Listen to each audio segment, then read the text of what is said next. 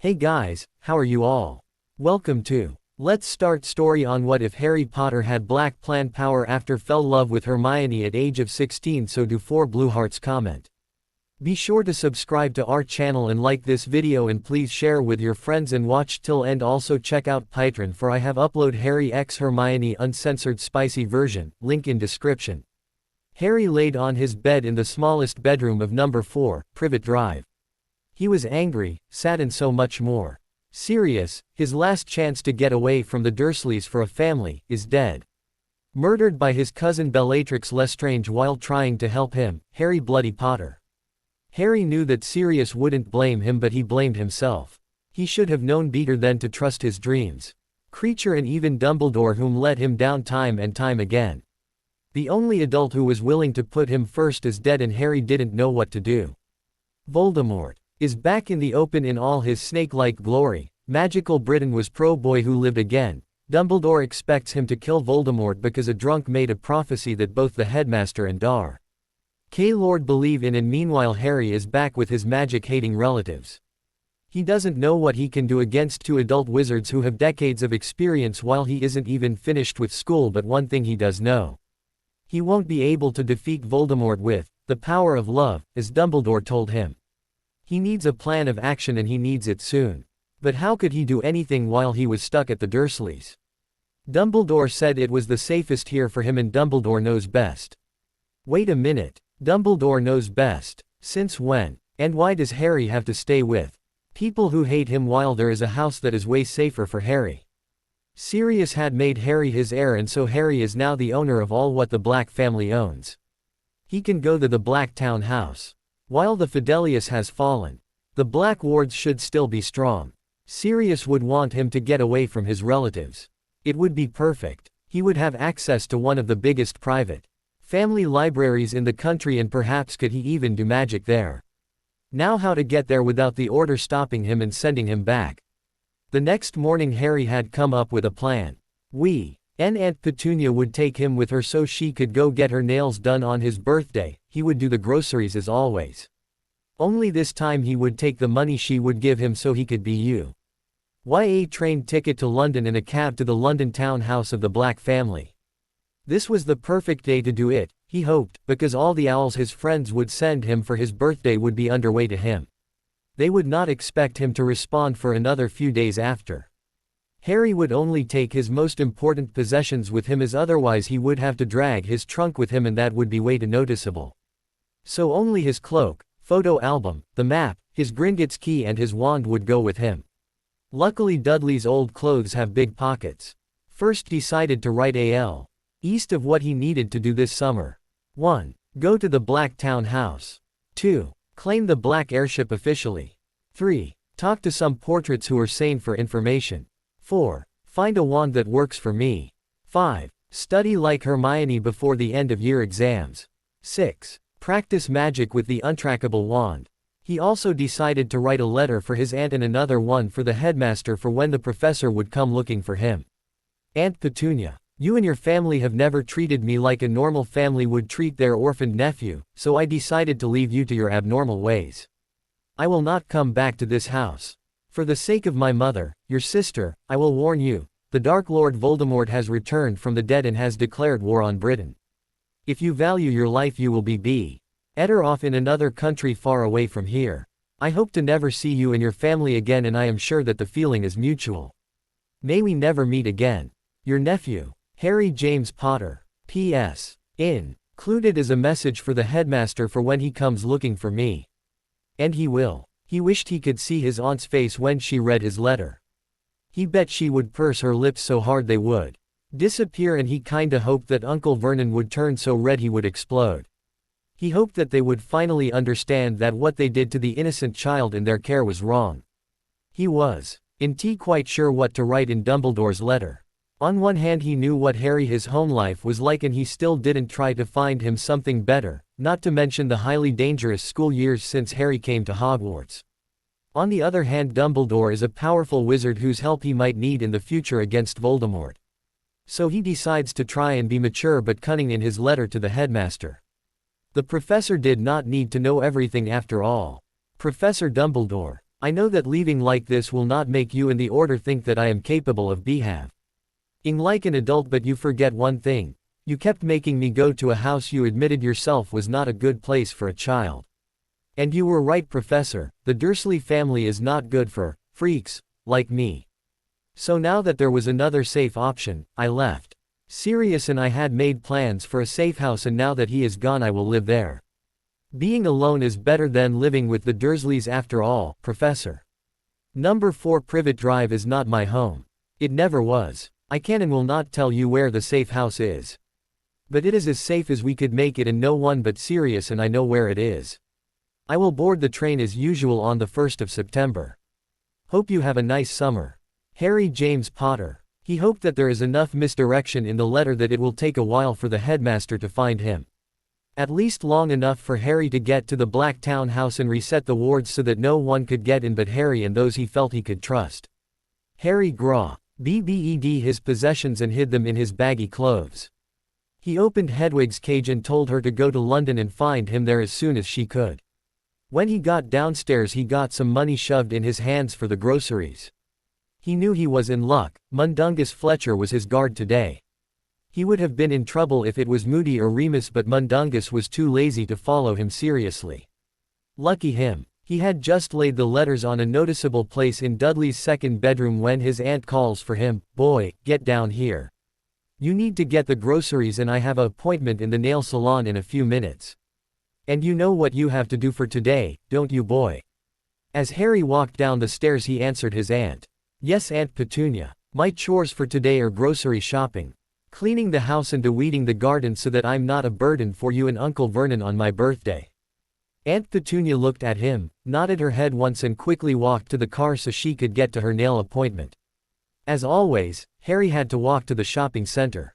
It was only a 15-minute walk, but the less time spent with his relatives the better, and that went both ways.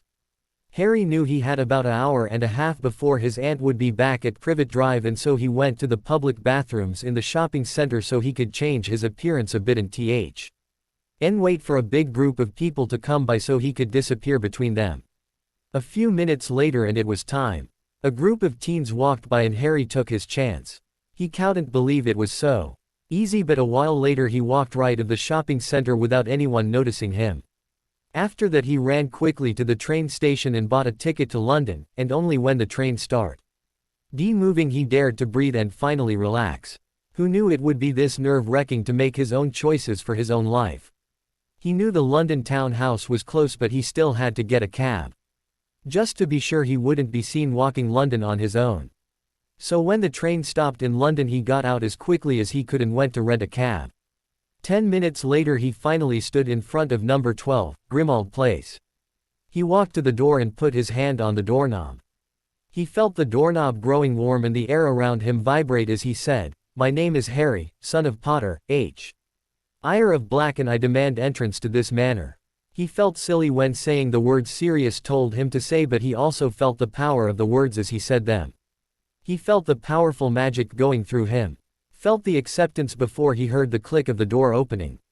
Harry felt the power and almost the personalities those who lived and added magic to this house when he opened the door. He wondered why he felt it now and not last summer when he was here with Sirius and the Order. Perhaps he could feel it now because the Fidelius made from Dumbledore's magic was now broken. He walked inside and went directly to the living room where behind a piece of wallpaper with a faded yellow star on it was a cache where the wardstone lay. It was a very beautiful stone. It looks like a giant opal the size of a heavy tome of which the inside seems to move like water. Sirius had told him about what he had to do to activate and bind the wardstone to him and his line. He went to the kitchen to grab a sharp knife and back again to the wardstone. He cut his hand, put it on the wardstone and intoned like the dramatic people the blacks all were, Adiro me et familia lapis. Et sanguinum meum, et circumdabis tibi magicae lapis isti mihi. Tempus praefinitum aut familia. He felt ridiculous, but it worked. He could feel the magic swelling around him and saw the blood sinking in the stone. Suddenly he could feel the wards forming and was able to feel the house within them.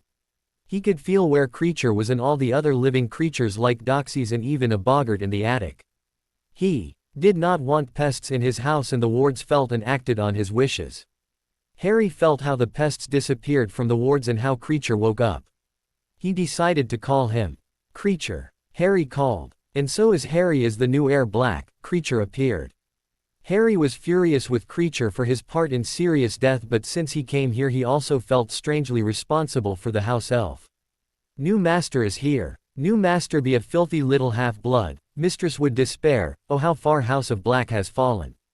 Creature bemoaned. Irritated Harry said, Creature be silent.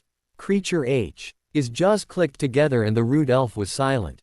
Harry could see he wasn't happy about it, but Harry wasn't done yet. He needed to make sure that what happened with Sirius could never happen again. He needed to be safe in this old house. As your new master I order you to be loyal to me and my family line. That means you will keep my secrets, that you will never try to hurt me in any way, Neve. Art tell anyone anything about me without my permission, and that you will be honest and helpful. You will be polite to me and my guests or you will be silent. You may talk again, do you understand me Creature? Creature didn't look happy about it, but he said, yes, master. Now I will ask you some questions and you will answer honestly. First, is there anything that Sirius or someone else has left for me? Also, do you need help making this house clean again? If so I can ask another elf for help. But only if you can't take care of this house by yourself. For the first time Creature looked a bit happy that it was Harry who was his new master. New master asks if Creature needs help. Creature is a old elf with a big manor to clean. Creature needs help. But kitchen and library be mine. Creature said. He popped away and came back with a vial with what looked like blood, a letter and a gaudy golden necklace. Harry really hoped that from now on he could have a better relationship with the old elf. He wanted this to be a happy home for now and in the future. Old Master Sirius left this for new half-blood master. And Master Regulus has left this for heir Lord of House Black. He laid at the table and popped away again. This time he seemed to go to the kitchen and Harry hoped Creature would go clean it before dinner was made in there. He looked at the vial of blood, the letter and the necklace and decided to read the letter first since it was addressed to him from Sirius. Dear Harry. First of all, if you read this, I'm dead and I am so sorry for leaving you alone. I hope that at least my death was helpful to you. That I fell in battle protecting you from all that dared to try and harm you. I am so sorry Harry that I can't be there for you anymore. And don't you dare feel guilty. You are my pup and I am responsible for my own choices Harry. Remember that please. I hope that you are of age now and able to get away from the Dursleys. But if not, then this letter will hopefully be able to help you. Pup, I know this will be hard to hear, but you need to know this. I am the last male Black. Since I am dead and have no children, I have made you, my godson, my heir. The Black title is a lordship Harry, and you need to claim it before somebody like Malfoy does. The Black Lordship has a lot of political and magical power Harry, and it could help you a lot. I already have made you my legal heir as I told you, and that is enough, but I also left you a vial of my blood. It is a vial for blood adoption, Harry. If you want to you can drink it and I will be your third parent in blood. I wanted to give you the option when you would stay here in the summer after your 5th year, but it seems that something happened to me. It would mean you will be truly a Black, and all that would include. It means you can use the family grimoire Harry, and that would be helpful against all that wish you harm. I want you to be safe Harry. No matter what you chose. Be careful pup, but don't forget to live. Play a prank, fall in love. Start a family, and I better not see you again till you are old and gray and have lived a full and truly happy life. Talk to the portrait of Alfred Black if you need any advice. He was my favorite uncle growing up. I love you pup. Mischief managed. Padfoot. Peas. I left you some books in my room that could help you. The tears ran over his cheeks as Harry read the letter that Sirius had left him. He knew Sirius loved him, but so much that he would be willing to truly be Harry's father. Harry never knew that Sirius felt that way about him, but it was brilliant to know. Also sad to know that he would never be able to act like he was Harry's father. He missed Sirius so much. But anyway, Harry knew what he would do. He took the vial, broke the seal on and drank it like a true Gryffindor without knowing anything about it, or the consequences of drinking it. Harry woke up feeling tingly all over. He looked around him and saw that he was laying on a very big bed in a very big and very luxurious looking room. He was laying on a soft mattress in a king-size bed. The bed had black velvet hangings with what looked like glimmering stars stitched on them, and the sheets seemed to be made from a dark green silk. The bedroom itself was bigger than the 4 bedrooms on Privet Drive put together and was tastefully decorated, if a bit posh. The colors seemed to be black, silver, a dark forest green and lot of dark wood. Harry tried to get up and out of bed, but he was dizzy and something seemed very strange. He walked on shaking Bambi legs to the giant 3-part mirror and stopped and stared at himself. He looked like Sirius. Oh, there was still a lot of his birth parents in there, but now he had Sirius, his cheekbones and a fuller mouth than he used to have. And his hair was a very dark kind of black now, just like Sirius. Like a black. His face was more angular than the round face he had before. He still had the same green eyes as his mother, but they shined like Sirius his eyes did. Like the stars the blacks are named after. He still had the messy Potter hair and the same tanned skin tone, but he seemed to have grown a few inches, filled out a bit. He was almost surprised to notice that he was able to see without having to put on his glasses. He might finally be taller than Hermione. This is so weird. He hoped there weren't any other weird consequences from his impulsive decision to drink the blood adoption potion. He really needed to start thinking before acting. Harry looked around him and walked to the closet in the corner and pulled out a black suit-looking thing with a over-robe. It looked too fancy for a normal day, but looking in the closet Harry saw that it was this outfit or something way more fancy. As he put it on, it seemed to resize to fit him perfectly. He looked in the mirror again and noticed that he looked a bit like a fairy tale prince from Dudley's old books. He laughed at that. Who would have thought that he would go from having Dudley's old oversized clothes to this? He wondered how he got in this grand-looking bedroom and decided to call Creature to him. Maybe he would know more. Creature, Harry said, and Creature popped up in front of him. What can Creature do for new Master Black? The house elf asked. Harry noticed the new and much more respectful form of Audrey's but disregarded it after a moment. What can you tell me about the changes that happened to me? Do you know how I got here? And where am I exactly? Harry couldn't stop the questions from coming, but strangely enough Creature didn't seem annoyed at He so-called bumbling half-blood in front of him. Wait a minute, is Harry even a half-blood anymore? Creature seemed a bit confused as he said, new Master Black is now a black. I be putting you in old Master Orion his rooms. It be the Master Suite.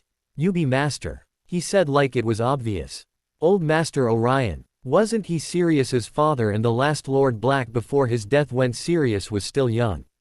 But Harry just said, ah yes, of course. Thank you, Creature, while trying to look like he knew what was happening. Like, why was this his life? Like really? Creature bowed while saying, Master be kind to old Creature. Creature just to I's job. And he popped away. Meanwhile Harry remembered his promise to Creature to look for help around the old manor, and he just happened to know the elf for the job. And so he called, Dobby. And the colorful elf appeared with all his unique colored hats and socks on. ... Was that a pink sparkly unicorn on his socks? The great and kind Mr. Harry Potter sir be calling for Dobby, sir. The elf asked excitingly. Hello Dobby, how are you doing? Are you still liking your freedom and your work at Hogwarts? Harry asked. Mr. Harry Potter be kind to ask after Dobby. Dobby be good with his job, but other elves not be understanding Dobby wanting pay. He said with his ears dropping. His friend looked sad and Harry was kind of scared he would start crying. Oh, that is too bad. I do hope that they aren't mean to you. Harry asked. He really hoped he wouldn't have to go and have a talk with the house elves of Hogwarts about being mean to his friend. Dobby be new to other elves, so other elves not be knowing what to do with Dobby. But Dobby be strong, so elves still be polite to eyes. But Dobby didn't seem happy about it. Harry felt a bit AWK war. D asking him, but he promised Creature and there wasn't a elf he liked or trusted more than Dobby. Say Dobby, would you maybe like to work for me? This old manor can use some extra help and it would be nice to live with a friend. I will pay you a sickle a week and you can pick any of the unused rooms that you want. Would you like that? Harry babbled. Meanwhile Dobby seemed to vibrate from happiness. The great Master Harry Potter sir be serious. He would be Dobby's new family. Dobby accepts the terms. And Dobby started forward and grabbed Harry's hand. He could feel a sting traveling up his hand, and both Dobby and Harry seemed to glow silver for a little bit. Whoa, that was a rush. Is that normal, Dobby? Harry asked. Dobby, standing on his toes, is jumped around. Yes, Master Harry Potter, sir. That be sign of a healthy house elf bond. That be meaning we be honest and loyal in our bond. It be good sign. Harry laughed, relieved, and said, you may just call me Harry, Dobby, as we are family now. Or if you are more comfortable with Master, then Master Harry is also alright, if you must. Master Harry Potter, sir, is such a mouthful, don't you agree? Dobby be calling you Master Harry, then Master Harry.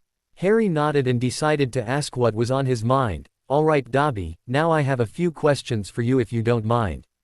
I was wondering if I had to bond like this with the other house elf here too.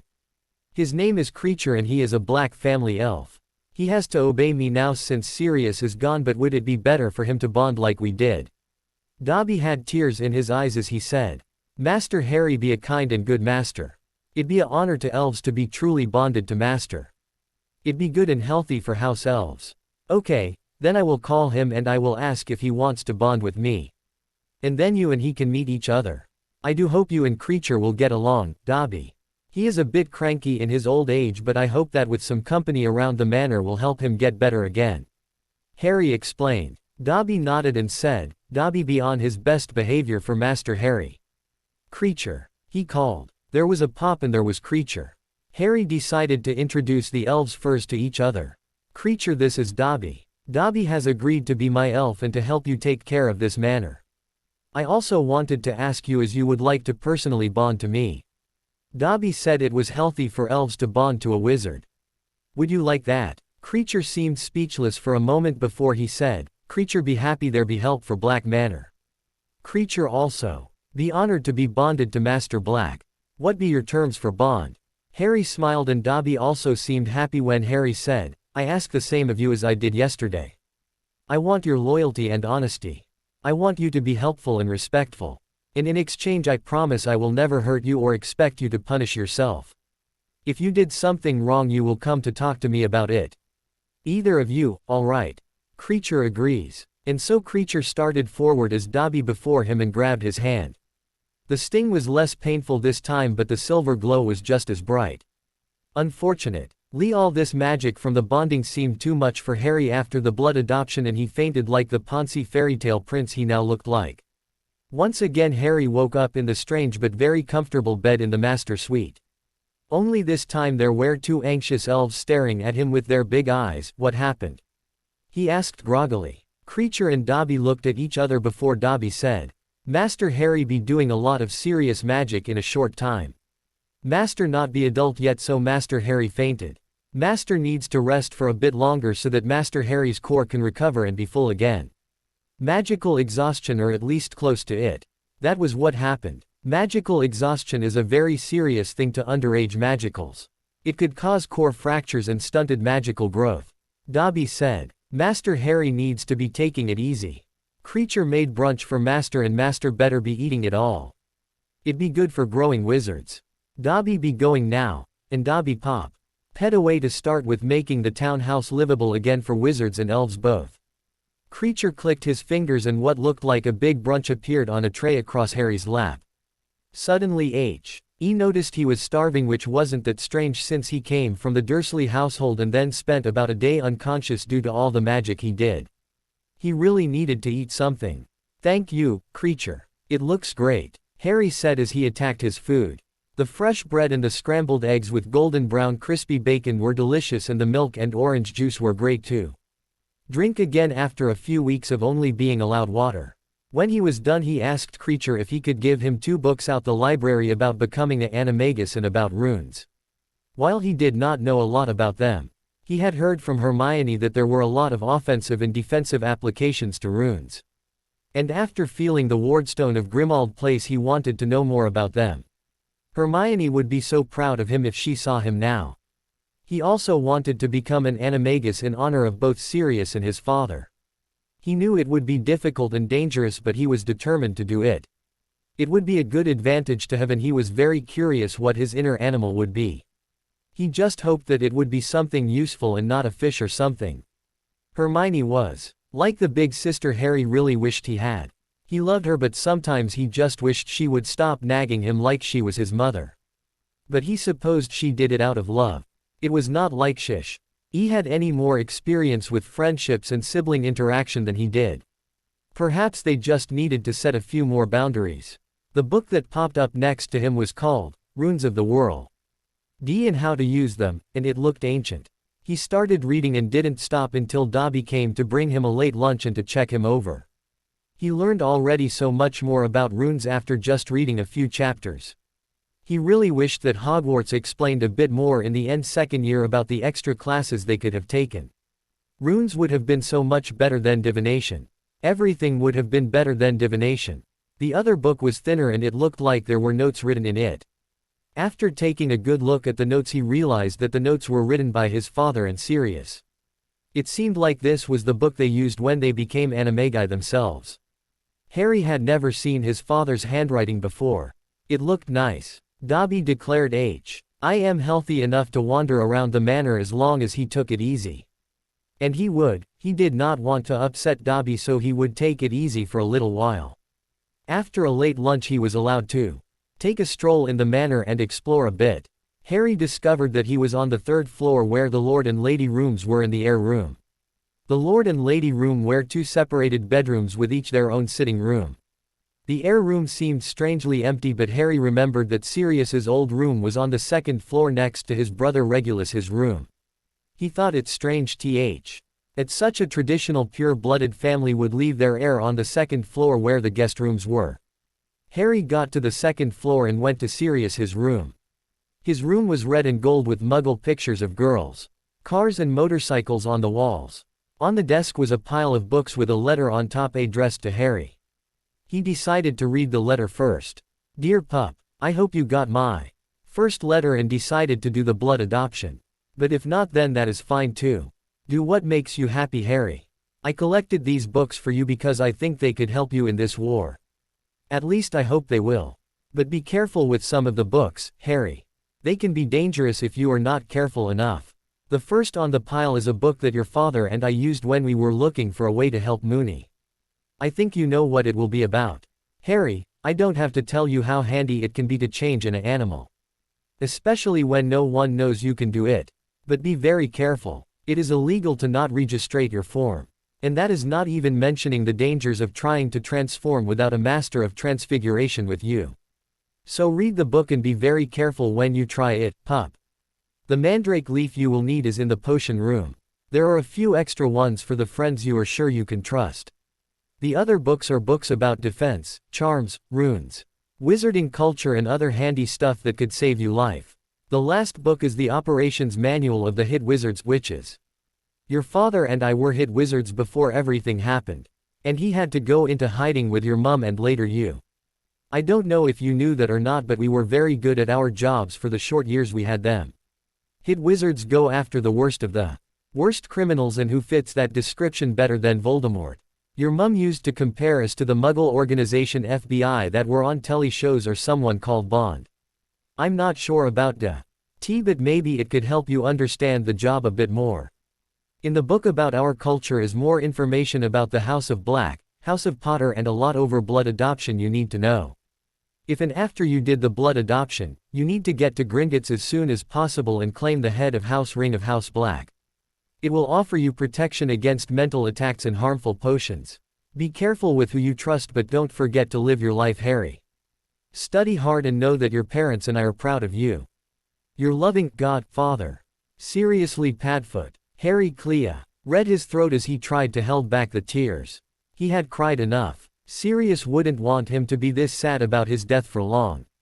He decided that when he was back at Hogwarts he would ask Fred and George for help to plan a prank in Sirius's honor.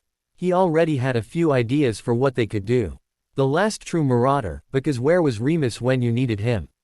The man was supposed to be his Uncle Moony, but instead he was a complete stranger until the end of his third year. He just didn't understand the man. After the years at Hogwarts, Harry knew what he valued the most: loyalty. It was for this reason that Ron and he weren't as close anymore. In the life he led, he needed people he could trust and depend on in his life. And that just wasn't Ron anymore. They were still friends, but not as close as they were the first 3 years of Hogwarts. The tournament had broken something between them, and while Harry had forgiven him, He did not trust him as much as he had before. But enough wool gathering about the past. The books that Sirius left for him looked interesting. It was nice if a bit sad that Sirius was the only adult in his 16 years of life willing to help him get better. To help him protect himself. He now knew where the books about runes and animagi came from since the library was still closed off by Creature. Harry would not disappoint Sirius. He will work harder than he ever did before. Find people he can depend on to help him and find a way to be free of the people who think they can control him. But first, dinner with his new family members. Dinner went all right. He did have to convince Dobby and Creature that it was all right to sit at the table and eat dinner with him. But he did not give up. He wanted friends and family, and the elves could feel T. Had in the bond he had with them, and so the three of them had dinner together and it was delicious. It was even better when Harry felt the wards in his mind give him a notice, and soon he saw Hedwig flying directly to him. She landed on his shoulder and the beautiful snowy owl rubbed her head against Harry's cheek in greeting and started preening his newly black hair. Harry scratched her under her chin and said, "Hello girl. Did you get here all right? This will be our new home together with Dobby and Creature. I hope you will like it here, girl. You can stay out of your cage, and best of all, no more Dursleys." Hedwig looked at him with her golden eyes, hooted her agreement and went back to preening his hair. Harry didn't understand a lot of things about wizarding culture, so after dinner he went to read the wizarding culture book Sirius left for him. He walked with Hedwig on his shoulder to the living room, which he was glad to see was looking a lot better after the elves were through with it. He was really lucky that house elves liked cleaning so much. He really wouldn't have known what to do with a magical house like this. He was heir black now, and according to the letter Sirius left him. Since he went through with the blood adoption, he would become the Lord Black as soon as he got the ring from Gringotts. He needed to know more of the culture he was born in. He also had to get Gringotts as soon as possible without anyone stopping him if he wanted the lordship ring of the Black family. Perhaps the house elves could help him with that after he was completely recovered in a few days. But first he had some exploring to do. He wanted to find the portrait of Alfred Black, whom was disowned, according to Sirius, so Harry didn't think the portrait would be with the others. Were hanging in the hallway and up to the wall by the stairs. Maybe he could ask Creature. Creature. Harry called and Creature popped up in front of him. Master Harry be calling Creature. Harry noticed that Creature was looking better already. His old and dirty clothes were clean and it seemed like he was standing up better. He was glad that the bond seemed to be helping the old elf. Creech, would you tell me where the portrait of Alfred Black hangs? Harry asked. He hoped that Creature would know where the portrait hangs, otherwise Harry could spend a day looking for it in this big Nor house, and he did not have the energy for that yet. To his relief, Creature seemed to know. Creature be knowing where portrait is. In basement with other former Blacks. Basement door being in end of hallway to the left. There is a basement? Harry asked, surprised. He did not know that. Thought he does wonder what kind of stuff the Blacks feel they have to hide, apart from the portraits of the disowned Blacks. Perhaps Muggle stuff. Fluffy kittens. A stuffed animal collection. Anyway, he would soon find out, but first he wanted to find a untraceable wand he could use. You never know when you needed to defend yourself in a old manor like this. Thought according to the wards the manor is safe. No living creatures apart from Dobby, Creature, Hedwig and himself were inside the wards. There did seem to be a few very dark pieces of magic around, like a few things in the rooms of the lady of the house, the portrait of Walburga Black and the necklace Creature brought him, but Harry would not touch them before he knew what it would do. He learned his lesson after Tom's diary. Perhaps the goblins could help him with the dark stuff for when he got to Gringotts. Creature, are there any untraceable wands in this house that I could use? And could you get me a mandrake leaf? Harry asked. Creature seemed to think about it for a moment before he answers. There be a few untraceable wands be left here, but most wands be in family fault. Creature go get wands left here for Master Harry. Creature popped away and a few minutes later came back with 6 wand boxes and a brownish leaf in a glass jar. He laid them on the side table next to the old but clean-looking couch and popped away again before Harry could thank him. In the 6 dusty boxes were 6 very different-looking wands. Luckily he saw that on the top of the box information was written about the wand laying in the box. The first wand was small and made from hazelnut wood and contained the hair of a unicorn. He immediately felt that this was not the right wand for him. It felt dead in his hand. The second wand was made from ebony, 5 inches long, and it looked beautiful. It contained a feather from a griffin and it felt good in his hands, but still like something was wrong. It felt like Harry was still too young and inexperienced for this wand. He decided he would try again in a few years and put the wand back in the box. Harry laid it next to him so he could take it back to his room when he hopefully found a wand he could use. The third wand was made from a dark and smooth-looking mahogany wood, 12 inches long, and it looked strangely new. He knew from Ollivander that his father also had a mahogany wand and that this kind of wood was good for transfiguration. Although this wand looked a lot darker than the wand Harry saw in Snape his memoirs. It looked very much like the wood from the furniture in the Lord rooms. According to the box, the wand contained a tail feather from a thunderbird, and the moment Harry held it in his hand he knew he found his new wand. It felt like it was part of him and it made him feel powerful and truly in contact with his magic. So much more so than his Holly wand ever did. His Holly wand always kind of felt like it only was connected to a part of him. Not all of him, like the wand he had now in his hand. The sparks and the visible aura of power that came of Harry made Hedwig H.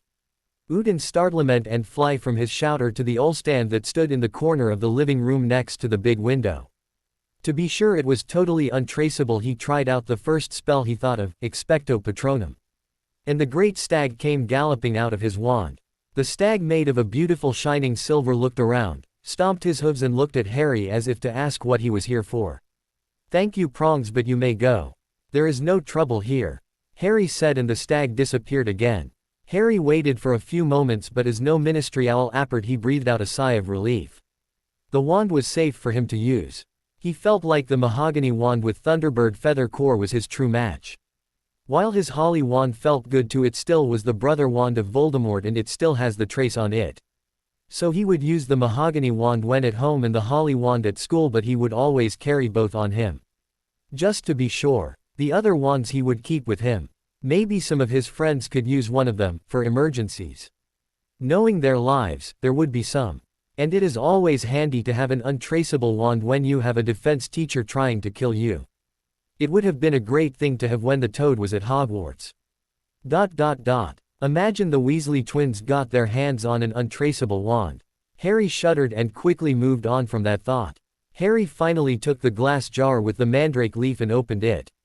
He put it in his mouth and stuck the leaf to the roof of his mouth. The leaf was disgusting and Harry was glad. He didn't have to taste the leaf as it stuck to the roof of his mouth. Now he only would have to leave it in for a month, make the potion, drink it and find his inner animal. And then he still had to turn in his animal. Not easy at all. He took his new wand and went to the hallway to look for the basement door. He walked to the end of the hallway and looked to the left as Creature said he should do. It took a while, but suddenly he saw a door-like shape appear in the wallpaper. The door was camouflaged. Harry put his hand on where he thought the doorknob should be and pushed open the door to say, "A dark staircase going pretty far down." Harry took a deep breath and took the first step down to the hidden basement of the Black family. And got the life scared out of him when after the first step down, Dobby popped up in front of him saying, "Master Harry Potter not be going alone to scary place. Master Harry be feeling scared through bond so Dobby will help. Dobby be going with him even if Creature thinks we be being silly." Harry had to laugh at that, and while he laughed he felt the tension leave him. Dobby looked satisfied. He was happy that he could help his great master Harry Potter, sir. "All right, Dobby. Let's go into the dark gloomy basement together then," Harry said as he and Dobby took a step down the stairs. Harry took his new wand out of his pocket and said, "Lumos." As the wand lit up, they walked down the stairs only to find another door. At least this one was plainly visible. Opening the door was strangely nerve-wracking, but he did it. He opened the door and he saw a basement. Well, that was a bit of a letdown. At least there was enough light in this room, and so Harry said, "Knocks," so that the light above his wand went out. He and Dobby entered the basement and looked around. Now that he was in the basement they could see like 15 portraits hanging on the wall, but they all seemed to be sleeping. He wondered what they all did in life to be exiled to the basement. He looked at the name plates under the portraits and quickly found Alfred Black. Alfred Black's portrait was painted in a cozy library and he seemed to look a lot like Sirius. All the portraits looked a lot like Sirius. He wondered what it was like to have family around you that you could see yourself in. Alfred Black had the same dark hair and high cheekbones all blacks seemed to have.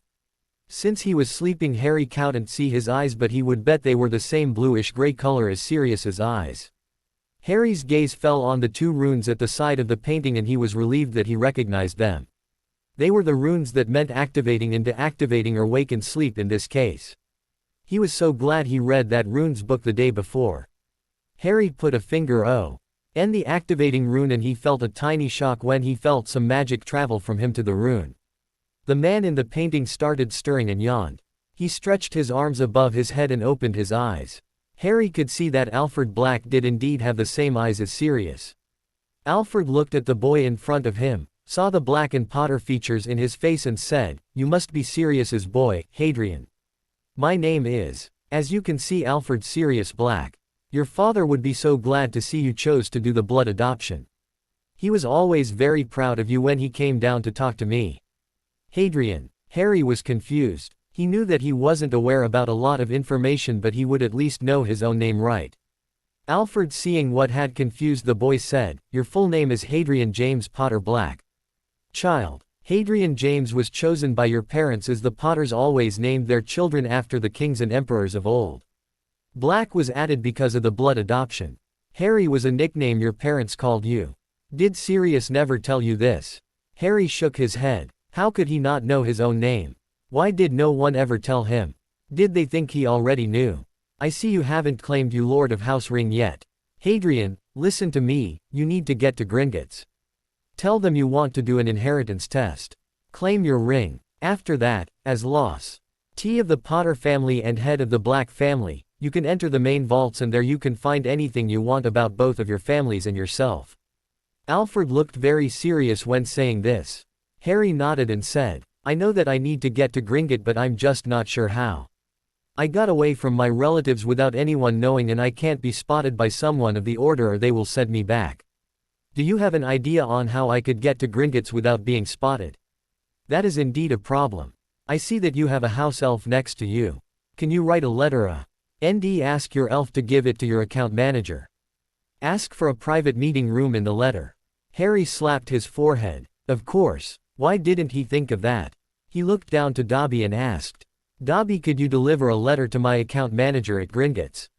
I'm not sure who that is exactly, but could you find out?" "Dobby can be doing that. Dobby be waiting upstairs for Master Harry to write letter. You be calling Dobby when ready and I's be going to bank." Dobby said excitingly and he popped away. Alfred laughed. "That is a very excited elf you have there. It is always nice to see an house elf who is treated well and so happy because of it." Harry blushed. "Thank you, but Dobby is a happy elf all on his own. I just try my best to treat him and creature well and I hope they will do the same for me. Thank you for your advice. Sirius said in his letter that you could help me and that you were his favorite uncle growing up." "Yes, Sirius was my older sister's firstborn. He was a rambunctious child that didn't fit in my sister's idea of how her children should be. You might have seen her charming portrait when coming inside the house." Alfred said with a smirk. "Walburga was your sister. But you seem so normal." Harry said, shocked. Hadrian, each Black has a bit of madness in them, but unfortunately it was my sister who got the brunt of the madness in her generation." Alfred looked a bit sad while saying this. He visibly tried to cheer himself when he said, "But enough about that. I believe you've got a letter to write." Harry nodded and said, "Yes, I do. Thank you for the advice and I will come to visit you again soon." "Do you want me to activate the sleep rune again?" Alfred said, "Yes please, Hadrian. It gets very boring here when you are the only one awake. Perhaps when you get the Lord ring you can take me upstairs again. Only the Lord or Lady of the house may change the portrait's place of resident." "I will do that. Does that mean that when I get the ring I can put the portrait of Walburga somewhere else?" Harry asked with a very black-looking smirk. Alfred smirked back. "That is indeed possible for the Lord of House. Now go write your letter and I will see you soon." Harry nodded and pressed a finger against the sleep rune. When he walked back to the living room he saw that there was handsome-looking owl on the owl stand next to Hedwig with a letter and package tied to him. He saw Hermione's handwriting on top and he wondered if his birthday owls had returned to sender when he activated the wards and how this one then could get through when others didn't. A bit afraid for what he would find, he opened the letter and read. Harry James Potter. How could you finally leave those horrible relatives of yours and then not even tell me you were safe wherever you are? And you better be safe. Harry, do you know how worried I was when the owl returned to me with your birthday present? I thought the Dursleys had locked you up again. Then a day later Professor Dumbledore came by to interrogate me about your location. Don't be worried, I told him nothing. He does not deserve to know where you could be after he put you back by the Dursleys time and time again. Not that I know for sure where you are, but there are only so many options.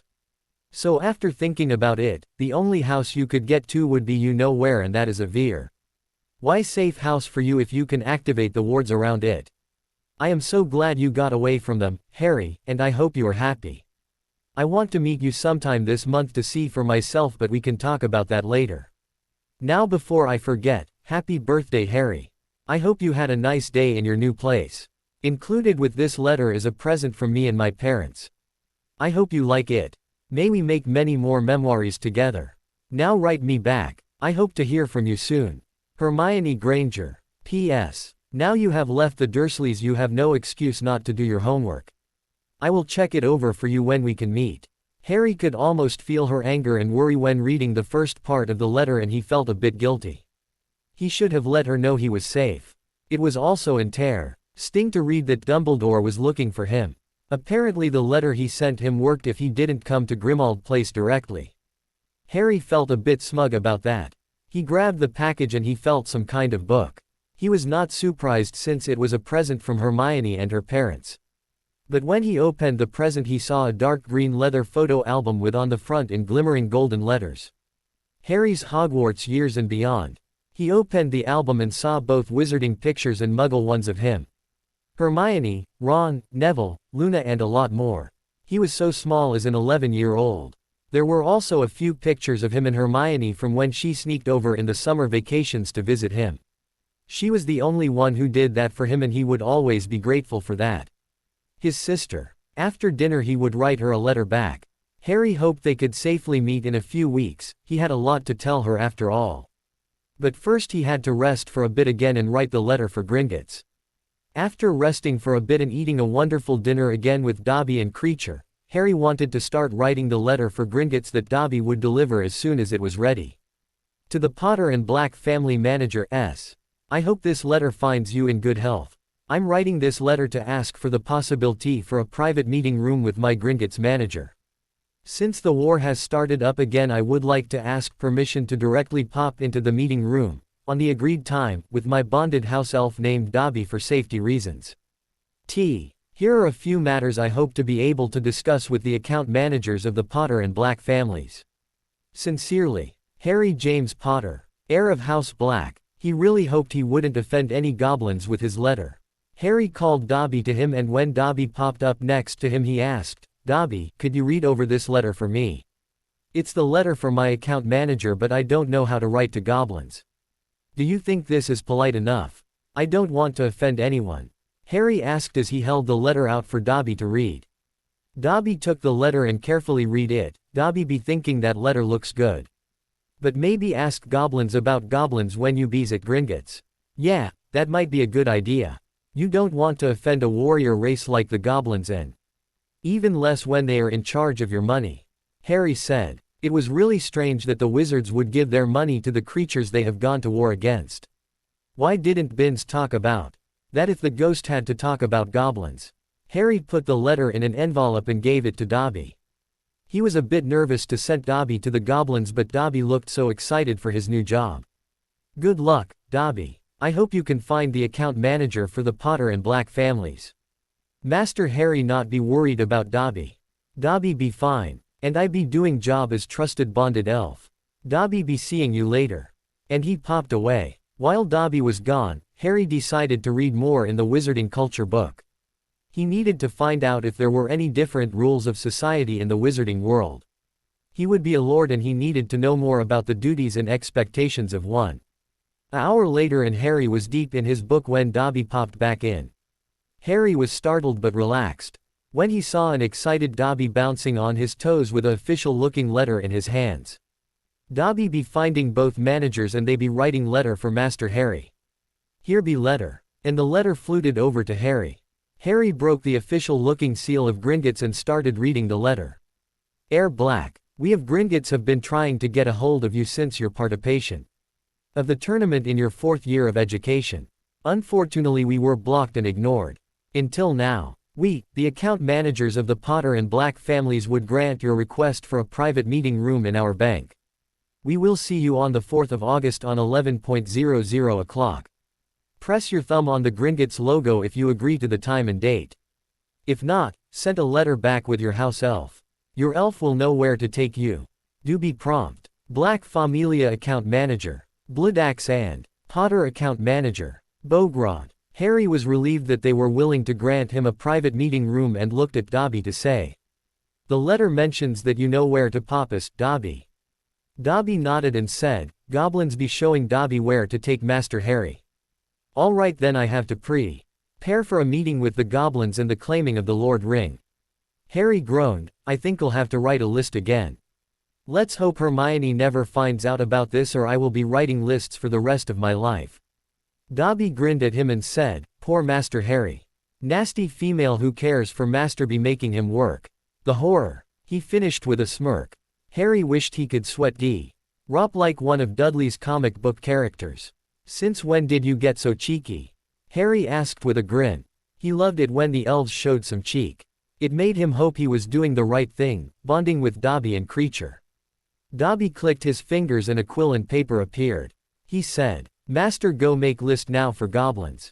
Dobby be going clean bedrooms upstairs. Creature almost being done with library so it be almost safe for Master to enter again. And Dobby popped away. Harry knew an order when he heard one so he grabbed the paper and quill Dobby brought him. Things to ask the goblins. 1. Get the lordship ring. 2. Do a heritage test. 3. Read the will of my parents. 4. Dark artifacts in Black Town House. 5. Services Gringotts provides. 6. Custom book about goblins. He hoped he had everything written down now. But he still had to till the day after tomorrow if not. It was almost 8 o'clock in the evening now and he still had to write a letter to Hermione, read more in the sea. Ulcher book before the meeting with the goblins and he wanted to ask Creature about the locket someone left here for the heir or lord of House Black. First the hardest thing, the letter for a worrying Hermione. Dear Hermione. First I need to say that I'm sorry for worrying you and not warning you about what I was planning. But you know how invested the headmaster is in making me stay with my relat. Ives and I couldn't risk him learning of my plans. Know that I am safe and happy at you probably know where. Thank you for the present. It's great. What were we small in our first year, right? I hope we can meet soon. Are you able to get to Diagon Alley in the last week of August? We can get our school things and eat some ice cream together. I have much to tell you but I don't dare to put it in a letter. Don't worry I haven't done anything reckless. Probably. Maybe. And I am unable to do my homework. I know that there is no excuse for you, except death, to not do your homework but I had to leave the Dursleys without my trunk. Can you find it in yourself to forgive me for the unforgivable act of leaving my books behind? I promise to I'll order my school books soon so I can do my homework. Thank you for caring, Hermione. And thank you parents for me. See you soon. Harry James Potter. He waited for the ink to dry and then put it in an envelope. He looked to the owl stand where Hedwig and the handsome eagle were getting cozy. Suddenly he felt his protective dad instincts rear up. Harry barked to the owl who seemed to be flirting with Hedwig, hey. Easy up on the charm you scoundrel. Hedwig is still a young lady. She is too young to deal with owls drooling after her. Hedwig seemed to look at him like he was crazy and she flew up to his shoulder to gently pick at his ear. He felt his cheeks heat up at the reprimand and said to the offended-looking eagle owl, all right, I'm sorry for judging you. I'm sure you are a very nice owl. I have a letter to send to Hermione. Would you be willing to bring it to her? Despite my rudeness. The eagle owl hooted and sticked his leg out to Harry. Harry bound the letter to his leg and watched the owl take off and fly directly through the window. Since the window and the bird stayed whole he assumed the window was charmed for owl post. Harry looked sideways to Hedwig who was sitting on his shoulder and asked, would you like to go with me to talk to Creature? Hedwig hooted agreeingly and settled down on his shoulder. Harry scratched her on her head and walked to the kitchen where the wards told him Creature was. "Creature, do you have a minute to talk?" Harry asked. "Creature be having minute to talk to Master. Does Master want a cup chocolate milk to drink with the talk?" "Yes, that would be great. Thank you, Creature," Harry said as he watched Creature make the chocolate milk. Harry took a sip and it was delicious. House elves really knew how to cook. He took another sip and said, "Creature, what can you tell me about the locket you brought to me?" Harry could see something was very wrong with Creature when he asked that. Creature seemed to crawl into himself and he started moaning while pulling on his ears, "Oh, old Creature being bad elf. Creature being unable to fulfill last order from good Master Regulus. Creature be bad elf." And Harry had to lunge forward as to stop Creature from banging his head against the stove. Hedwig flew of his shouter to land on a kitchen chair. Harry was officially worried now. "Creature, stop that," he ordered. Creature immediately went still. Softly Harry asked, "Would you tell me about your Master Regulus' last order?" Creature sniffed, nodded his old-looking head and began his tale. "Master Regulus be good boy, he be kind to old Creature." But Master Regulus was getting in dark arts after Master Sirius left and joined the Dark Lord. Dark Lord be needing house elf and so Creature be going to cave with the Dark Lord. Creature had to drink awful potion for the Dark Lord. Till the bowl was empty and he be putting that locket in bowl. Potion made Creature so thirsty. Creature be needing to drink but Dark Lord did not care. He be leaving Creature in dark cave to die in dirty dark dead lake. But good Master Regulus be giving Creature order to come back and so Creature did. Master Regulus nursed old Creature back to health and then made Creature take him to the dark cave to steal the Dark Lord's locket. Master Regulus ordered Creature to take the locket to the heir or Lord Black and never speak to anyone else about it. Locket needs to be destroyed. Master Regulus drank potion, gave the locket to old Creature and died in nasty dead lake. Creature wailed. Harry was silent for a moment before he said, "Creature, you have given the locket to the heir Black. That me. Ans you have followed Regulus' last order. You are a good elf, Creature. Your Master Regulus would be proud of you." Creature sniffed and looked at his new master and said, "Master be kind to old Creature. Creature be thankful. Creature go be cleaning now. Manor still needs some cleaning but is almost back to standards." Harry nodded but said before Creature popped away, "Creature. I have a point. Meant with the goblins the day after tomorrow. I will ask them if they know more about the locket and if they can destroy it. Do you like that idea?" Creature looked tearful again as he nodded, bowed. ND popped away to do some therapeutic cleaning. Harry drank the rest of his chocolate milk and decided he had enough for today. He would grab the Wizarding Culture book and retire to bed. There would be another day tomorrow. He said goodnight to Hedwig and went upstairs. He had done enough for today. Harry woke up feeling rested and peaceful. He had dreamed about some things he had read in the Wixen Culture book. That's right. Wizards and witches are called Wicks in some circles.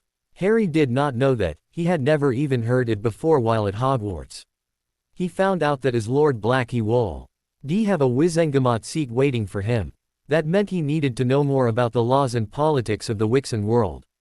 Harry knew he wanted things to change in the Wixen world. If he survived the war he wanted to be someone who could change things. Harry also came to know more about the Potter family from the Wixen Culture book. While the Potter family wasn't a noble one, it was an ancient one. The Potter family had a history that goes more than 1,000 years back. The first mention of the Potter family was even before the early Roman times. There were also a few important daughters of other houses who had married in the Potter family and brought their family fortune, books and secrets with them. Like Iolanthe Peverell, the last of the Peverells. The Peverells were famous in the Wixen world. Something insane about mastering death. Wicks were strange people. Harry really liked the word, Wixen. It rolled nicely of his tongue and it was a lot shorter than Wizarding World, which is always nice. The official title of House Potter was, the most ancient House of Potter. Meanwhile the House of Black was old and a noble one, so the official title was, the most ancient and noble House of Black. The first mentions of the House of Black seemed to start in mid-Roman times. Suddenly Harry shot up in his bed. There was somebody outside the wards. Harry grabbed his wand and ran downstairs. In his PJs to discreetly watch through the window looking out on the front porch. It was just Remus, Harry sighed in relief. At least until he heard Remus talk to someone invisible behind him. And what he said was not good. As you can see, Professor, the wards are active but I don't think Harry is here. He wouldn't know how to manage the wards and we made sure that Sirius wasn't alone with him enough to teach him. It is probably just a defense mechanism since the last heir of House Black has passed. Remus said to a slightly blurred form behind him. Harry could just make out the sound of a murmuring and he thought that it was Dumbledore's voice he heard from the invisible form behind Remus. But it got even worse when Remus answered the murmur coming from behind him. Remus seemed very serious when he said, "Yes, Professor. Sirius probably made a safe house for Harry somewhere else. Probably somewhere far away from the bad memories he has of this house. I know that it will be best for RRY to return to the Dursley family as soon as possible. You are right to say that only they can make sure the boy's childishness never happens again as his legal guardians. Sirius was clearly a bad influence to Harry and we can't have that. It will be for the greater good of us all." Harry couldn't believe what he was hearing. He knew that Remus wasn't a person he could trust with his well-being after his abandonment for 13 long years, but this. He was both hurt and disappointed and so when Remus and the hidden headmaster came closer to touch the door he commanded the wards to throw them out. The headmaster became visible again when the magic of the wards touched him and both he and Remus went flying as they got shoved far away by the wards. Harry hoped that the landing hurt. Harry was glad that Sirius never got to hear how Remus really thought about him. It would have broken his heart all over again. He was so disappointed by both the headmaster and the man that was supposed to be his Uncle Moony. He really thought better of them both. But at least he now knew for sure that he couldn't trust the headmaster. He just had to make his plan work around the headmaster and the order. Easier said than done, but at least he has a starting point now that he was away from the Dursleys. He would ask the goblins for help and he was thinking about asking Amelia Bones for help. She was trustworthy but he did know for sure that she had a reputation of being fair. Susan Bones did always talk highly of her Aunt Amy. He was also thinking about Madame Longbottom, she seemed like a good person to have in your corner. He knew from Neville that his grandmother was a tough but fair woman who was a very good politician in her younger years. It was something to think about. He turned Ed around so he could get dressed and go eat his breakfast when he saw Dobby standing there with dropped ears and sad tearful green eyes. Professor Dumbles be bad wizard. Dobby be helping bad wizard be. E4 bonding with great master Harry sir. Dobby be bad elf. Harry felt his heart break a little when he heard Dobby's questions and he quickly said, "No Dobby. What other people do is not on you. You are the best elf a Wix could have. Dobby. And I am so glad we bonded. Dumbledore's actions are not on you, do you understand?" Harry wished he could start following his own advice. Dobby nodded and seemed to cheer up a bit. Harry patted him on his head and said with mischief in his voice, "Would you like to help me plan a prank for when I have to get back to Hogwarts?" Dobby looked up at him with his big watery green eyes and said with a sly smile starting on his face, "Dobby would be liking that." Dobby thinking of something nice for Professor Dumbles for even thinking about harming Master Harry. Master Harry never be going back to bad muggles if Dobby and Creature have anything to say about it. The house elf started rubbing his hands together while smiling evilly. Harry almost felt sore. Why for the headmaster but decided he didn't care anymore. Dumbledore pretended to care for him while making the worst decisions possible for Harry. And what right did he even have to make decisions for Harry outside of being the headmaster of his school? "Shall we eat breakfast together and plan our prank for the school? I had a few ideas myself," Harry said as they walked to the kitchen. Dobby would like that. And so they went to eat their breakfast together while planning a school-wide prank in honor of Sirius with some extra as revenge on Dumbledore. He really should know better than to mess with a Potter and a Black plus a house elf out for revenge.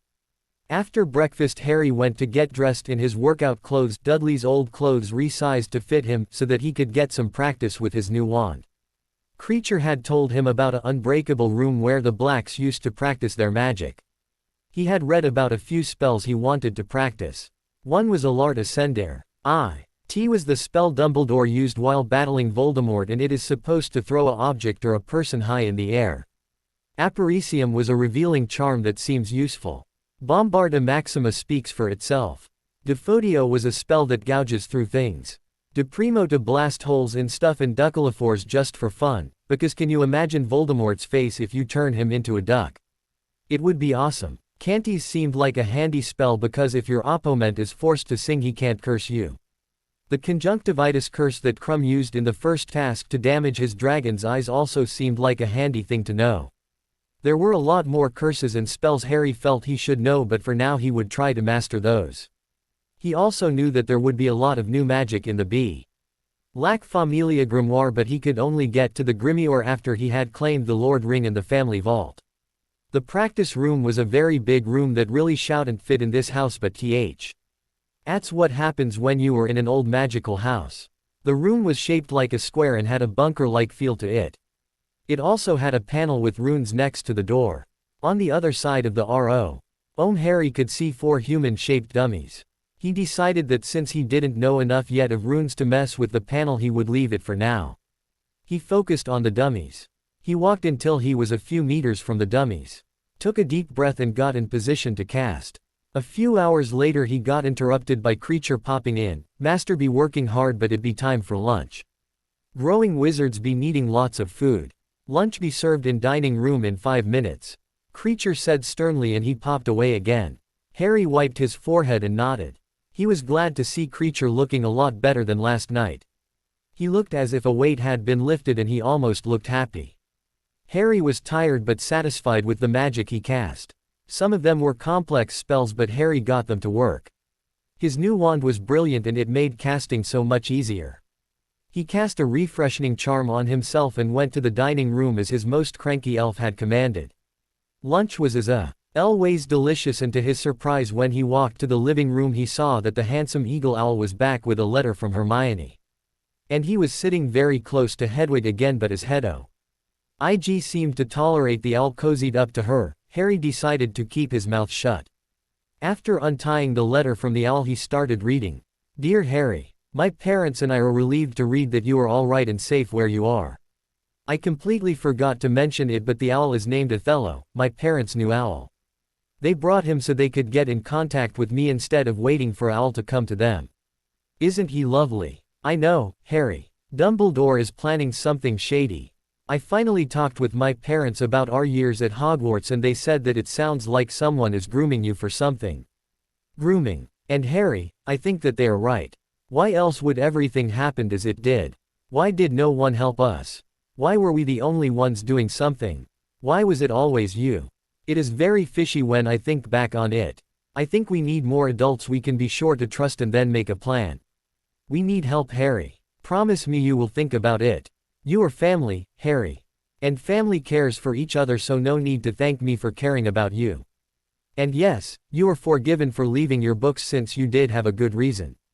But don't do it again, young man. And do your homework. I can meet you in Diagon Alley on the 24th of August. If the date is all right with you, shall we meet in front of Gringotts? We really do need to talk in person.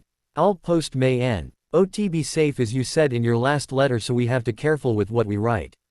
Love, Hermione. P.S. Have you heard anything from Ron? This letter really would have been a shock to read about a week ago, but now it only confirmed what Harry already thought about Dumbledore. He was relieved that he didn't have to convince Hermione about his suspicious of the headmaster. He was happy that he and Hermione were finally in a place they could take about their feelings more. And then he meant feelings like those siblings feel for each other. The thought of doing romantic things with Hermione made him want to throw up. Although Harry did wonder if the blood adoption made him more emotional. The Black family, from what he had seen, did seem to be very emotional. Let's just keep it on that. Late. He would write a confirmation for the date they would meet. They really had a lot to talk about. She was right that they needed more adults to help them. But still, what exactly was Dumbledore grooming him for? Harry woke up early in the morning of the meeting with Gringotts feeling nervous. There was a lot depending on this meeting going according to plan. He walked downstairs in his PJs so that he could eat his breakfast. When he got downstairs he saw Othello and Hedwig getting cozy on the owl stand. Harry really wondered why his owl got more game than he did. He was 16 years old and he only had his failed romance with Cho. He really didn't want anything like that relationship again. If it even could be called a relationship. He now knew what he wanted in a relationship, a partner. Someone he could share his life with and would not be afraid of the life he lived. After breakfast he went upstairs again to get a shower and got dressed in one of the fancy suits that were in the closet. He wanted to make a good impression on the goblins. He tried brushing his hair and to his surprise it looked better than ever. Apparently the black jeans made his messy hair an artful mess instead of just a mess. Since it was still an hour until the meeting was scheduled he went to the living room to read in the Animagus book. It really was interesting. And it was hilarious to read to notes on the sides that his father and Sirius had written. Apparently Sirius had a lot of difficulty with finding his animal for a while and getting rid of the dog tail when he got to the transformation part. Meanwhile his father couldn't keep his head upright when he got the heavy antlers on his head. It was hilarious to read about. Harry wished he could talk with Sirius about it. The time flew by and soon Dobby stood in front of him. "Master Harry, it be time for meeting." Harry stood up, straightened his clothes out and took Dobby's hand. Harry felt a tiny squeeze and suddenly he was in Gringotts. The room he appeared in was small. There was a big desk on one side of the room with two richly dressed goblins seated behind it. One of the goblins stood up and said, "Ah, Mr. Potter, right on time I see. Take a seat and then we will begin. Will your elf stay here with you for the meeting?" Harry looked at Dobby and asked what he wanted. Dobby said, "Master Harry be fine here. Dobby going to finish cleaning the house. Call Dobby to pick you up when master is done. Dobby will come." And Dobby popped away. Harry took a seat at the desk and looked at the goblins. The goblin to the left said, "Welcome, Mr. Potter to Gringotts. I am the account manager of the Potter family and to my right is the account manager of the Black family. I can see that you have undergone some changes in your apron. See since the last time you were in the bank. Your blood-adopted father did tell us he was planning your adoption in his family. Now you asked for a meeting with us." Harry took a deep breath and said, "Thank you. Yes, my godfather Sirius Black left me with the option to become his blood-adopted son and I took it. In the letter he left me he asked that I take up the lordship of House Black, claim both family vaults and get my parents will read. I also wanted to take an inheritance test to see if there are any surprises I should know about. Also I am now living in an old black house and there are a few very dark objects there that I'm not sure what to do about. Could you help me with those?" Harry rushed out. The account manager formed the Black family, Bloodaxe, locked his long fingers together under his chin and said, "We will need some blood for the inheritance test. It will cost 12 galleons for an extensive search. It should also show you as a black which will make you eligible for the Black Lordship. If the ring accepts you, Gringotts can also help you with cleaning your house of dark artifacts." He grabbed a piece of pearlescent-looking parchment. The Potter account manager continued where Bloodaxe left off. As for the late Potters, their last will and testament was put in the main vault after their death. It can only be taken out by an adult Potter. Which interlocks with what we wanted to talk to you about, Mr. Potter. Harry was fine with them taking some blood but was curious what Bogrod meant about that last thing. So he said, "How much blood do you need for the inheritance test? And what did you want to talk to me about, sir?" Bloodaxe grabbed a big and scary-looking dagger and smirked, "Oh, just a little bit. Don't you worry about it and give me your hand, Mr. Potter." Harry gulped and gave Bloodaxe his hand. The goblin turned his hand and put the very big dagger to the point of his finger and pressed softly. 3 drops of blood fell from his hand on pearlescent paper and spread out. Harry laughed and said, "Why use the big scary dagger if you need so little blood?" The goblins looked at each other and smirked back at Harry. "We need to get some amusement from dealing with whiny little wizards. Although it has been some time since a Wix laughed about it instead of getting angry at us for their own cowardice." Meanwhile the parchment had spread out to form a triptych. For each of Harry's parents was one part of the parchment. He could see that James Potter, his parents, his grandparents, were Fleemont and Euphemia Potter. A lot further back he saw LDC and Iolanthe Peverell connected to a Hardwin Potter. There were a few interesting names married into the Potter family. He also saw that his name was indeed Hadrian James Potter Black. On the Black side he could see that Sirius' younger brother and Creature's master, Regulus Black, died at only 18 years old. Only 2 years older than him and already gone. Further back he saw a few famous people from his history book. For good things like inventing spellcraft and potions, or bad things like being one of the worst headmasters ever recorded in history.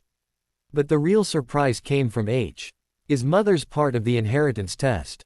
His mother's great-grandfather's surname was Gaunt before he took his wife's name, but tracing further back on his line and suddenly the name Gaunt became Slytherin.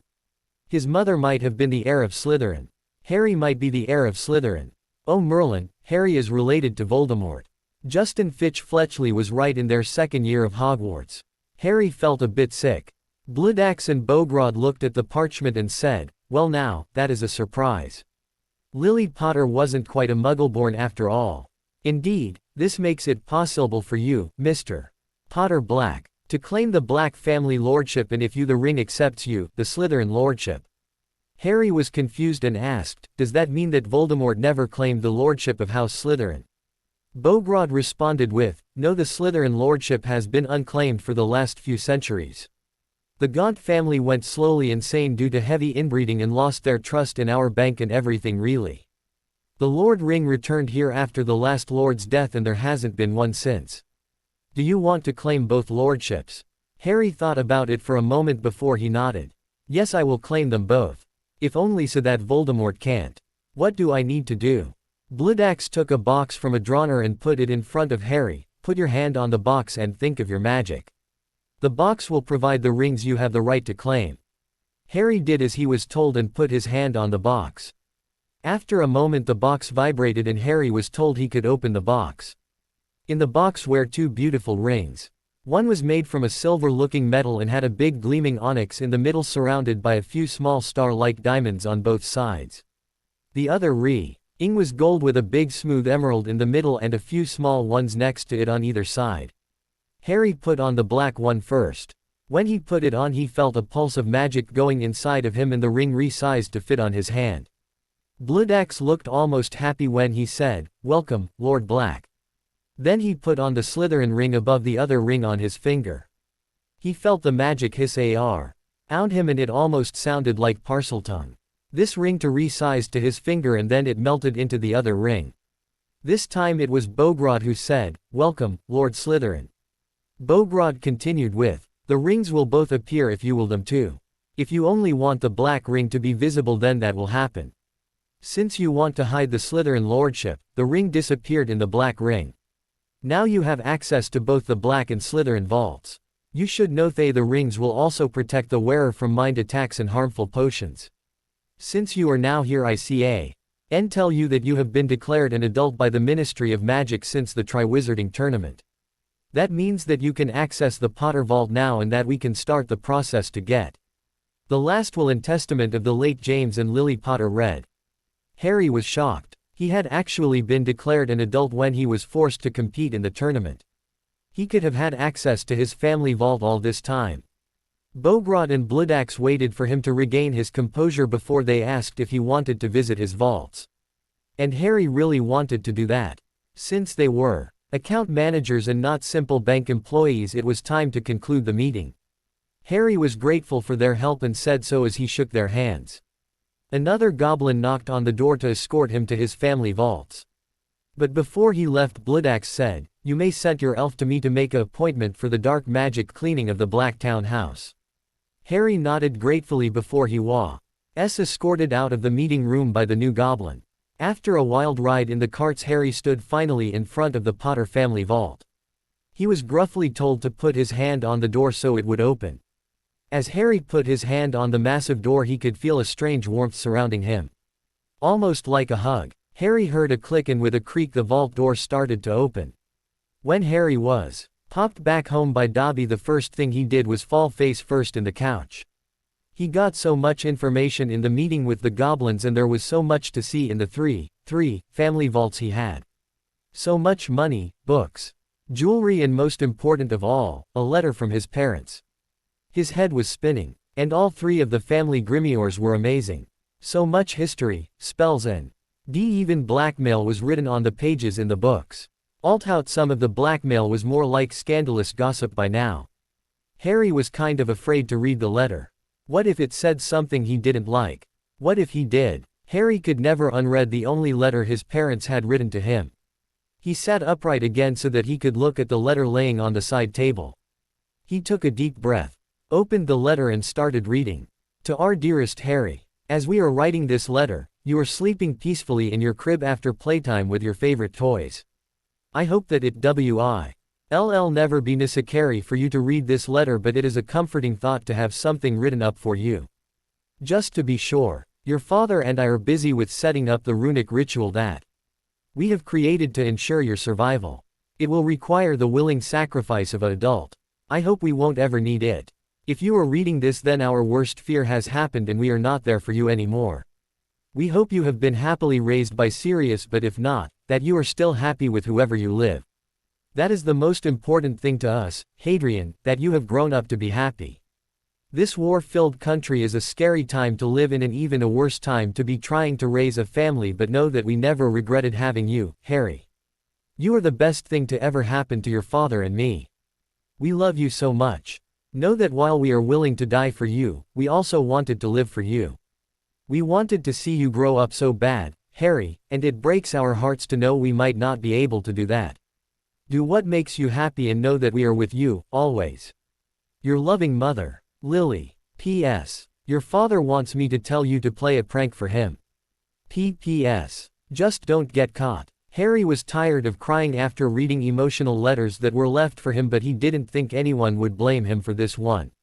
He had proof that his parents loved and wanted him. He had finally more of them than just the memory of his parents dying for him. Thought he had to laugh when he read the postscript parts. It sounded just like what he heard they were like together. He could still smell his mother's perfume clinging to the parchment. It was a wonderful thing to know, his mother's scent. It felt like a long-forgotten memory that returned to him. Also, the letter was the proof of what he always thought. He didn't do anything special that night. His parents invented a ritual that had saved him from the killing curse Voldemort cast. He wondered if he could find out what ritual they used. To work off the emotions of this truly emotion-filled day, Harry decided it might be a good idea to get some exercise of the magical and physical variety. He went upstairs to his chambers and changed out of the fancy suit that he wore to the meeting with the goblins. He changed in his workout clothes and went to the training room to practice his new spells for a while. It was dinner time by the time he stopped casting, and Harry finally felt better. He was very hungry but decided to take a shower first since he was a bit sweaty from the workout. After the shower he went to the dining room where Creature and Dobby were already sitting at the table. Harry sat down and said, "Well, there were a few surprises at Gringotts, but I am now the official Lord Black. The most surprising thing was that I learnt from the inheritance test is that my mother was descended from the Slytherin line. I am now Lord Slytherin and Lord Black." Dobby and Creature looked at him with big eyes before Creature said. Creature is happy to have a Lord Black again as master. But master also being Lord Slytherin. Creature be very happy to serve such a proper master. Dobby just said, "Dob. I be happy that Master Harry succeeded in meeting with goblins. Does Master Harry want some potatoes?" Harry had to laugh at that. Here he is, sharing what is for him groundbreaking news, and Dobby just asked if he wanted some potatoes. "Yes, thank you, Dobby. Also, Creature, I asked the goblins if they could come for a visit so they can inspect the locket and some other stuff that the wards say are dangerously dark. What do you think would be a good day to arrange a meeting?" Harry asked Creature while he spooned some mashed potatoes on his plate. Creature be thinking tomorrow be good day for goblins. Does Master agree? Creature asked Harry. Harry answered, "Yes, that would be fine. I will write Bloodaxe a letter this evening. Could you deliver the letter to Bloodaxe again, Dobby?" Dobby be happy too. After dinner Harry went to the living room to write a letter again for Bloodaxe. Hedwig hooted in greeting and flew from the owl stand where Othello was still sitting to land on Harry's shoulder. She preened his hair and settled down. Harry decided it was time for a serious talk between Hedwig and him as he walked to the kitchen for some privacy. So he asked his very smart owl as soon as they were alone, "Hedwig, do you like Othello? It is all right if you do, but could you warn me if you decide to have chicks with him? I really don't want to walk in on anything and disturb you guys," Harry said with a blush and a grimace. Hedwig looked at him with laughing golden eyes and hooted at him. Harry nodded and said, "All right, so you guys aren't in that place yet, but you would like F. Or me to make the Ollery habitable again so you would have privacy if you decide otherwise. Hedwig hooted again and rubbed her head against Harry's cheek. Okay girl, I will ask Dobby or Creature if they can do that for you all right. Hedwig hooted softly in thanks and went to sleep while still sitting on his shoulder. Harry walked back to the living room so he could write the letter for Bloodaxe. Harry carefully went to grab some parchment for the letter and sat down so he could start writing.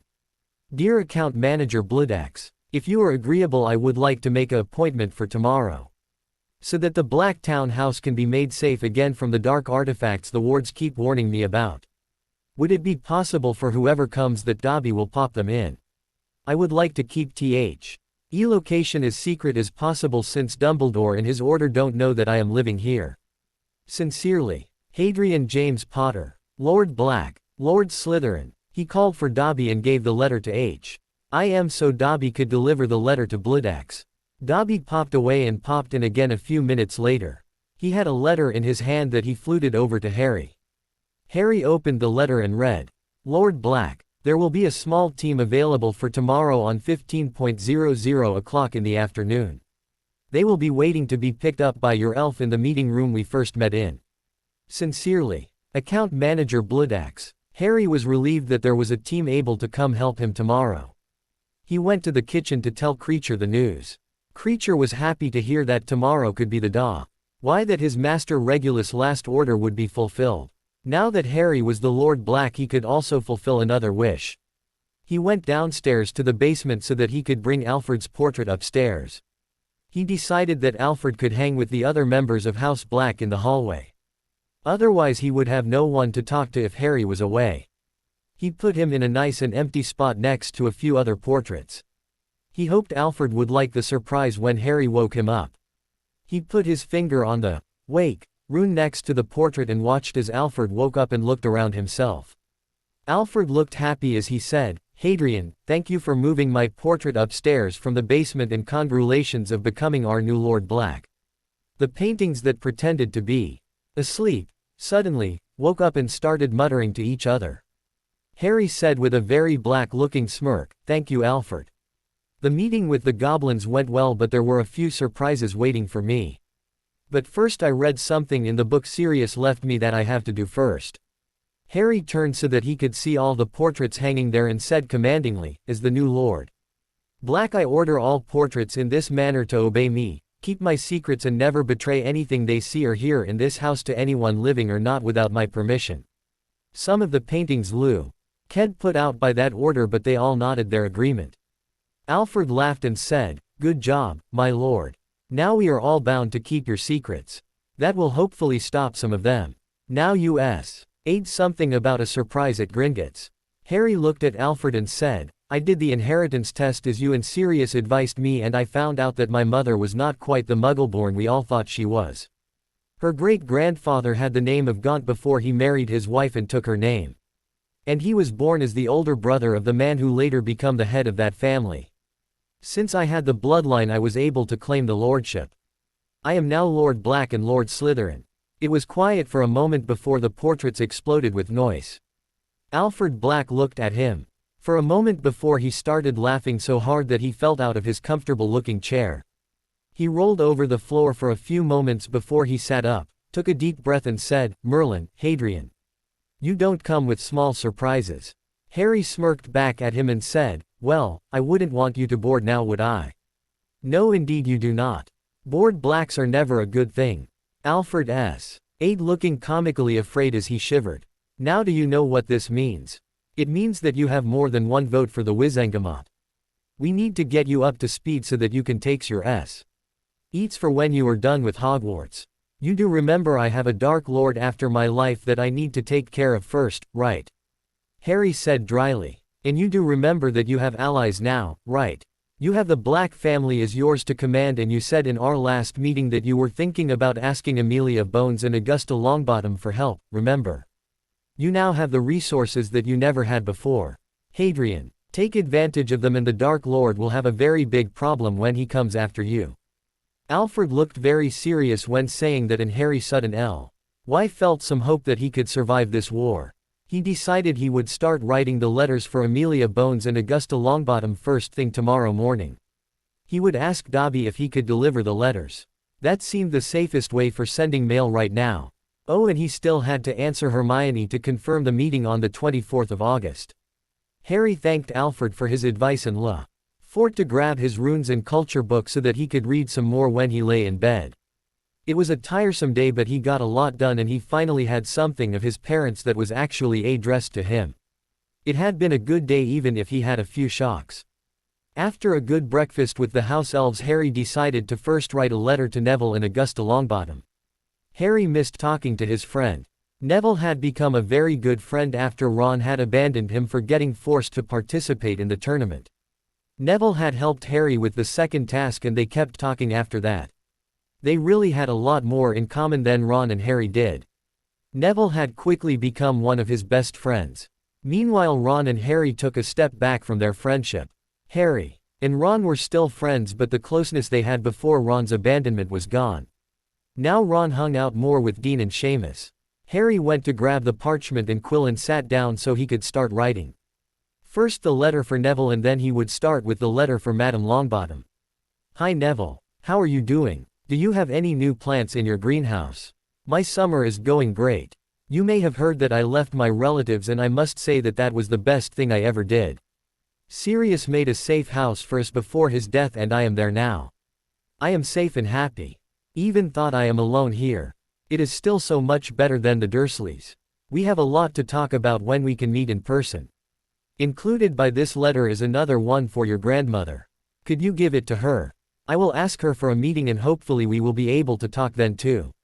I have a lot of news to share. Hope you have a nice summer.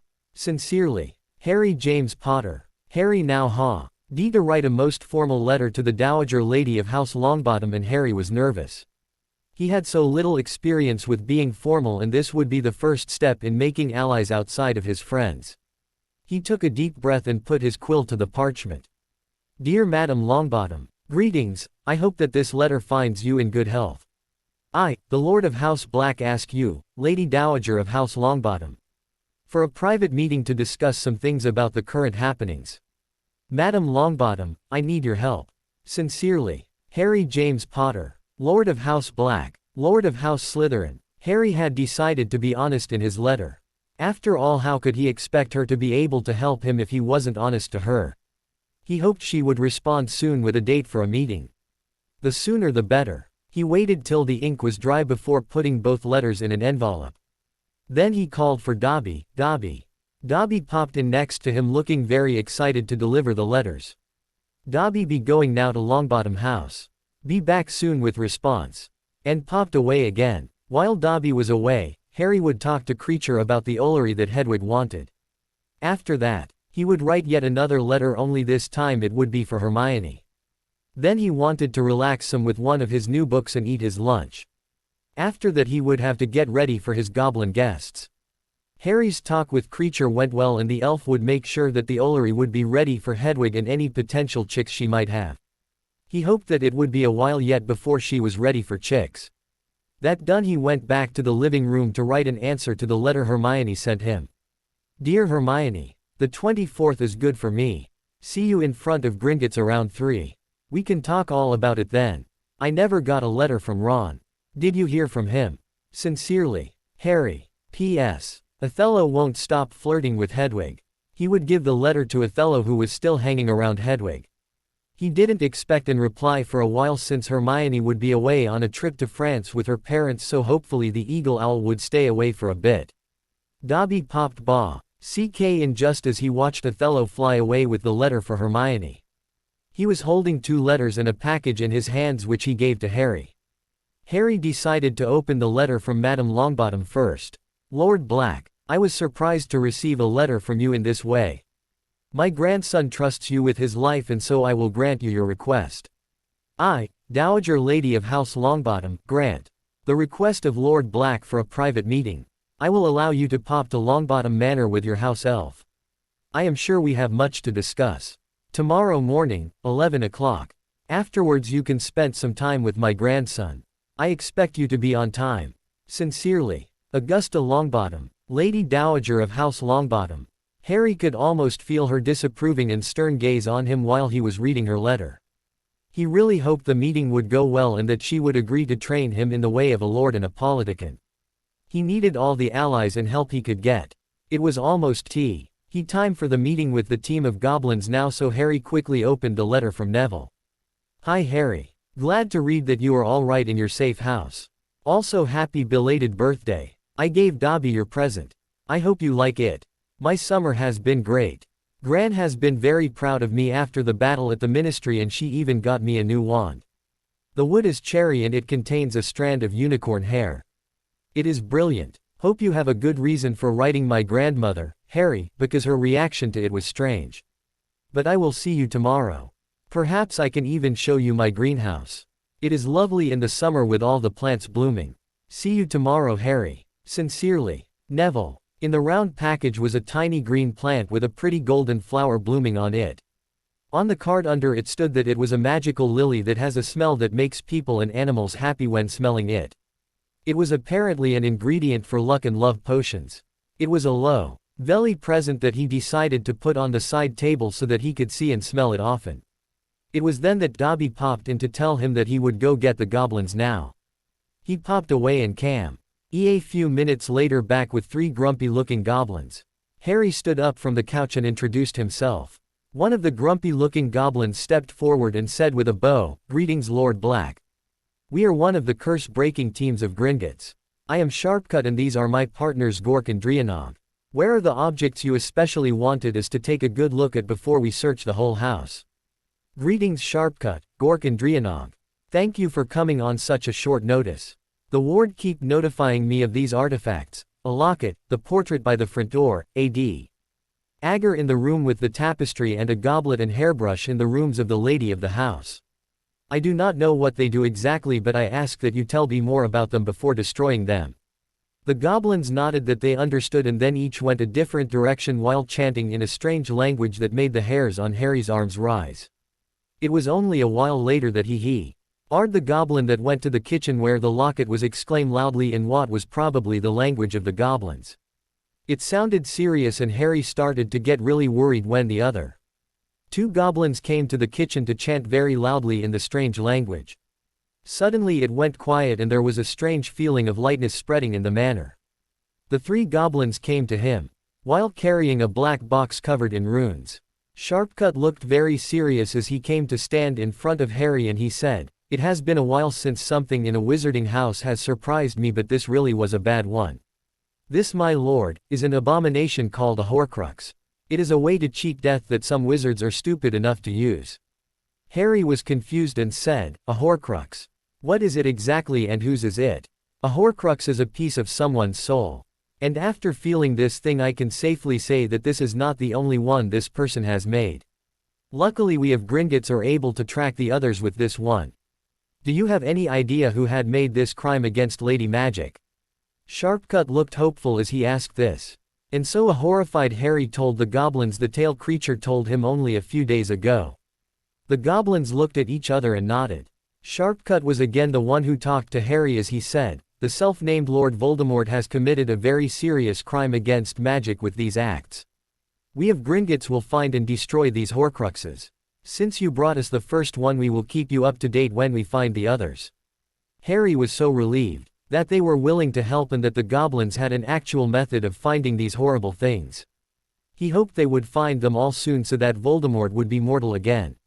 He knew that both Dumbledore and Voldemort thought that he or Voldemort had to kill the other but Harry really wasn't so sure. After all the prophecy said that Harry would have the power to vanquish the Dark Lord and that he would be marked. It only said that either must die by the hand of the other.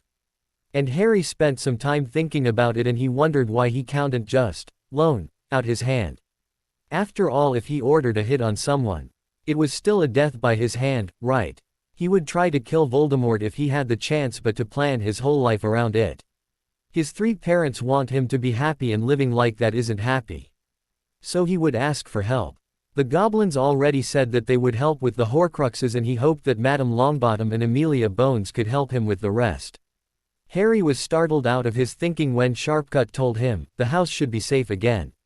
The other objects you said the wards were warning you about were not harmless but not as dark as the Horcrux.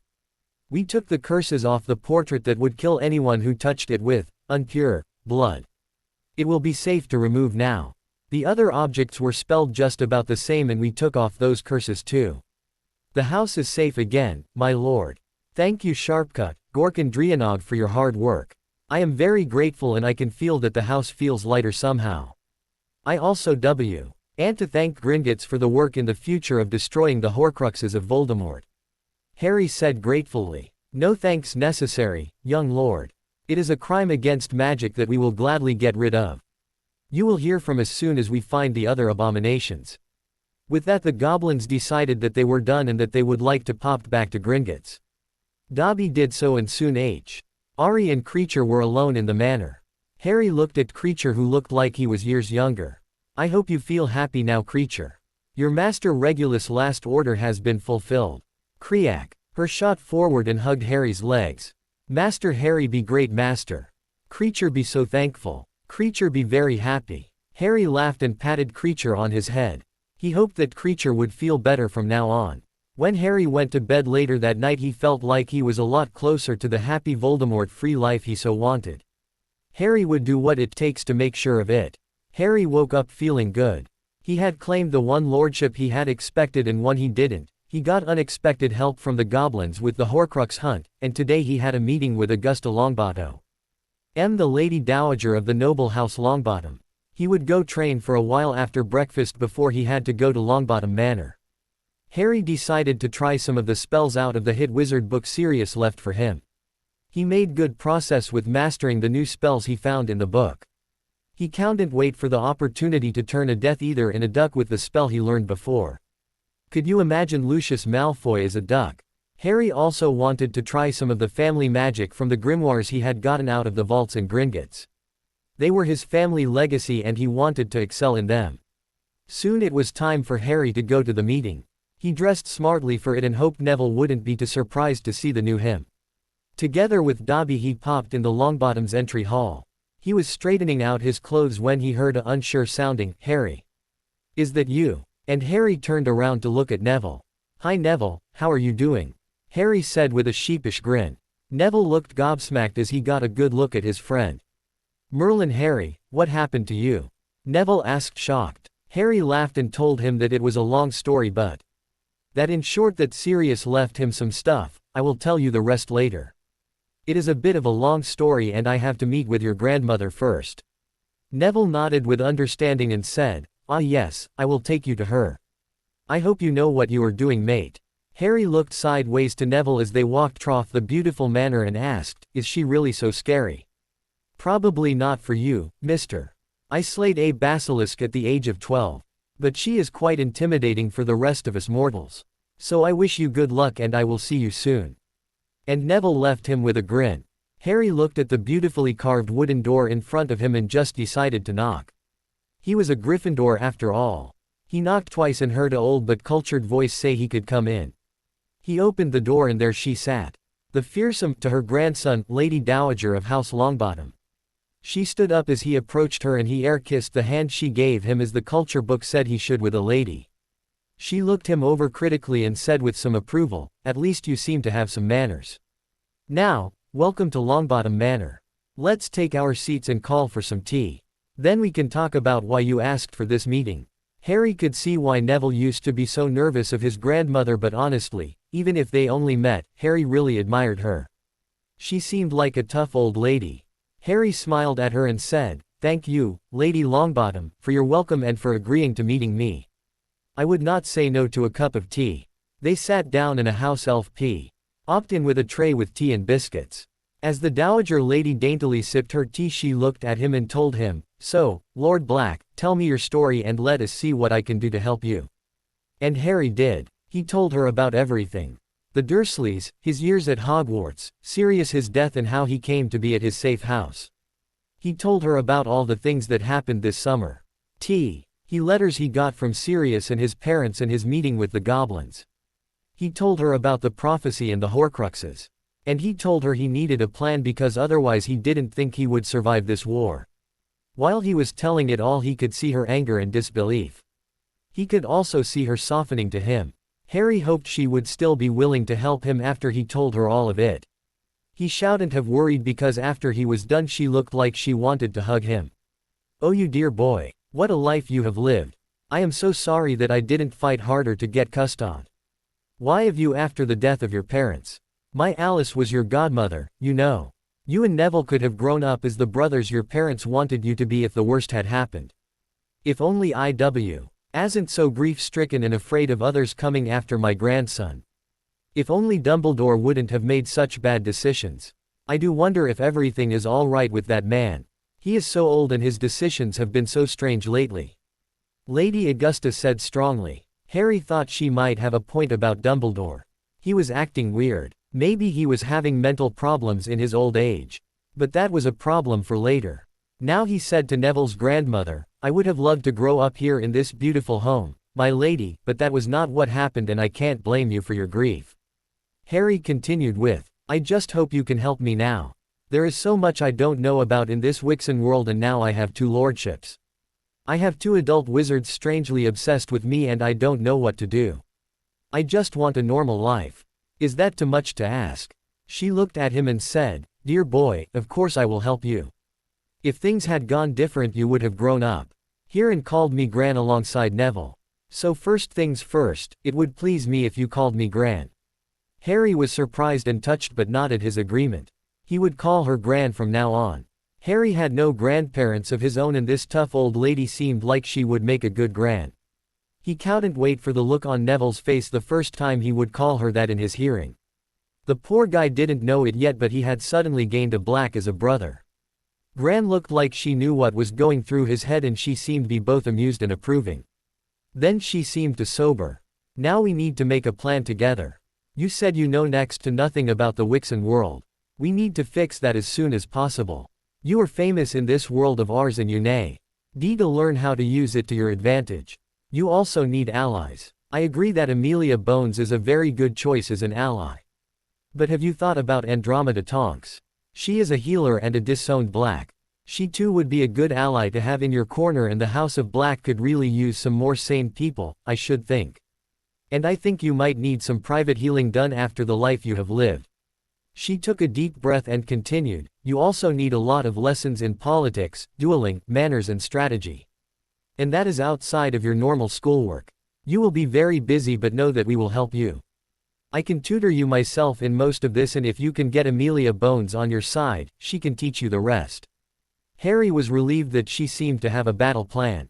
He also needed to contact Andromeda Tonks as soon as possible. He hoped she would be willing to become a Black again and perhaps help him. The Black family really needed more members in it. Thank you for your help, Gran. Harry said with a smile that lit up his sparkling green eyes. The fearsome Lady Longbottom visibly softened and patted him on the cheek. You are a good boy, Harry. Now go visit my grandson.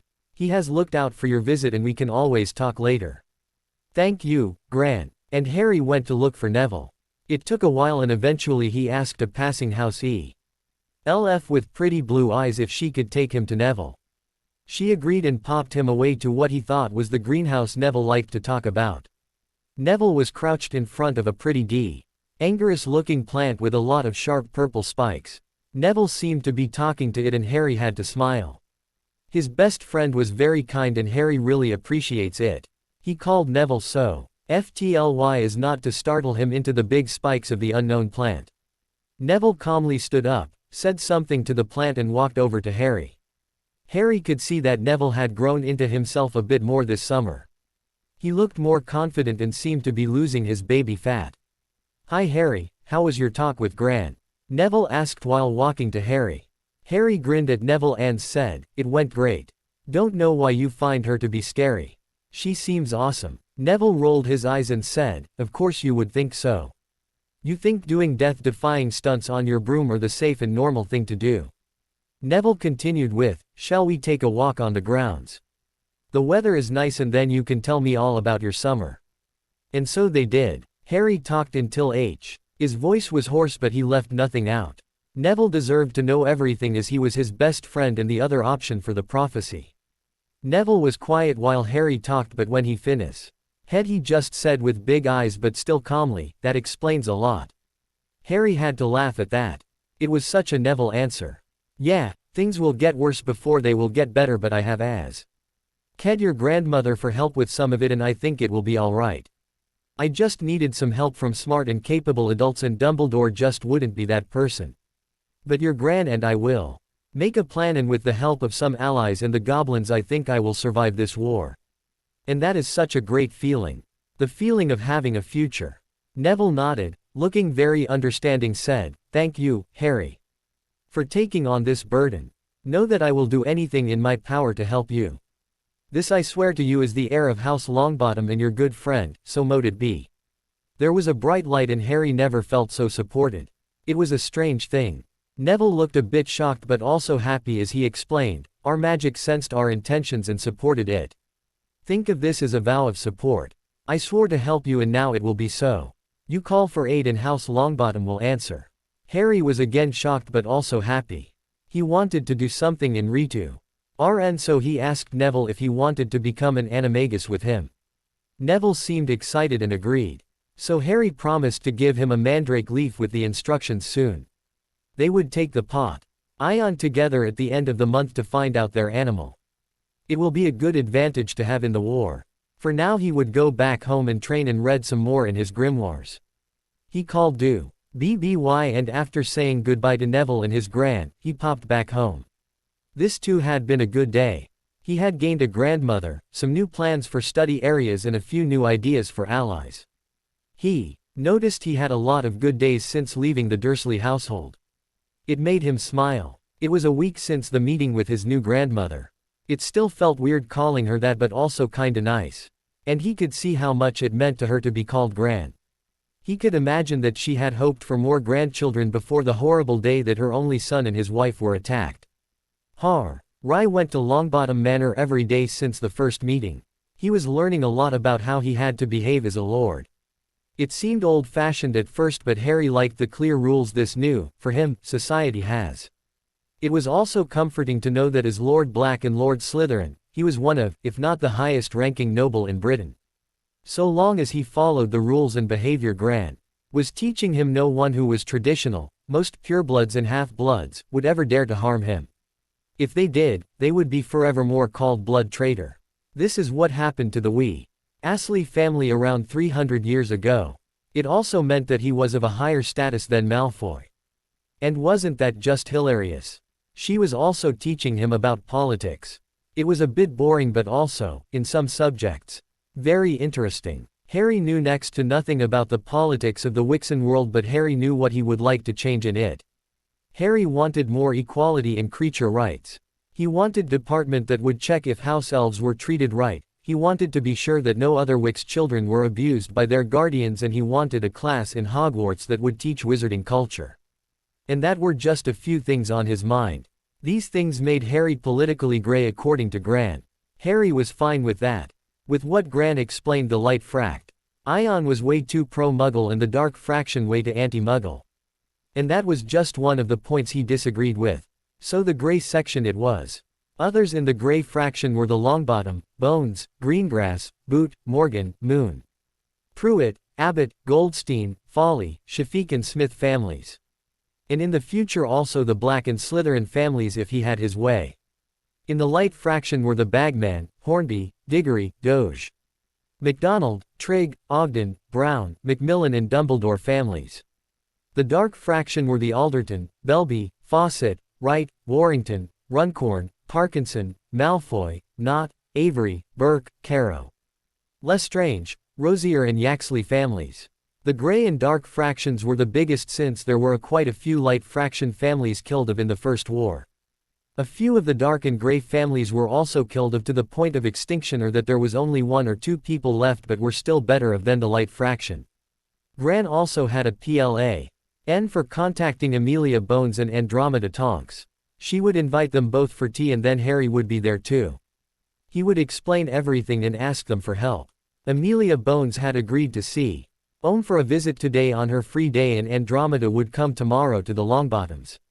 And so Harry dressed in one of his nicer suits and asked a very excited Dobby to take him to Longbottom Manor. By now he had permission to pop over anywhere he wanted and so he appeared in the sunroom where Gran was drinking tea with a familiar-looking woman. The woman looked to be around 40 and had dark brown hair with some streaks of gray in it. She also had the same pretty bright blue eyes as her niece, Susan. Amelia Bones looked startled from the pop that Dobby and Harry made popping into Longbow Tom Manor and had her wand out ready to cast. When she saw who it was, she looked surprised but put her wand away again in her wand holster. Harry took a step forward as Dobby popped away again in two. Okay, the hand of Lady Bones to air kiss it as he had the day before with his new gran. It was tradition to kiss a lady's hand without coming within 10 centimeters of it. Unless it was close family lick. EA's sister or mother or your lady wife, you didn't actually kiss the hand offered. Meanwhile Gran had also stood up and said with a smirk to Amelia, Lady Bones, may I introduce you to the Lord Black and Slytherin, Hadrian James Potter. And Amelia's eyes grew wide as she heard both titles. She quickly recovered her composure and said, it is nice to meet you, Lord Black, my niece speaks highly about you and your teaching capability. Harry blushed slightly as he said, thank you, Lady Bones, she was a good student and seems like a good friend to have. Harry was a bit confused with the way August and Amelia smiled at him when he said that, but before he could say anything Gran invited them to sit down and drink some tea. They drank their tea and ate the biscuits like the Brits they were before. They began the conversation they invited Amelia for.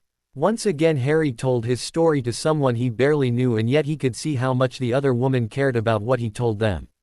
He saw anger and disbelief even behind her professional aura facade when he told her about his life before Hogwarts, the adventures he had at Hogwarts and what he knew of the prophecy and the Horcruxes Voldemort made.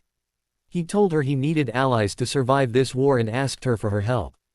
Amelia looked determined as she said, you shall have it. What can I do to help? Do you want training? Or magical restraining order for Dumbledore and his order so that they can never get close to you ever again? Harry let out a loud surprised laugh at that, and even the stern Augusta Longbottom hid a laugh behind a dainty cough. With a grin on his face Harry said, yes please, I would like to be trained in combat and strategy by you, Lady Bones, if you are willing. My father, Sirius Black, left me a training manual for hit wizards. Do you think you could train me to be like that? And do you think a restraining order would be helpful? I was thinking more about a mental health check since the headmaster is acting so very strange lately. Quote, Amelia nodded and said, I will train you in what you asked for. And while I agree that it might be time to make an appointment for Dumbledore with the mind healers. His obsession with you is dangerous and it worries me. So I will bring you the magical restraining order and you will fill it in. This way it is not possible for him to come close to you. The Lady Bones continued with, I will pick you up from here to go to Bones Manor where we can train. But know that it will not be easy. I expect you to work hard and do the best you can. Would you mind if my niece and her friend join us sometimes? I believe you know Hannah since she was also part of your group. And perhaps it would be a good idea if Neville joins us as well. If only so that he knows how to defend himself. Augusta nodded and said, yes, that might be a good idea. Voldemort and Dumbledore are a danger to him too. Shall we meet here again the day after tomorrow? Since you have a meeting with Andromeda tomorrow. Yes, that would be fine. Harry said. All right then. Then I will be here to pick you and Neville up the day after tomorrow on 10 o'clock in the morning. Now since we are D1 here, I will go pick up Susan from Hannah's house so we can have a talk together.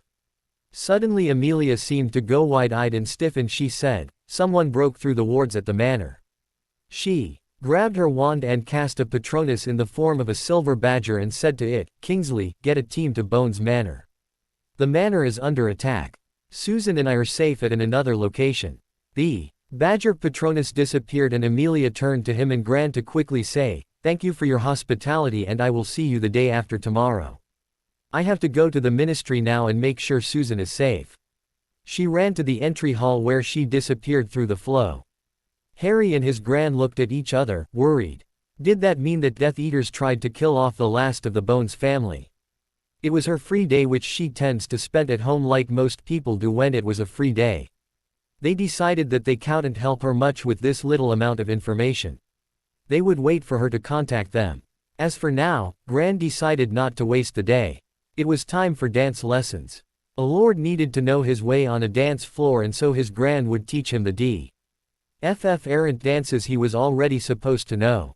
Harry was a bit horrified that he would have to dance with her as his partner but needs must. Otherwise it would have been Neville. And so the lesson began. It was a few hours later that Harry came home exhausted but strangely happy. He decided that he liked Amelia Bones and he hoped that everything would be alright with her and Susan. And the dance lesson was kind of fun after he got the hang of it. Although Neville did laugh at him when he followed the music and saw his friend dancing with his elderly grandmother. But Harry would get him back for laughing at him. Just he wait. When he got to the living room he saw that Hedwig was gone. She was probably in the finished Ollery and Harry decided to visit her. He needed some sympathy after all the dancing he did today. He got to the Ollery after climbing a few stairs that he really wished weren't there at the moment. The Ollery was built in a circular room with a number of round windows that were spelled so that the owls could fly through. There were a lot of stands and nooks the owls could rest in. But when he looked around he couldn't find Hedwig in her usual spots. Harry started to get worried when he heard a hoot coming from a corner. Hedwig was sitting in a nook. That was quite unusual. When he walked closer he saw something he didn't expect. Harry exclaimed, "Hedwig, you are nesting." And indeed, Hedwig had built a nest in the nook she occupied. Hedwig hooted at him and stood up a bit so that Harry could see 3 beautiful eggs. Harry had the strangest urge to wail that he wasn't ready to be a grandfather, but he held himself back. Hedwig would never let him live that down if he actually did that. Instead Harry just asked his owl, "Do I need to have a talk with Othello?" Hedwig hooted sternly back and Harry decided to leave it to her. She was a capable female who could take care of herself. He really hoped that the chicks would take after her and not their rascal of a father. Now he just needed to tell Hermione that they would become grandparents at their age. He just had to wait for Othello to get back with another letter from her so he could share the happy news. It was by now very much time to go eat the dinner he needed to tell Dobby and Creature about their soon-to-be new family. Hopefully the elves would like the happy news and the owl chicks. How long did magical baby owls stay in their eggs? Did Harry need to do anything to help them? Oh Merlin, what if he screws up? Hedwig would never forgive him. He needed to talk to someone who knew about owls. Did Dobby or Creature know anything about the breeding habits of owls? Maybe Gran or Neville knew something about the breeding habits of owls. Harry took a deep breath and cursed his new black jeans. He never got so emotional before the blood adoption. Not that he regretted it. He never would regret getting closer to Sirius. He walked downstairs to share the news with the waiting elves. The talk with the elves went well. They were so happy to hear about Hedwig and her eggs, they just about vibrated. Elves loved having babies around, Harry learned, even if they are owl chicks. He could just imagine them after hearing that Harry himself would have a baby. They would vibrate out of their skin from happiness. After a delicious dinner made by Creature, Harry went to the living room so he could read some more in the books and grimoires left for him. Tomorrow would be the meeting with Andromeda Tonks née Black and he wanted to make her the offer to become a Black again to her and her family. Although he did want her daughter Tonks out of the order if they accepted.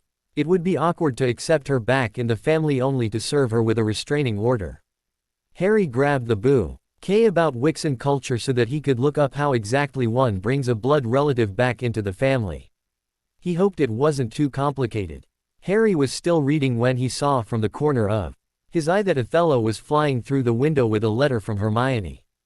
Harry remembered his promise to Hedwig, but he just couldn't help saying, well, who do we have here?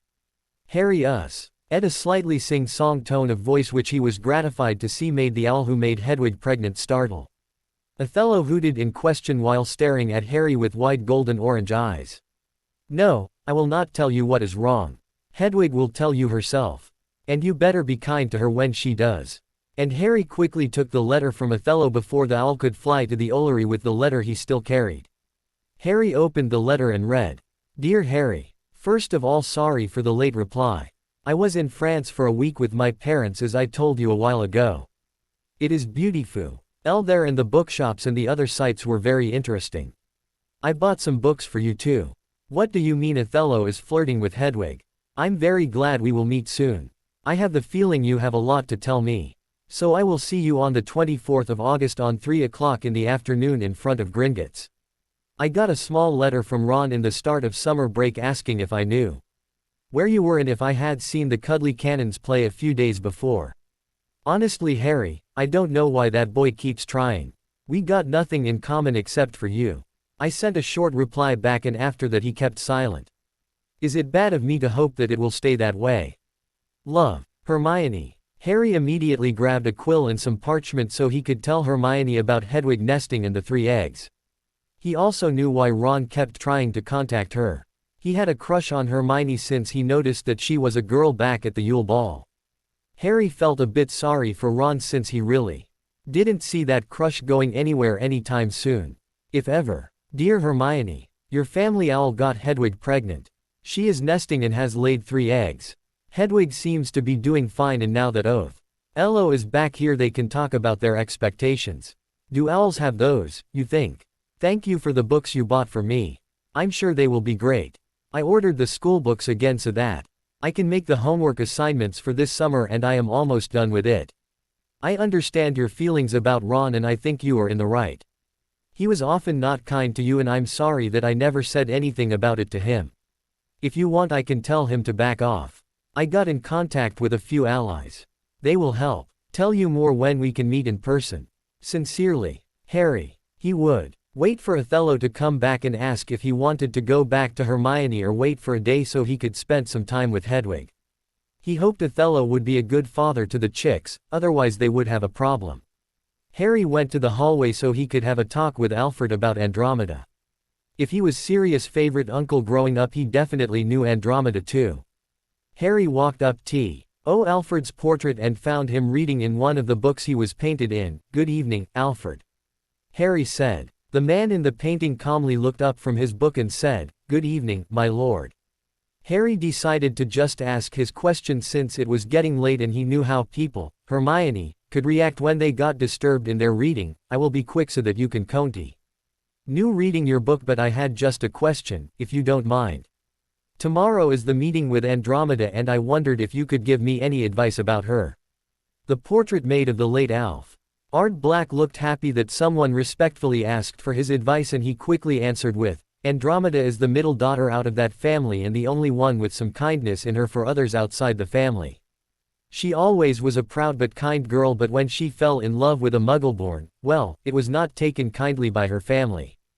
Alfred continued with, she was disowned without any hesitation and without anything to take with her. Luckily she was a smart girl and she quickly found a job as a healer and married her love, Ted Tonks. I believe that Cyrus told me they had a daughter. Harry nodded, yes. She is a Metamorphagus and she goes by her surname. Tonks is a Auror and part of the Order. Alfred looked shocked when he heard that Tonks was a Metamorphagus and said, Merlin. It has been a long time since our family has been blessed with a Metamorphagus. But, you said as a part of the Order. If you plan on asking Andromeda back in the family perhaps you show. Tell her about what the Order did to you. I think she will agree with you that it is not a good thing for her daughter.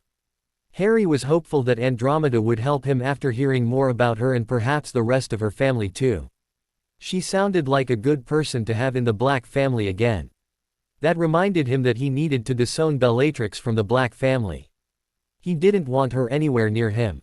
Harry would ask Bloodaxe about it since he was the manager of the Black family. He thanked Alfred for his advice and let him go back to his reading. By now it was late in the evening and Othello still hadn't gotten back from the Ollery so Harry decided to just go to bed. It was a busy day today and tomorrow he would have to get up early to go to Longbottom Manor to see if there was any news about Amelia Bones and for the meeting with Andromeda Tonks. It was the early next morning when Harry popped with Dobby to the entrance hall of Longbottom Manor. Dobby looked around himself before he popped away again with a disappointed expression. Harry went to the dining room where he knew the small family would be eating their breakfast. Good morning Gran, Neville. Have you heard anything about the attack on Bones Manor? Harry asked while he took a seat at the dining table. Good morning Harry. Yes, there was an article in the Daily Prophet about the attack. The house was ransacked and the dark mark was cast above the manor but no one was hurt, thank Merlin. They think that the plan was to kill Amelia since she is very much a powerful appointment to heaven very against their ideas for a better society. Gran said while sipping her tea. Then it was very lucky indeed that we invited her that day for a meeting here. Who knows what would have happened if she were at home at the time of the attack? Have there been any arrests made by the Aurors? Again it was Gran who answered since Neville had his mouth full with toast. No, there have been no arrests made. The attackers were gone by the time Aurors arrived on the scene. Thought they do know that the werewolf Fenrir Greyback was part of the attack. This is why I have invited Amelia and her niece Susan to stay here for a while. At least until the wards of their manor are safe again. Grant continued with, they will arrive later this afternoon. I do hope you boys will make them feel welcome, she said with a raised eyebrow. Harry and Neville replied at the same time with, of course, Gran. And grinned at each other as Gran smiled at them. Now Harry, as you know in a few short hours it will be time for the meeting with Andromeda Tonks. I feel like I should warn you beforehand. Thought. Andromeda Tonks looks very much like her horrible sister, Bellatrix Lestrange. Gran said with a look of distaste. When she spoke Bellatrix Lestrange her name. Harry was glad for her warning. He really wouldn't want to start this meeting with pulling his wand on her for looking like her sister. After a nice break, asked with the two people whom really started to feel like family to Harry, he went to practice some magic with Neville in the training room of Longbottom Manor. While Neville wasn't as good as Harry with the power and speed of casting, he was better than Harry in the precision of casting a spell. Neville used one of the other wands Harry had but couldn't use that were without the trace. It was a elm and unicorn hair wand that absolutely refused to work for Harry but was a good fit for Neville, just not as good as his normal wand. It felt like only a short time later when a house elf named popped in to tell them to go clean up before the guest arrived. She was a cute little elf with big blue eyes and that hadn't gone unnoticed by Dobby. Harry had noticed that it was always Dobby that popped him over to Longbottom Manor and he started wearing his best clothes while coming here. Dobby was clearly trying to impress the cute house elf named Tessie. It was very funny to watch for Harry. He hoped they would get together. Harry and Augusta were once again sitting in the sunroom when another female elf led a guarded-looking Andromeda Tonk into the room. She was a regal-looking woman around 40 years old and Harry was very glad for the warning Gran gave him, because Andromeda looked strikingly like her older sister. The only difference was that she has neat curly brown hair instead of the unkept wild black hair that Bellatrix has. She looked surprised to see him there. He was pretty sure that she recognized the black features in his face and that was what surprised her and not him being Harry Potter. Gran stood up from where she sat and introduced him to the other woman, Andromeda. This is Hadrian James Potter Black, the Lord of House Black. Andromeda looked shocked at the introduction but she quickly curtsied to him and he air-kissed her hand like the lady she still clearly was and she looked pleased at that gesture. She said, "It is very nice to meet you, my lord. What can I do for you?" And so Harry told his tale once again. He told her about his life with the Dursleys, about his school years, the prophecy and about the Horcruxes. And then he asked for her help. Andromeda looked disbelieving at all that he went through as his short life without much help from the adults around him, but that quickly turned to the famous temper of the Black family. She seemed to regain her composure when he asked for her help in this war. The first thing she told him after everything was, "I will perform a scan on you to see what you will need to get you as healthy as possible. I see that the blood adoption already took care of some things as you look a lot less skinny than in the newspaper photos." And she took out her wand to perform the health scan. Harry was surprised at her immediate help. He didn't even have to ask her for a healing session. He could see her face cloud at whatever she could see on the scan. He had hoped it wouldn't be too bad, but now, seeing her face, he was pretty sure there were a few nastily tasting potions in his future. When the scan was done, it was Healer Tonks that looked at him. She asked him to sit down and said, "It is a miracle that you are even still alive. Most of your bones are brittle, you have a few badly healed breaks and are at least 20 pounds underweight, which causes distress for your organs. You have also a very deadly venom running through your veins, and the only reason you aren't dead from it all is because of the phoenix tears in your bloodstream that seem to keep healing you at least a little. There is also a very dark magic in the area of your scar." She said all of this calmly while looking him directly in the eyes. Harry was shocked to hear all of this. He knew his life wasn't the best of lives, but this bad. Gran looked worried and she asked the other woman, "Is there anything you can do to help him?" Andromeda looked sure as she said, the basilisk venom is contained by the phoenix tears, so the most important thing to take care of are your bones and weight. They need to get stronger as soon as possible. I will get you the potions that will take care of that, and you will need to take them every day before dinner for at least 2 weeks. After that I will do another scan to see where you are. Andromeda continued with, you will also get nutrition potions for the 2 weeks you are drinking the other potions. These ones you will drink every day after breakfast. Hopefully that is enough to get you to a normal weight. I don't know what to do about the magic in your scar yet. Perhaps the goblins will know what to do about that. Harry nodded. He would do as she said. He wanted to be as healthy and strong as possible. Although he did get a nasty feeling in his stomach when he thought about what the dark magic in his scar could be. While Harry was shocked that there was so much wrong with him health-wise, he was also very glad that Andromeda had a solution and a plan to make him healthy again.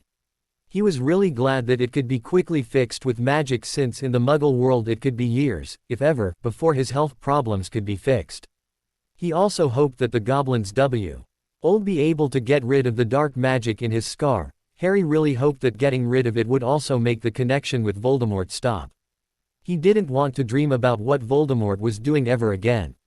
Now he just needed to drink the potions she would get him as told, and in 2 weeks he should feel so much better. Harry thanked her for her help and then asked her what he wanted to, Mrs. Tonks. I know that the Black family cast you out and that was very wrong of them. I wanted to ask you if you wanted to come back into the family again. We could use some sane people. Harry said with a grin. Andromeda stilled as she heard his offer. Harry was a bit worried he overstepped when he saw how still she got, but soon she unfroze and said, I would like nothing better, my lord. Harry was relieved and said, great. Now take my hands if you want and concentrate on the Black family magic you were once part of. Andromeda took both his hands in hers and Harry could feel how her hands trembled as he held her hands in his. He took a deep breath and chanted with a strong voice, Accipio istud Maliris in familia. Utinum non esse rem nostram officio et fide. A golden light surround. Them both, and Andromeda gasped at the feeling of her old family magic coming back to her. Meanwhile Harry could feel a family connection forming to Andromeda, Tonks, and even Ted too. It was a great thing to feel for him. The feeling of having family again in the House of Black. He could feel that she cared for him, even thought they only just met. While Narcissa Malfoy wasn't disowned, she was not. Somebody Harry had met as the Lord of House Black, and thus he hadn't reconfirmed her membership of the house. He was pretty sure that they still believed that Draco could claim the house on his majority. When the light show stopped, Harry and Andromeda let go of each other's hands and both went to sit down. Harry was very glad that accepting Andromeda back in the family went well. Andromeda took a sip of her now cold tea and reheated it again with her wand before she looked Harry in the eyes and said, Thank you, my lord. I missed the feeling of our family magic very much since my disownment. Harry felt a bit uncomfortable with her gratefulness but said, I am glad to have you in my family, Aunt. He already thought that Andromeda was a better aunt than Petunia ever was. Now he just had to have the uncomfortable conversation about her daughter and how she was a member of an organization that stalked him and kept him in the house so that he couldn't leave his magic-hating relatives. It might not have been Tonks' intention to do that. But as Andromeda was Tonks' mother, he would ask her what he should do about it. And so he said, Andromeda, I wanted to ask you for advice on how handle Tonks and the Order of the Phoenix. I know she is an adult, but as your daughter she is now a member of House Black. Harry continued with, Amelia Bones suggested that I place a restraining order on Dumbledore and his order, but that would be a bit awkward if a member of House Black is a part of the order. I will fill in the restraining order soon, but before I did I wanted to ask for your opinion. Andromeda nodded and said, After your story I know that it will not be the best thing for my daughter to be a part of the order. At least not with someone like Dumbledore as the head of it. I will have a talk with her soon, and then I hope that you can have a talk with her too. Harry agreed to that, and then they talked a bit further about his health. Andromeda suggested that Het started doing some physical workout stuff as to strengthen his muscles and to only eat healthy meals for at least the next 2 weeks. Harry assured her that with creature cooking for him he only ate healthy food, but that he would tell him just to be sure. Before Andromeda left, she told him that she would send his potions to Longbottom Manor where a house elf could pick it up for him so that his safe house would still be a secret. As he escorted her to the entry hall, she hugged him carefully before she went through the flow and disappeared. Harry was surprised by the hug. He didn't get hugs very often. The only people who did as far as he could remember were Hermione and Sirius before his death. He missed Sirius so much and he was very sad that the man would never know that Harry had chosen to be his son by blood. But at least he had a few good memories of his blood-adopted father. That was already more than he had of his birth parents. He swore to himself that he would never leave his future children if possible. He would be the best father he could be. Perhaps he should try to find a girlfriend first before planning how he would raise his children. Harry decided to go home a few hours later before the Bones family would arrive. He thought it would be better to let them settle in before he would come by. According to Grant, he had now a basic understanding of the Wixen culture and politics. Neville told him with a smirk, very unlike him, that Harry now had the same knowledge of a Wixen-raised 9-year-old. Harry was still kinda proud of himself. Harry wanted to check upon Hedwig. She was a nesting mother owl and he wanted to ask her if she needed anything. She needed a bit of extra attention now that she was stuck on her nest, and Harry was happy to give it to her. Perhaps she would like a warming charm for her nest. When Harry walked up to the Ollery and to Hedwig's nook, he saw that Othello just returned from a hunt as he was offering Hedwig a mouse. Harry was glad to see him trying to be there for Hedwig. His girl deserved the best partner an owl could ask for. Harry walked to the soon-to-be parents and said, "Hey girl, Othello. How are you doing, Hedwig?" Hedwig hooted Ed demandingly at him, and Harry stepped closer to the nest so that Hedwig could preen his hair. Harry really loved his owl even if she was a bit bossy. After a bit, Harry stepped back and asked his owl if he could do anything for her. Hedwig hooted reassuringly and looked at her mate. Othello hooted back and jumped on Harry's shoulder and settled in like Hedwig usually did. Harry had to laugh at T. Haddon scratched him under his chin before he said, "You do know that you picked a bossy one, right, Othello? But I suppose you are used to Hermione." At that both Othello and Hedwig hooted loudly. Him Al thought with different tones of voice.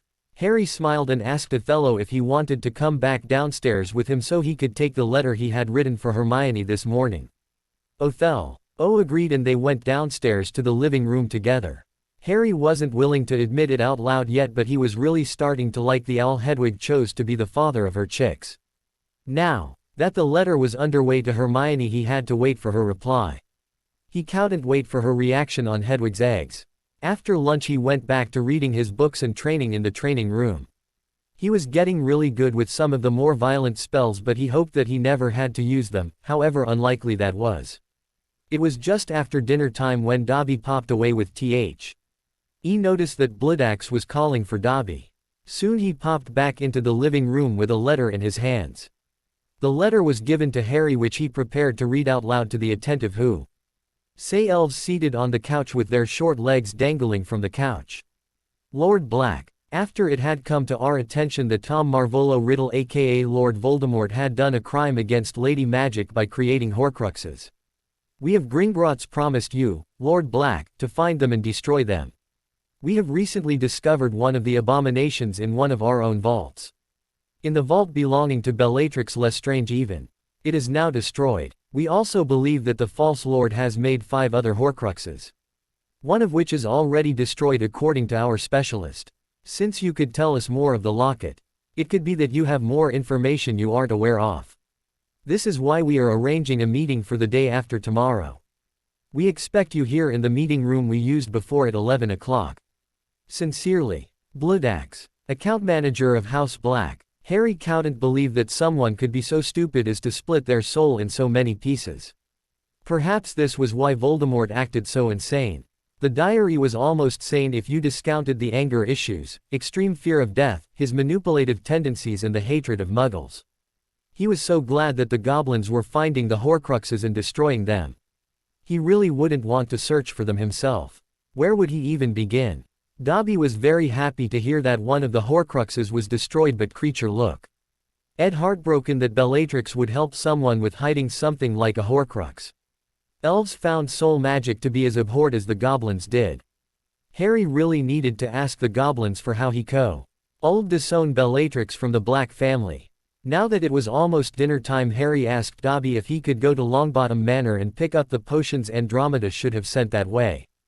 Dobby immediately straightened out his clothes and popped away looking determined. Harry hoped that Dobby would see Tessie this time. He really didn't know what to do with a pining house elf. Harry himself didn't. He had the best track record when it came to girls, so he hoped that Dobby wouldn't come to him for advice too often. Creature went to make dinner and Harry waited for Dobby to come back as he did some of the exercises Andromeda told him he could do. It was a half hour later that a very happy Dobby popped in the living room chanting happily, "She be talking to Dobby. She be seeing Dobby. Dobby be so happy." Harry laughed and asked Dobby what he and Tessie had talked about.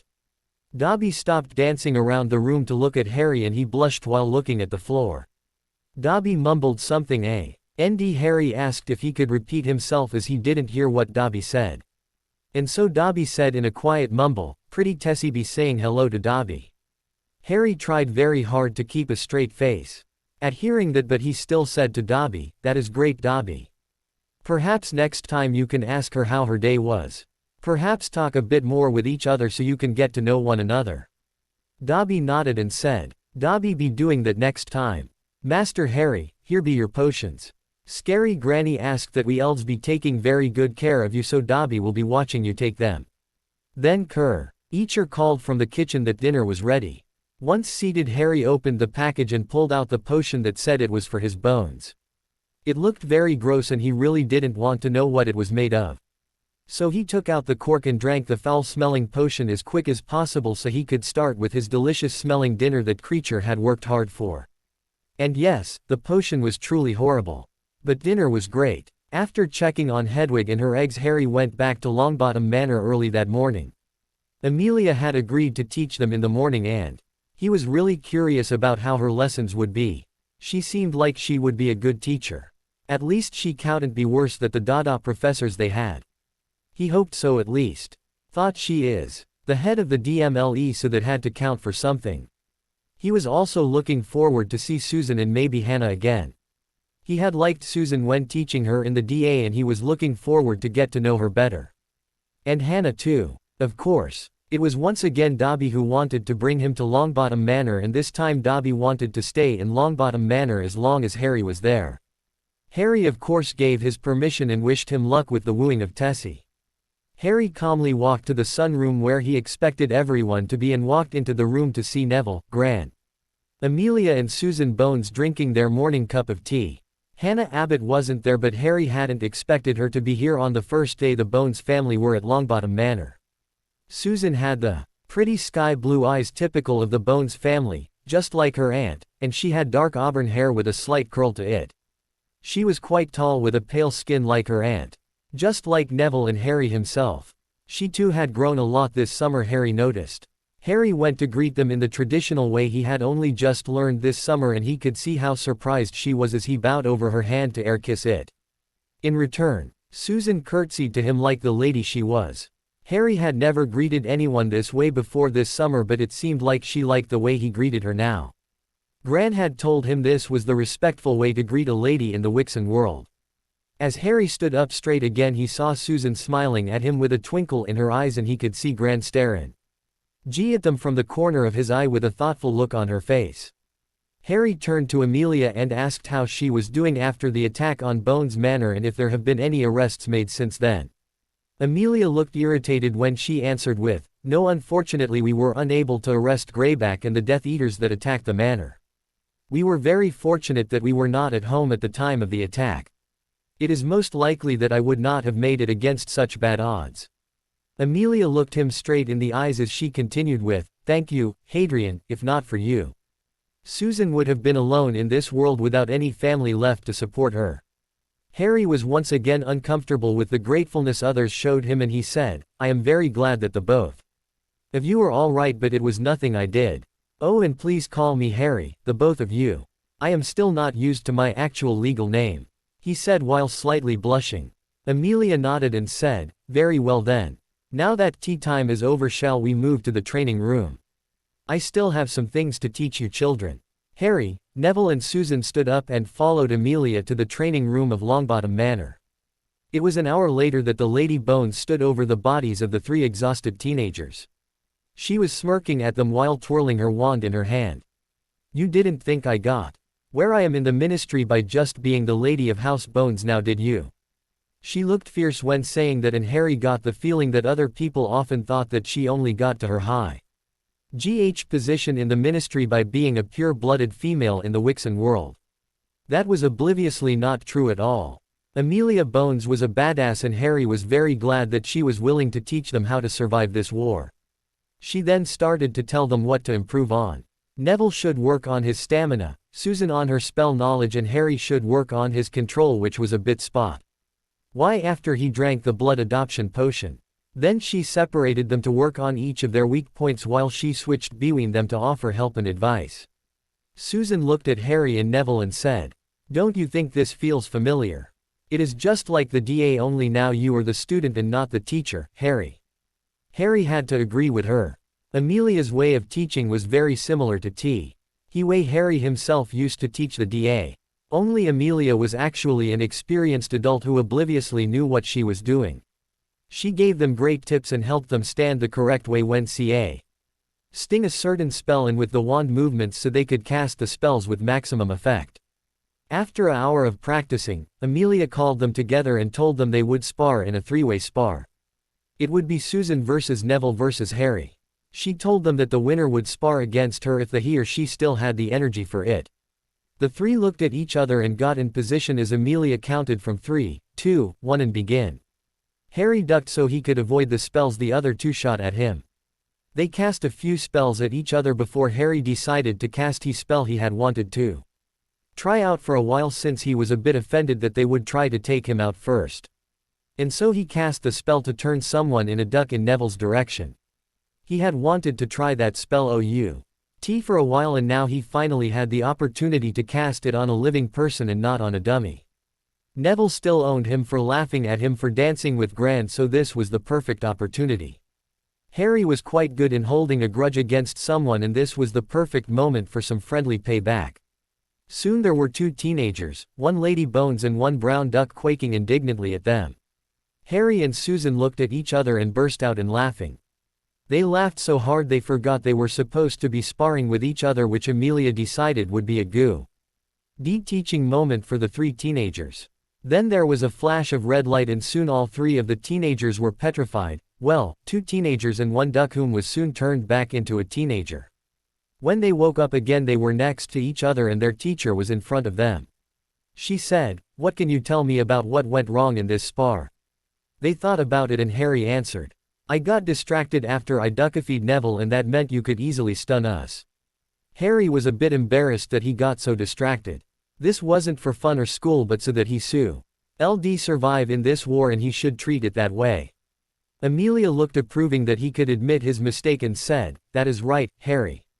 You can never assume that you are alone when battling an opponent. Be on your guard and you are less likely to be cursed in the back. That counts for all three of you." Susan, Harry and Neville nodded seriously. They would be more on their guard from now on. As the fake Moody kept saying, "Constant vigilance." Amelia continued with, "Now for what you did good, Harry, you ducked out of the way instead of casting a shield. That is a good thing you did, since it costs a lot less time and magic to duck instead of casting the spell for a shield. You also cast an unexpected spell which would be highly distracting on a battlefield. Good choice. As for you, Susan and Neville, good decision to work together to try and fell a stronger opponent. Unfortunately you guys didn't count for his ducking away from both of your spells and casting one back. Learn from this spar, guys, and I hope that tomorrow you will do better." It was almost time for lunch by now, and Amelia decided that Harry and her would spar tomorrow morning instead of now, since Harry had also lessons with Augusta after lunch. After a nice lunch, it was time for his lessons with Gran. First he got quizzed by her about she had told him the day before in their lessons, and when she was happy he remembered what she went on with the lesson of today. Today it was more about the magical families themselves. Gran told him about the characteristics of each family and how he could recognize a member of it. Like how the Potters always had messy hair, the Longbottoms hazel eyes, the Bones sky blue eyes, the Malfoys white blonde hair, and the Slytherins green eyes. Those things could only Born member of a magical family have and most of the time only the members of the main branch would inherited the trait. If two main members of two different families married, there would always be a child born with the characteristics of the family he or she was heir to. So since Harry was descended from three families, he would have one child with green eyes, one child with Potter hair and one child with the black silver blue eyes. But as he was born as a Potter from his father's side and a Slytherin from his mother's side, and so he had the messy Potter hair and the Slytherin green eyes. If he ever had 3 children. Harry knew he wanted at least 2 children so that they would have a sibling to play with, but he was only 16 and he hasn't even a girlfriend yet. And there was a Dark Lord after his life. He shouldn't forget about him. Gran also told him more about the history of the Potter and Black families. About how the Potter family started as a rich merchant family and a few important inventions made by a Potter, like the most recent Sleekeasy hair potion. Harry resolved to try harder with potions even if Snape was the professor. She also told him about the Potter tendency to fall in love only once in their life and to be very careful to whom he gave his heart to. She told him how his father courted his mother after she finally allowed him to. And she told him about the courtship between Sirius and Remus. Harry knew that Sirius and Remus had a past together, but actual courtship. With the way Remus quickly thought the worst of Sirius from what Harry had seen from the man interacting with Sirius. Harry really didn't understand the wolf. Perhaps it was time to do some research on werewolves. Maybe there was something he didn't know about them that could help him explain Remus' behavior. After Harry had recovered from that news, Gran continued with telling him about the Black family. The Black family had always been a noble one. There was even some royal blood in the Black family from marriages with Muggle royalty. Harry was surprised to hear about Blacks marrying Muggles even if it was royalty, but Gran explained that it was only in the last few generations that the Blacks' Muggle hatred was a thing. Before that, the Black family motto toujours pure meant being pure of magic and craft. Not the pure of blood that it was now. Harry knew immediately that he would take back the old meaning of toujours pure. A new generation of Blacks with a newish motto. After this very informative talk, it was time for dance lessons again. Harry was able to perform the basic steps now, but now he had to be able to dance the 5 different waltzes with Gran before the summer ended. Harry was glad to notice that he was getting quite good with the Viennese waltz, and even Gra N seemed to be enjoying herself at the end of the lesson. Harry knew that he had gotten more graceful after the blood adoption.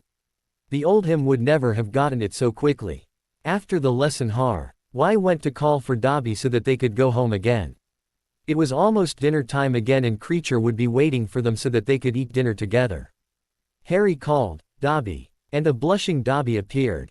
Harry was amused at the appearance of the elf and asked Dobby how his day went with trying to woo the pretty elf Tessie. "Hello Dobby, how was your day?"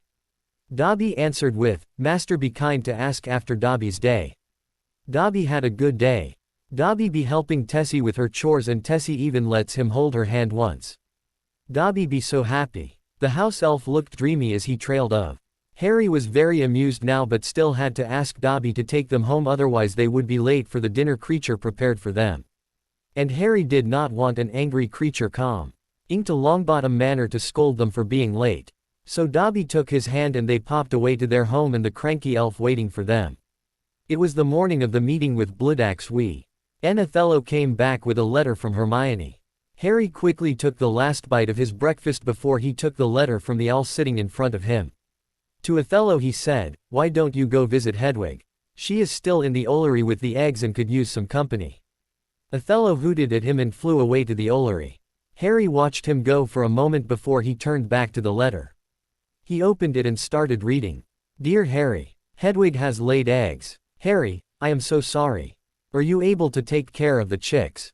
Do you need any help? Is Hedwig all right? Do you know how to take care of chicks? Write me back soon. Love, Hermione." Harry had to laugh at her letter and was resolved to answer her after the meeting with Bloodaxe. He hoped that she has a book about owl care Becca. He did not know how to care for owl chicks, and it was Hedwig her first nest too. This time it was Kreacher who would take him to Gringotts. The cranky elf didn't really like goblins, but he wanted to do something with his master that wasn't cleaning or cooking. And so Harry took Kreacher's hand and they popped to the meeting room in Gringotts where he had been the last time. This time it was on Lee Bloodaxe, who sat behind the big desk, and Harry could see that on the desk was the rune-covered box that they used to contain the locket. Bloodaxe stood up from behind the desk as Creature popped away again and greeted Harry with a "Welcome, Lord Black, to Gringotts. May your gold grow and may our enemies die regretting ever meeting us." Harry bowed his head slightly as Gran had taught him to do and said, "So mote it be." As an answer to the respectful blessing Bloodaxe had spoken. When Harry walked closer to Bloodaxe so he could take a seat, both he and the black account manager noticed how the rune-covered box was shaking on the desk. Harry had a nasty feeling as to what the shaking of the box meant, and even Bloodaxe looked a bit resigned. Harry asked just to be sure, "Does that mean what I think it means?" Bloodaxe looked a bit sorry for him as he nodded. "I fear that means that what we suspected is in fact the reality. You, Lord Black, are a Horcrux." Harry was not even shocked when he heard it confirmed. It was just his luck. Now he just hoped that there was a way to destroy the Horcrux without it needing to be his death. Harry took a deep breath and asked the most important question. "Is there anything the goblins of Gringotts can do to take the Horcrux safely out of me?" The account manager of the Black family nodded at his question, and Harry felt a bone-deep relief. He didn't want to die at only 16 years old. There was so much he wanted to do, and now it seemed like he would get to live past his 16 years. Bloodaxe explained, "We had our suspicions AF. We found the first Horcrux in the Black Town house that might have happened when Voldemort attacked your family that Halloween night. It seems like the Horcrux was unable to possess you as they are supposed to do. This might have something to do with the ritual your parents made to protect you against the self-styled Lord Voldemort, since the Horcrux is a part of the man the ritual was meant to protect you against." The goblin continued with, "And so we have searched for a ritual to get the Horcrux out of you without it needing to be your permanent death." Permanent death. That seems a bit of a strange thing to say. Does that mean Harry would only need to die a little bit? So he asked, "I would like to stay alive for a long while longer, but what do you mean with it not being my permanent death? Does that mean I will only be a little dead?" He was only a tiny bit worried, but he trusted the goblins. They were very honest with him, and he really liked that. Bloodaxe hooked his fingers under his chin and he said, "I shall explain the ritual to you since it is important to get it out of you as soon as possible. After you agree, we will take you to our ritual room deep in Gringotts. There you will drink the draught of the living death so that the Horcrux will think you are death in search of another host to possess." Bloodaxe took a moment to breath before he continued. "Since you will be in a closed ritual circle, it will be impossible for the Horcrux to escape. We will then trap the Horcrux in a small object which we will destroy. Then you will get a dose of Wiggenweld potion to wake you up again and be checked over by one of our healers." Harry took a moment to process all this information before he said, "Very well, let's do it." It was not like there was any other option. He had to die so that Voldemort would be a step closer to being mortal again. And since it wouldn't be a permanent death, he would gladly do it. Bloodaxe looked satisfied and sent a notice to alert the others to make the ritual room ready for the Horcrux extraction. Then he stood up and motioned Harry to follow him. They walked a while through some parts of Gringotts Harry had never seen before, and some time later they stopped in front of a big door made of what looked like marble. Bloodaxe looked at Harry and said, "This is where I leave you. After you entered, you need to undress and put on the robe that we put there for you. After that, you need enter the ritual room and to lay on the big table in the middle of the room and wait for the healer to arrive with the potion." Harry nodded that he understood and said to the goblin, "Thank you, Bloodaxe, for all your help. I can't imagine what would have happened if we never found out about the Horcrux in my head." Bloodaxe looked a bit grumpy at being thanked but still said, "No need to thank me, Lord Black. After all, you are still a child, and even goblins will help a child in need. And since you are one of our best clients and we wouldn't want to lose your money, so there really are no thanks necessary." The last thing felt more like a thing the goblin said is not to lose the tough reputation of goblins. Harry found it kind of funny that the tough warrior race had a weak spot for children in need. He wasn't used to people helping him, but he could really get used to it. There were quite a few capable adults helping him lately. It was nice. Harry said goodbye to Bloodaxe and walked through the door. Inside was a small changing room with a white cotton robe hanging from one of the hooks on the wall. Harry quickly changed into the robe and neatly folded up his fancy clothes. The robe was kinda cold and Harry hoped that it would be over soon so that he could change back into his actual clothes. The robe felt uncomfortably naked since he wasn't allowed to wear any clothes underneath the robe. He walked through another door and there was the ritual room. It was completely made of stone with in the middle a stone table. Around the table was a wide circle carved in the ground with runes running around it. Harry recognized a few of the runes that meant strength, health, power, success, mind and body. There were a few other that he didn't recognize, but Harry would look up those later. He went to sit down on the surprisingly comfortable table and waited for the healer to arrive. Soon the door opened and 7 goblins walked in. They too were wearing a robe and they went to stand around the circle.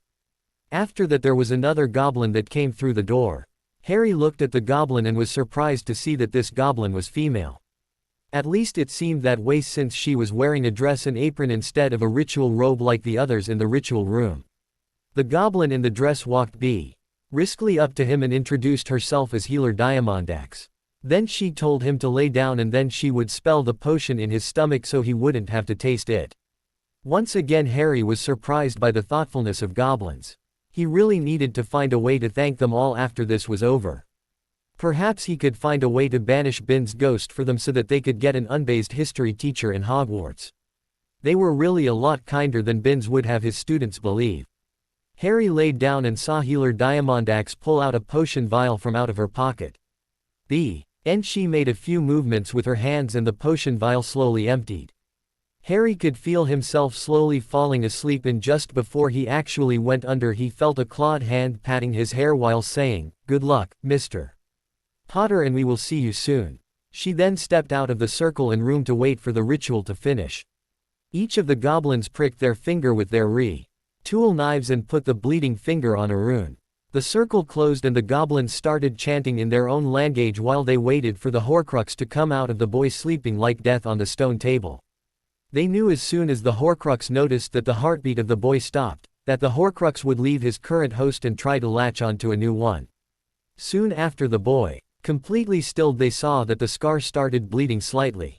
The skin on his forehead started moving and suddenly as the skin burst open there was a black sludge coming out along with the blood. There sounded a screech and the Horcrux burst out from the boy's forehead.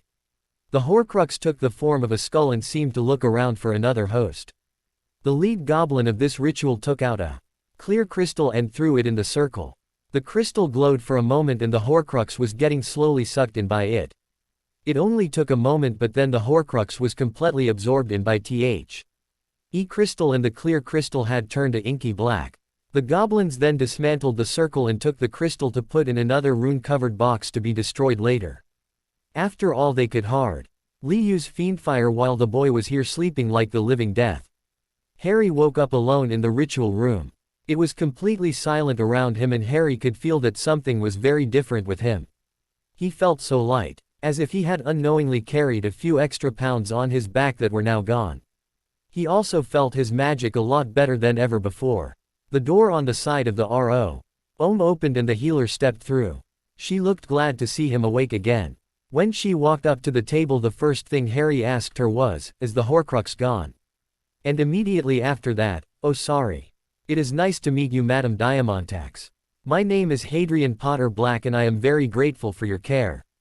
With a blush because Gran would have made him do the most difficult dances he could think of if she heard about this slight mishap in manners. The female goblin laughed slightly at his words and answered him, "Lord Black, I am very glad to inform you that the Horcrux is gone and destroyed. Since the Horcrux is now gone, I ask you to take it very easy today so that your magic can get used to it. So no casting any magic today, young man." Harry wondered why all the healers he knew like Madame Pomfrey, Andromeda Tonks and Healer Diamondax all acted the same. Like he was a child they really wanted to cuddle and surround in bubble wrap. Still, she was his healer and had been very kind to him, so he said, "I understand, Healer Diamondax." Like the mature young man he was, she cleared him for leaving and Harry went quickly to the changing room to get dressed in his own clothes. Then he was escorted back to the meeting room by another goblin where Bloodaxe was waiting behind his desk. "I was very glad to hear that the ritual succeeded in extracting the Horcrux from you," the goblin said as he looked at Harry's forehead. Harry nodded and said, "Yes, it went very well. The ritual was quick and healer Diamondax was very kind to me. Bloodaxe looked proud as he said, "Ah yes, you met my daughter. Such a good healer isn't she? She does very well in her chosen craft." Harry nodded and agreed quickly with the proud father. Then they talked a bit more about the rest of the Horcruxes. Now there were 4 destroyed and another 3 not. The goblins were pretty sure that one of them was the snake Nagini that Voldemort kept close to him. That one would be difficult to destroy, but the goblins would leave that one for last. They didn't want to alert Voldemort to them destroying the Horcruxes. The other was somewhere they didn't know just yet since it seemed to have been moved recently. The last one was in an unknown location in Hogwarts and Bloodaxe would ask Professor Flitwick for help with that one. He also asked Harry if he knew any places where someone could hide a Horcrux. So Harry told him of the Chamber of Secrets and the Room of Requirement. Bloodaxe was shocked to hear about the size of the basilisk Harry killed in self-defense and told him that in exchange for a liter of the venom they would render the snake in parts for him and sell everything he didn't want. Bloodaxe told him that as he estimated the size correctly that Harry could expect to receive around 800,000 galleons for such a rare creature. Harry was shocked but agreed to the deal. Harry then asked the Black Account Manager to start the process for disowning Bellatrix Lestrange. Goblins would take care of the paperwork, but before that was done Harry had to disown Bellatrix magically as to make it permanent and not just legal. Which he did on the spot since he didn't want her anywhere close to him. Harry stood up from the desk and took out his wand so he could chant, "Ego autem dominus dederit ter nigrum domus hec mulier nomini domini sustenter ad flixus te ut proximum san. Guinis sui Bellatrix Lestrange ne nigrum propter scelus. Sit nigresser facium quae numquam iterum animabis nostris." Since that the last thing Harry wanted to talk about and there was nothing left Bloodaxe wanted to speak to him about, it was time to conclude the meeting. Harry called for Dobby to pick him up so that they could get to Longbottom Manor. Harry wasn't allowed to do any magic today, but he could still do his lessons with Grant. Tomorrow he could continue with the combat lessons with Amelia, Susan and Neville. Dobby appeared and together they popped away to Longbottom Manor. It was a week after the meeting with Gringotts and he felt so much better since the Horcrux was gone. Harry woke up with a start because the wards were alerting him about a disturbance in the Ollery. The owl chicks were hatching. Harry shot upright and ran to the Ollery in his PJs and an impressive case of bed hair. When he came to the Ollery he saw Hedwig standing on the edge of her nest looking intently down at her eggs. Harry came closer to the nest and he could see a tiny hole in one of the egg. A tiny beak started pecking at the eggshell from the inside out and Hedwig bowed over the egg so she could help free the chick from the egg. It was about an hour or so later that all 3 of the chicks were free of their eggs. Hedwig looked very proud of her chicks and Harry could honestly say he had never seen something so ugly as a newborn baby bird. Not that he would ever tell Hedwig that. The proud mother would gleefully kill him. After making sure that the mother and chicks were healthy he went to cast a warming charm and left the new mother to her newly hatched chicks. It was still early in the morning but today was the day that Harry would meet with Tonks for lunch at Longbottom Manor. Andromeda had her talk with her daughter and Tonks had sworn a vow to never communicate in any way about what would happen today, and if she agreed with what he had to say, she would promise her loyalty to him as her head of House Black. She also promised her mother that she would stop being a member after the order after the meeting if they both agreed that it was the best course of action. Harry thought that maybe Tonks had her own doubts about what the order was doing. Harry and Andromeda had sent a few letters to each other in the lost week so that they could get to know each other better and so that Harry could ask some questions about his health. Harry really liked his new aunt and he was planning to ask her to move in with him. He wanted some company in the Black Town house and it was a lot safer here than where his aunt lived now. After all, her deranged sister was still free. And he felt a bit lonely in the Big Black Manor. This way, if they agreed, he could also get to know Ted Tonks. He had learned from Andromeda that he was a lawyer. Harry had the feeling that he could use a good lawyer in his life. By the time it was finally time to call for Dobby to bring him to Longbottom Manor, he had finished reading the Animagus book, trained a bit in the training room and read some more in the Potter family grimoire. It was in that grimoire that he found out that the Potter family manor still existed. Harry had thought that all Potter family houses were destroyed, sold or made in a memorial. But the book says that it is in an unplottable location somewhere in Scotland. Harry immediately knew that he would have go there as soon as possible. The ancestral Potter Manor would have been the house where his father grew up in and all the Potters before him. The only thing he would have to do is call the Potter family elf and ask her to bring him home. Her name was Effie, he had read, and Harry would call for her as soon as possible, but now he really needed to go to Longbottom Manor. Gran would not be happy if he was late to the meeting. Harry was the first one to arrive of the guests, and after greeting Gran and Neville he went to sit down at the dining table.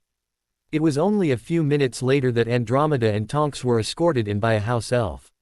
Harry, Neville and Gran stood up to greet the new guests, and after Tonks said, "Watch her, Harry. You do no tea. Had you have the whole order searching for you." Tonks was looking as she usually did with her pink hair and punk clothes. Although her happiness did seem a bit more forced than what he was used to from her, and she looked a bit pale. Even her pink hair was less bright than when he saw her last summer. Harry answered with, "You do realize that the order has no legal right to make me stay at my magic-hating muggle relative's house." He was still a bit angry about that, and he was a bit glad to see that his answer shocked Tonks into silence. It seemed that she never thought about what she did for the order in a legal sense. He really hoped she would think things through a bit more often after he told her his life story. Especially since her boss, Amelia Bones, would not be happy with Tonks' membership of the order. And Harry did tell her his life story. He told her about the Dursleys and his years at Hogwarts. He told her about what the goblins discovered and about the prophecy. He also told her about what he thought about the order and what he overheard Dumbledore and Remus talking about when they tried to enter number 12, Grimmauld Place. Through his story, Tonks turned paler and pale. And she looked angry when she heard about what Remus and Dumbledore talked about on his front porch. When Harry was done with talking, Tonks stood up and raised her wand and said, "I, Nymphadora Libra Tonks, swear on my magic to my Lord Black to keep your secrets and always help you to the best of my ability. This is my vow, so mote it be."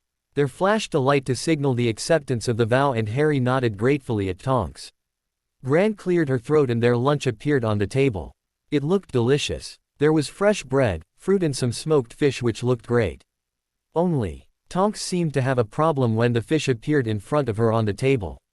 She went from pale to a sickly green and quickly ran out of the room with a hand in front of her mouth. Harry and Neville looked at each other, confused. But Andromeda looked worried at first and then steadily more like she had a realization she didn't like. Since it seemed that Tonks would be a while the others started eating the delicious meal that the elves prepared for them. It was a half-hour later that Tonks came back in the room looking pale and shaky. She took one look at her mother and burst out in tears. It was when her mother was comforting her that the whole story came out. Apparently Tonks had been seeing Remus for a while. At first he wanted nothing to do with her, but after Sirius died he dead comforting, and Tonks wanted to be there for him because she cared for him. One thing led to another and they slept together. They kept seeing each other for a few days, but then came the night when Remus didn't show up. Tonks went looking for him after a few days with no contact because she was worried, and when she found him she confronted him.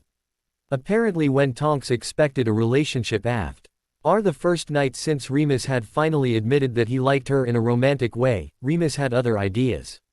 For him she was a distraction after Sirius his death, and it could be nothing more because he was a werewolf. Tonks was heartbroken that she misunderstood so much about the days they had together and that Remus could do this to her when she had at least thought that they were friends, so she quickly left. It was some weeks later that Tonks discovered that she was pregnant. She wanted to tell Remus since he was the father, and she felt like he should know about it even if he wanted nothing to do with her anymore. Only she couldn't find him since he kept avoiding her like the coward she started to see him as. She only got a hold of him this morning when she had to corner him to tell him she was pregnant. At this point of the story she started to angrily cry again when she told them that at first Remus refused to believe the baby was his since apparently werewolves didn't get to have children. Harry was really angry with the way Remus, his self-destructive tendencies and low self-esteem hurt the people around him. The worst part of it was that the wolf didn't even seem to realize he was doing it. When she had finally convinced him that the baby was in fact his, he seemed to only want to run away from her again and talk to Dumbledore about the baby. This seemed like a very strange GE reaction to Tonks, and she started to realize that she didn't know Remus at all. He wasn't the loyal, compassionate, wise and strong man she had thought he was. Or at least he wasn't acting like it lately. She had promised her mother to keep away from Dumbledore, so she refused to go and talk to him about her baby. This made Remus angry and a bit confused since he didn't understand why she wouldn't go with him to see Dumbledore, and seeing this, the young Auror apparated away before he could try and make the situation worse than it already was. When she stopped talking, it was silent for a while. Harry was so angry at Remus. How could he get a 22-year-old pregnant and then walk away from her? Remus was more than a decade older than her. More even. Harry could imagine being shocked after hearing that kind of news, but to treat someone that way. Accusing her of sleeping around. Tonks was family now to Harry, and he would protect her as family. Andromeda looked increasingly angry at Remus, and even Augusta, who didn't even know Tonks, looked ready to start cursing the wolf. Harry decided that it was time to stop acting like the 16-year-old boy he is and start acting like the lord of her house that he was. And so he asked gently, "Tonks, know that you have my support either way, but do you want this baby?" Tonks looked shocked at that question but immediately answered with a sure sounding, "Of course I will keep my baby." Harry nodded, but Andromeda looked a bit worried when she said, "Are you sure, Nymphadora? It is a very big responsibility to raise a baby, and you are only 22 years old. You only just got to be an Auror. Are you really sure?" her mother asked twice. Tonks looked a bit offended at her mother questioning her choice, but she also understood her worries. She had the same ones after all. Tonks looked at her mother and said, "I know that I'm young and that I'm alone. I will not be able to count on Remus, I know that now. But I want this baby, Mom. Will you help me?" Andromeda looked emotional at her daughter's words, and Harry started to feel a bit awkward at witnessing this emotional moment between mother and daughter. Andromeda told her daughter that she would always support her, and Harry suddenly had an idea. He had been planning to ask Andromeda to move into Black Manor with him, but perhaps he could also ask Tonks. It was a very big manor, and since no one knew that someone was living there, it should be safe for them all. And so Harry asked the mother and daughter duo, "Tonks. Andromeda, I was planning to ask you something after this meeting. But it seems that it might help you now. So, would you like to move into Black Manor with me? And your husband will be welcome too, of course." Harry continued when both women looked unsure, "I know that we don't really know each other, but we are family now. But the fact remains is that you, Tonks, need a safe place to live. I am also concerned that Death Eaters will come after you guys. My house is the safest place for you, I think. But it is your decision." Tonks looked like she agreed, and she said, "I think you're right. Can you imagine what Bellatrix would do if she finds out I'm carrying a werewolf's baby?" Andromeda nodded and looked at Harry and said, "Yes, the both of you are right. But I will need to discuss it first with my husband. It is not a discussion made lightly and without his consent." His aunt continued with, "Is that all right, Harry? I will send a message to Longbottom tomorrow with our decision." Harry nodded in agreement. He understood that it was not a choice she could make alone. He hoped that Ted would agree to move to Black Manor. Tonks had decided that she would move in immediately. So Harry called for Dobby and Creature to tell them the news. Both ELVs were ecstatic to have more people in the manor, and they went to Tonks' her place to get all her stuff packed up to take back with them. Tonks would go home with Harry after his lesson with Gran was done. Andromeda would go home after she did a check-up on Harry, and after she would do a check on Tonks. Harry was curious as the potions had already helped with strengthening his bones and adding some weight. He was also curious what the scan would say about his scar now that the Horcrux was gone. Tonks said she would take a walk around the grounds of Longbottom Manor to clear her head, so she left to give her mother and Harry some privacy. Augusta and Neville went to find Amelia for the same reason. Andromeda performed the spell to check his health, and she seemed approving of what she could see. "All right, Harry. Your bones and weight are slowly improving, and it seems that the dark magic in your scar is gone. I suppose that the goblins helped you with that?" Andromeda asked with a raised eyebrow. Harry nodded and explained what he and the goblins discovered about his scar and how they got rid of it. Andromeda looked sick at what he told her, but when he told her that they got it out, she looked very relieved. She told him to keep taking the potions and that she would do another check in a week. Then she left to find her daughter with the promise to contact him with their decision tomorrow. Meanwhile, Harry went to find Amelia for their combat lesson. He found Amelia, Susan and Neville already in the training room. His friends were shooting spells at a dummy while Amelia watched and sometimes corrected them. Amelia looked up when Harry walked in and mentioned for him to take the other dummy to practice his spells. Only when Harry joined the others in shooting spells at the dummies. The dummies suddenly started moving and multiplying. He looked over at Amelia and saw that she was standing by a panel just like the one in the Black Manor training room. So that was what the runes did. Harry, Neville and Susan had to work together and be very fast so that they could keep up with the dummies and take them down. It felt very strange to battle with faceless humanoid objects, but needs must. The dummies kept coming at them and one by one the teenagers stopped casting because of exhaustion. Only Harry could keep going after the others had to stop. Still, Susan, Neville and he had been a good team. They guarded each other's backs and helped each other with the dummies for as long as they could. Amelia stopped the dummies when Harry started slowing down. She gave each of T.H.M. a glass of water and started the usual post-training talk. She looked proud at the improvements they have made in only a week but still asked them what they did wrong as she did after every combat lesson. This time it was Susan who answered her aunt and Amelia looked proud at her niece's conclusion. They still lacked the spell knowledge of a fully trained adult witch but they still did very well for their age. Especially Harry. They also needed to work on their stamina so Amelia advised them to start running laps.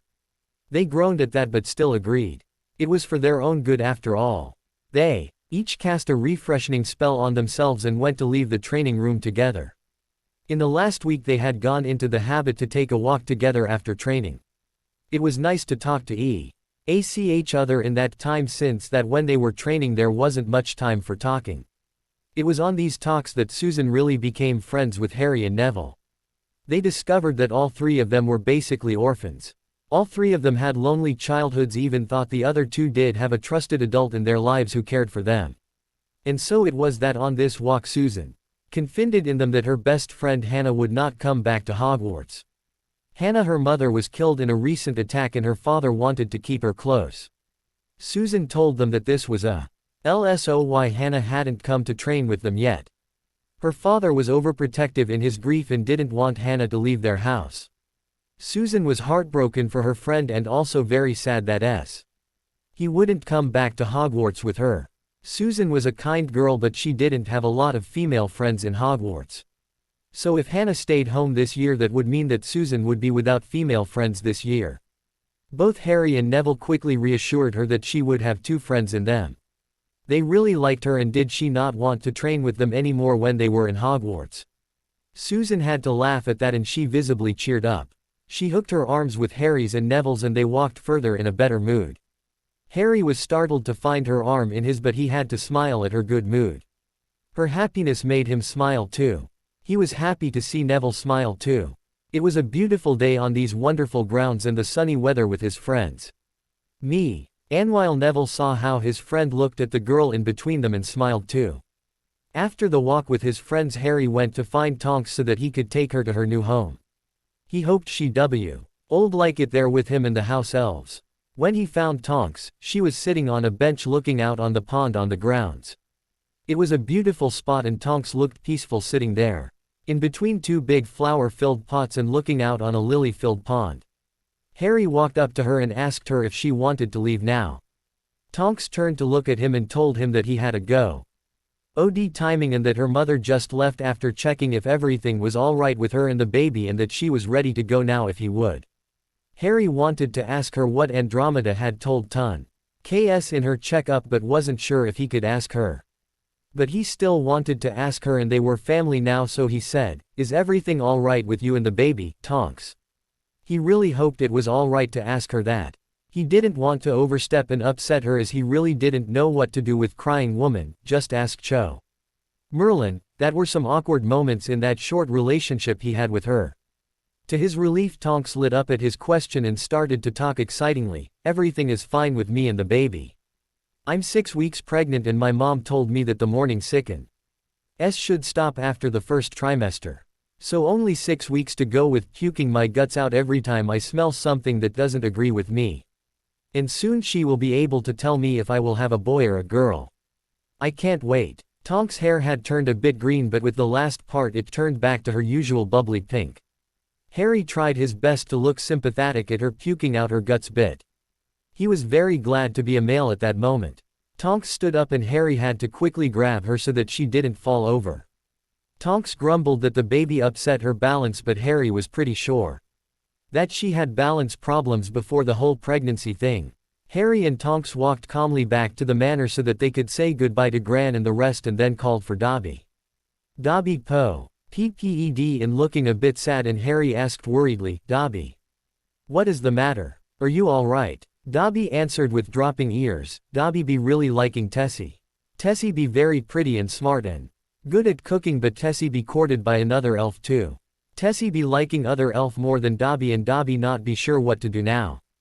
Harry must have looked a bit confused as Tonks explained to RRY that female elves got courted by multiple male elves and that the female could choose her mate out of them. Dobby nodded along with Tonks' explanation and said, Missy Tonks be right.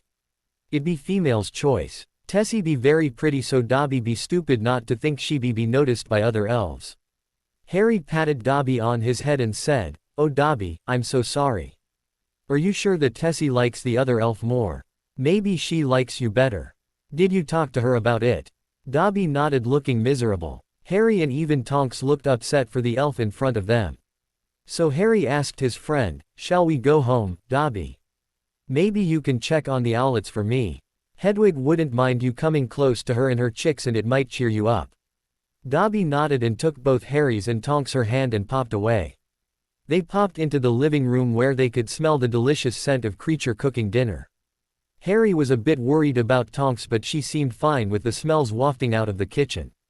He asked Dobby to take Tonks to her new room so she could take a nap like she wanted to do before dinner was ready. Tonks' new room was on the second floor where the guest rooms were. If Andromeda and her husband agreed to move to number 12, Grimmauld Place, then they would stay on the same floor as their daughter. It was an hour later that Tonks came stumbling back in the living room looking a bit more rested than before. Since Tonks had been a bit stressed lately, her mother had advised her to take a lot of relaxing naps. Tonks needed to be as relaxed as possible while carrying the baby. Harry had been making the animal revealing potion that he would need in just a bit more than a week.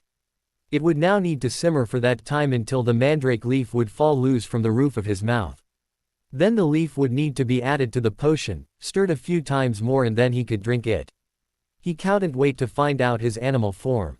He hoped he was Sommet. Hing cool like a bird, of perhaps a stag like his father. Or maybe a dog like Sirius. And he loved that he would get to do it together with Neville. Harry was thinking about giving Susan and Hermione a leaf too. And maybe Fred and George. Neville would start brewing his own potion in a few days since he was a bit later with putting the mandrake leaf in his mouth. Was it bad of Harry to hope that Neville's form would be a duck? Alright, he didn't really want that, but could you imagine the look on Neville's face? It would be brilliant. Since Tonks was now awake and dinner was ready to be eaten, Tonks, Harry, Dobby and Creature went to sit down at the dining table. It was after dinner that Tonks and Harry were still sitting in the dining room while drinking some tea.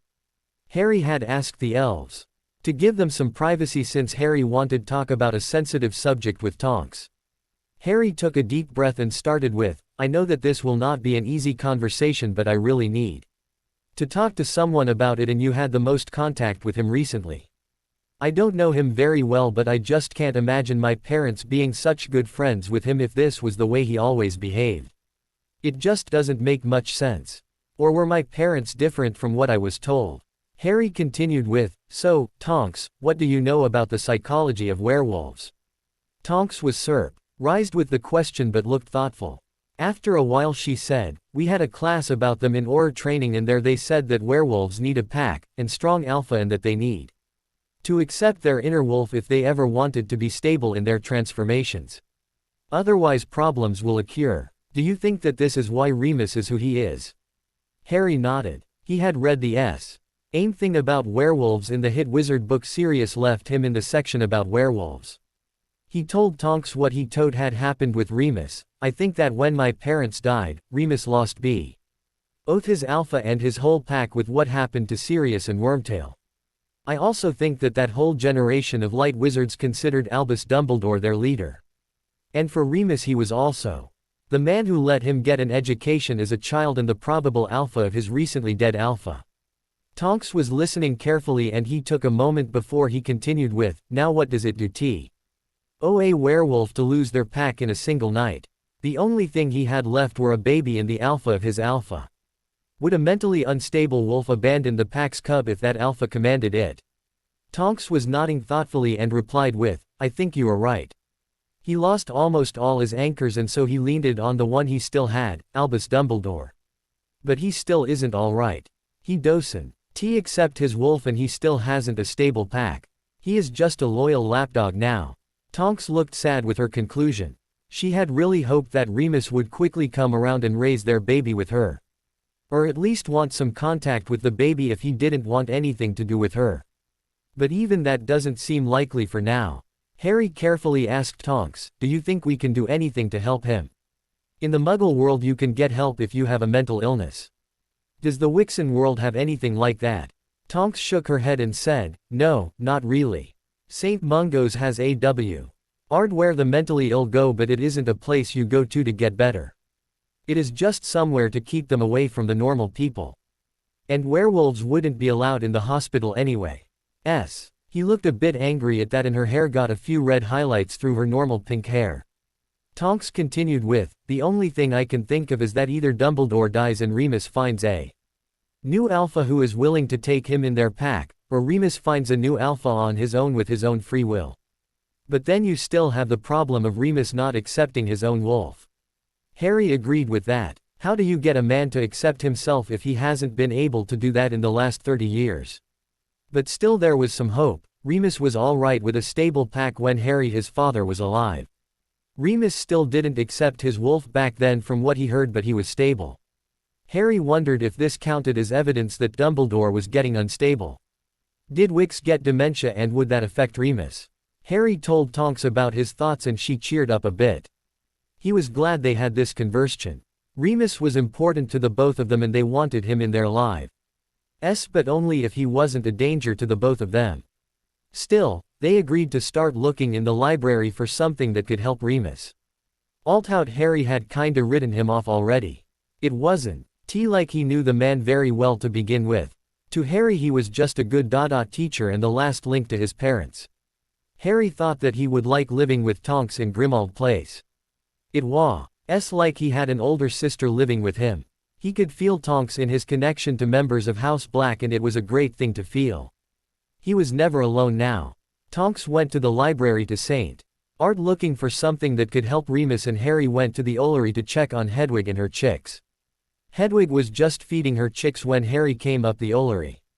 It was not a pretty GHT but he was glad that Hedwig seemed a very good mother. Especially since this was her first nest. After Hedwig was done feeding her chicks, Harry came closer to the nest. She hooted at him and flew over to land on his shoulder. She rubbed her head against his cheek and Harry scratched her head.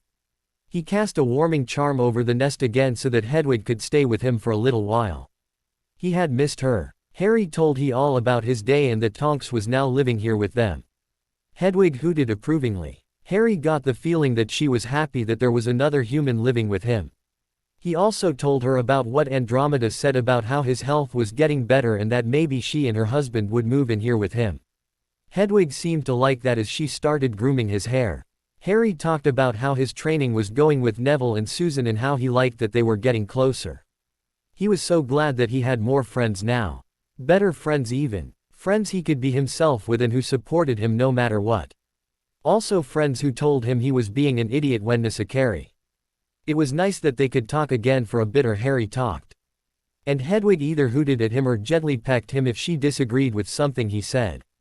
Harry hoped that the chicks would grow soon so that they and Hedwig could be around the house with him. Now it was time for Hedwig to go back to her chicks and Harry needed to get some sleep.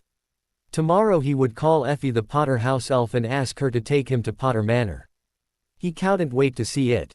Harry woke up with the feeling that someone in the manor was throwing up their guts. Since there was only one pregnant lady in this house he assumed it was Tonks. This was not a nice feeling Harry to wake up to, and he really hoped that he could tone down the connection with the members of House Black a bit so that he wouldn't have to feel this every time it happened. The ring on his finger glowed for a moment, and suddenly he couldn't feel what Tonks was doing anymore. Harry really loved magic. Today would be the day that he would get an answer from Andromeda about if she and her husband would move in with him. He would also call for Effie today and hopefully go to Potter Manor. The house his father had grown up in and his father's father before him. But first he needed to get dressed and eat some breakfast. He hoped Tonks would want to eat something. It couldn't be good for a baby if the mother didn't eat enough. But he was sure that Creature would take good care of Tonks and her baby. The house elf was very glad to take care of the pregnant witch. When he got downstairs after dressing in another suit and robe from the Black Lord before him, he saw he was the last one to arrive.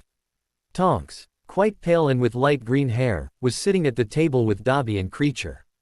Harry was glad to see that Dobby looked a bit less sad than yesterday. Sad house elves were the worst thing. They just looked so pitiful with their big sad eyes and dropping ears. Breakfast was lovely. Al thought Tonks didn't seem to be a morning person. She mostly grunted at Harry when he said good morning to everyone or when he asked her to pass the toast. It was only when breakfast was ending that Tonks started to become more like herself. They talked about what they would do today, and this was Tonks told Harry that she was thinking about resigning as an Auror. This shocked Harry, but when she told him her reasons he understood. She was a young single female who was pregnant. It was also a dangerous time to be an Auror and she didn't want to risk her baby. Then there was the problem of her living with Harry. No one could know where she lived, and that would be difficult when she works as an Auror. But Harry had an idea, so he said, "You remember I told you about Amelia Bones, right? Why don't you go to her? She knows everything and she is the head of the DMLE, so she could help you out, I would think." He did not want her to give up on her career when it was not truly necessary. Tonks lived up hearing that. She didn't want to stop working as an Auror. She worked hard for her position, and she didn't want to be completely dependent on Harry. House Black may be rich, but Tonks was an adult woman who didn't want to take advantage of her lord, who was a 16-year-old kid. So Tonks would go with him to Longbottom Manor so she could have a conversation with Amelia. He hoped they could work something out together. Harry would go and call for Effie as soon as he was done with breakfast. Thus it was a little while later when Harry was standing in the living room. Tonks was back in the library researching werewolves, and Dobby and Creature were busy somewhere in the house, so Harry would call for the Potter elf. "Now, Effie." He called. There sounded a pop and a little elf was standing in front of him. She was tiny and looked to be a bit younger than Dobby's age. She was wearing a tiny uniform with the Potter crest on it, which was made out of a griffin and a sword. She had clear forest green eyes that looked to be tearing up as she looked at him. She said, "Master Potter. You be Master Hadrian." Effie be so happy to be finally called. Harry smiled at her and replied, "Yes, Effie, I am Hadrian James Potter Black. I read about you in the Potter Grimoire. It said that you are the Potter elf and that you could take me to Potter Manor." Effie's eyes grew wide when she heard what he said, and she started bouncing on her toes. She looked very happy when she said, "Little Master Harry has returned. Effie be very happy to see yous again. Does Master Harry want to go to Manor now?" Harry nodded, but first he wanted to ask the female elf if she wanted to bond with him as his elf. Why looked happy when he asked her that, and she said, "Master be good master to ask Effie. What be Master's terms?" Harry told her what he told his other elves. "My terms are that you are honest and loyal to me and my bloodline. I ask that you take good care of yourself and that you will never punish yourself. If you have done something you think is wrong, you can come and talk to me about it." He continued with, "If you want I can pay you and give you time of. I have another elf, Dobby, who get 1 day every 2 weeks of and gets paid 2 sickles a week. My other elf, Creature, is more traditional and just wants the bond. It is your choice, Effie. What do you want?" Effie be grateful for Master's offer, but Effie being fine with just bond. Effie thinks Master be very kind, so Effie be accepting terms. And Effie, like the 2 elves before her, darted forward to grab Harry's hand. He felt the sting of the bond and saw the glow of the bond being accepted by both elf and Wicks. Harry was happy and asked his new companion if she wanted to meet the other 2 elves. Effie nodded shyly and Harry called for Dobby and Creature. Creature popped in first and Dobby came second. Harry introduced Creature first to Effie. Creature. This is my new bonded elf Effie. She is a Potter elf and will be managing Potter Manor for me. Creature made a slight bow to the younger female elf and said, Creature be honored to meet Effie. Welcome to new family. Effie looked a bit shy with meeting the two new elves and Harry wondered if maybe she had been alone all this time. He hoped not. That would mean that she had been alone since his parents died. Effie be glad to meet Creature. Creature be having beautiful home and kind master. Effie said with a slight bow back to the old elf. Harry wondered if this was a traditee. Onal greeting between elves and he wondered why Creature hadn't done it when Harry bonded with Dobby. Perhaps because Dobby became his bonded elf first. Harry continued with, Dobby, this is Effie, I.H. Hope you will make her feel welcome in our family. He looked at Dobby to see his reaction and was amused to see Dobby staring with wide eyes at Effie. He was even more amused to see Effie's shy looks back at Dobby. It seemed that Dobby had already forgotten Tessie and her choice to bond with another elf. The two elves bowed to each other and Dobby said, Dobby be very glad to be meeting Effie. Be welcome to new family. Effie replied with, Effie be very glad for kind welcome and new family. Master be wanting to go now. Effie said while looking at Harry. He nodded and she took his hand so that they could pop away to Potter Manor. Harry appeared together with Effie on the front porch of a beautiful manor made of a dark red stone. He could feel the wards testing him as he walked to the door and put his hand on the doorknob. As he had before with number 12, Grimmauld Place, he said, I, Hadrian James Potter Black, son of Potter, Lord of Black and Lord of Slytherin demand entrance to this manor as the last of the Potters. It still felt a bit ridiculous to talk to a door but he was starting to get used to it with all the lessons on Wixen culture from Gran. He felt the wards accepting him the same moment he heard the door click open. Effie clapped her hands excitingly and asked him to follow her to the ward stone of the manor. While they walked through the manor, Harry couldn't stop looking around. This was so different than the Black Manor. From inside and outside this was so much more beautiful and so much more like a home he would want to live in. Effie told him there were 12 bedrooms, 10 bathrooms, a ballroom, a training room and 2 dining and sitting rooms. And that was just inside the manor. Then there were the gardens which were beautiful and a big pond in which he could easily swim. Unlike the Black Manor where the colors were mainly black, green, gray and white, this house had the more warm colors like white, brown, cream, red, green and blue. It felt like a home he would want to raise a family in. Effie led him to a cubby in the beautiful sitting room. The room had very big windows where sunlight was streaming through. The floor was made from a light-colored wood. The same as the rest of the house from what he had seen. The walls were a light cream color with some gold and green accents. It looked welcoming. Effie led him to a corner in the back of the RO. Where he had to put his hand on the wall. Harry felt a click and a cubby opened. In the cubby lay the ward stone of Potter Manor. It was a beautiful blue-green stone with veins of gold running through it. Harry pricked his finger and put it on the stone so that the stone would connect to him and his bloodline. Then he said like with the ward stone of the Black Manor, Adiro me et familia lapis. Et sanguinum meum, et circumdabis tibi magicae lapis isti mihi.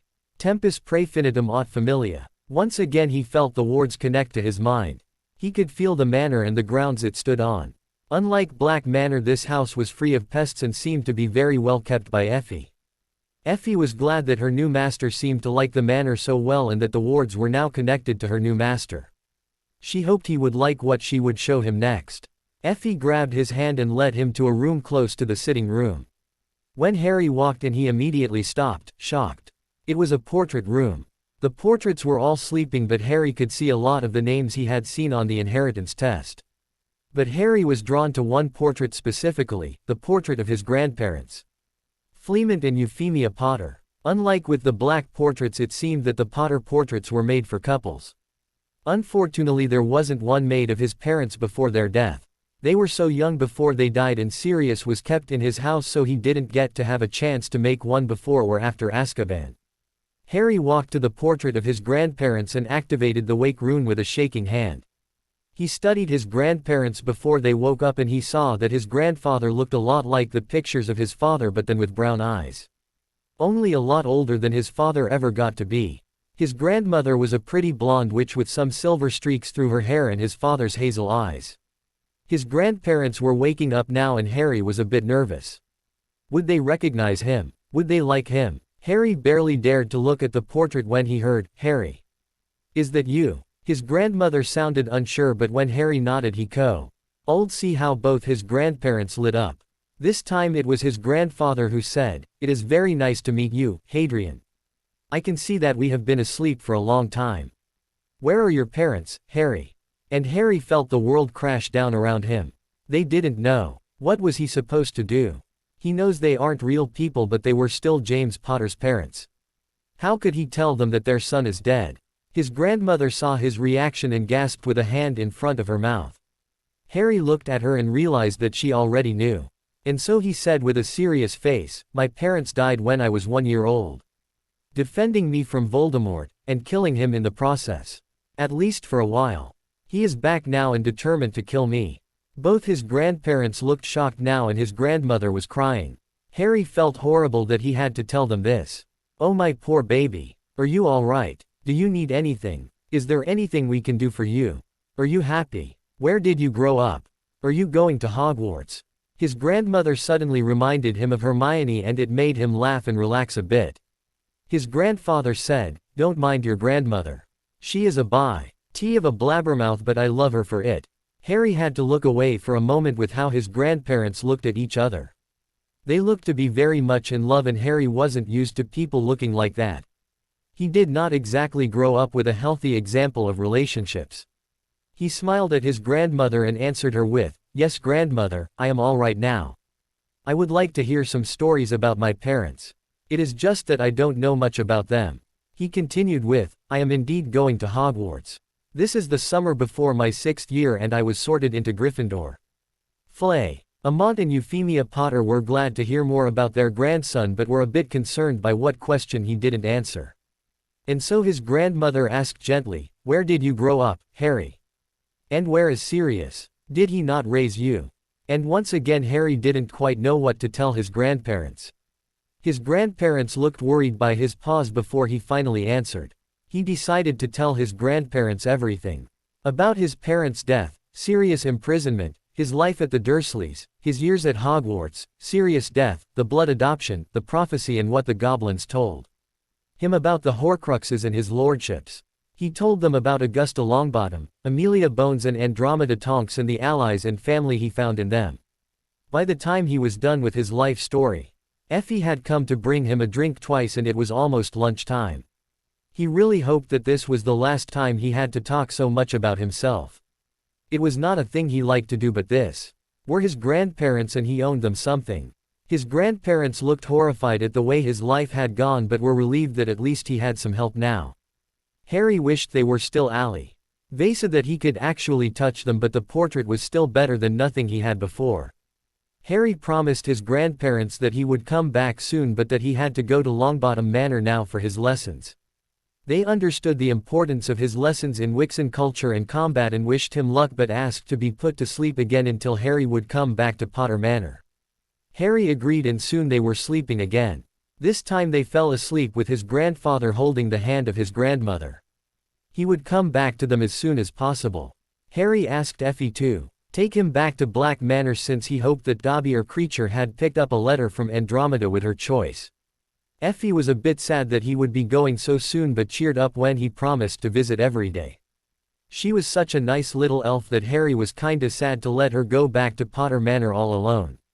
Honestly, after seeing the Potter Manor Harry really wanted to live there. It was so much more his kind of place than Black Manor could ever be. Hopefully, Creature wouldn't be too mad since Tonks was living there and maybe Andromeda and Ted too. Potter Manor just felt like it was made for Harry to live there.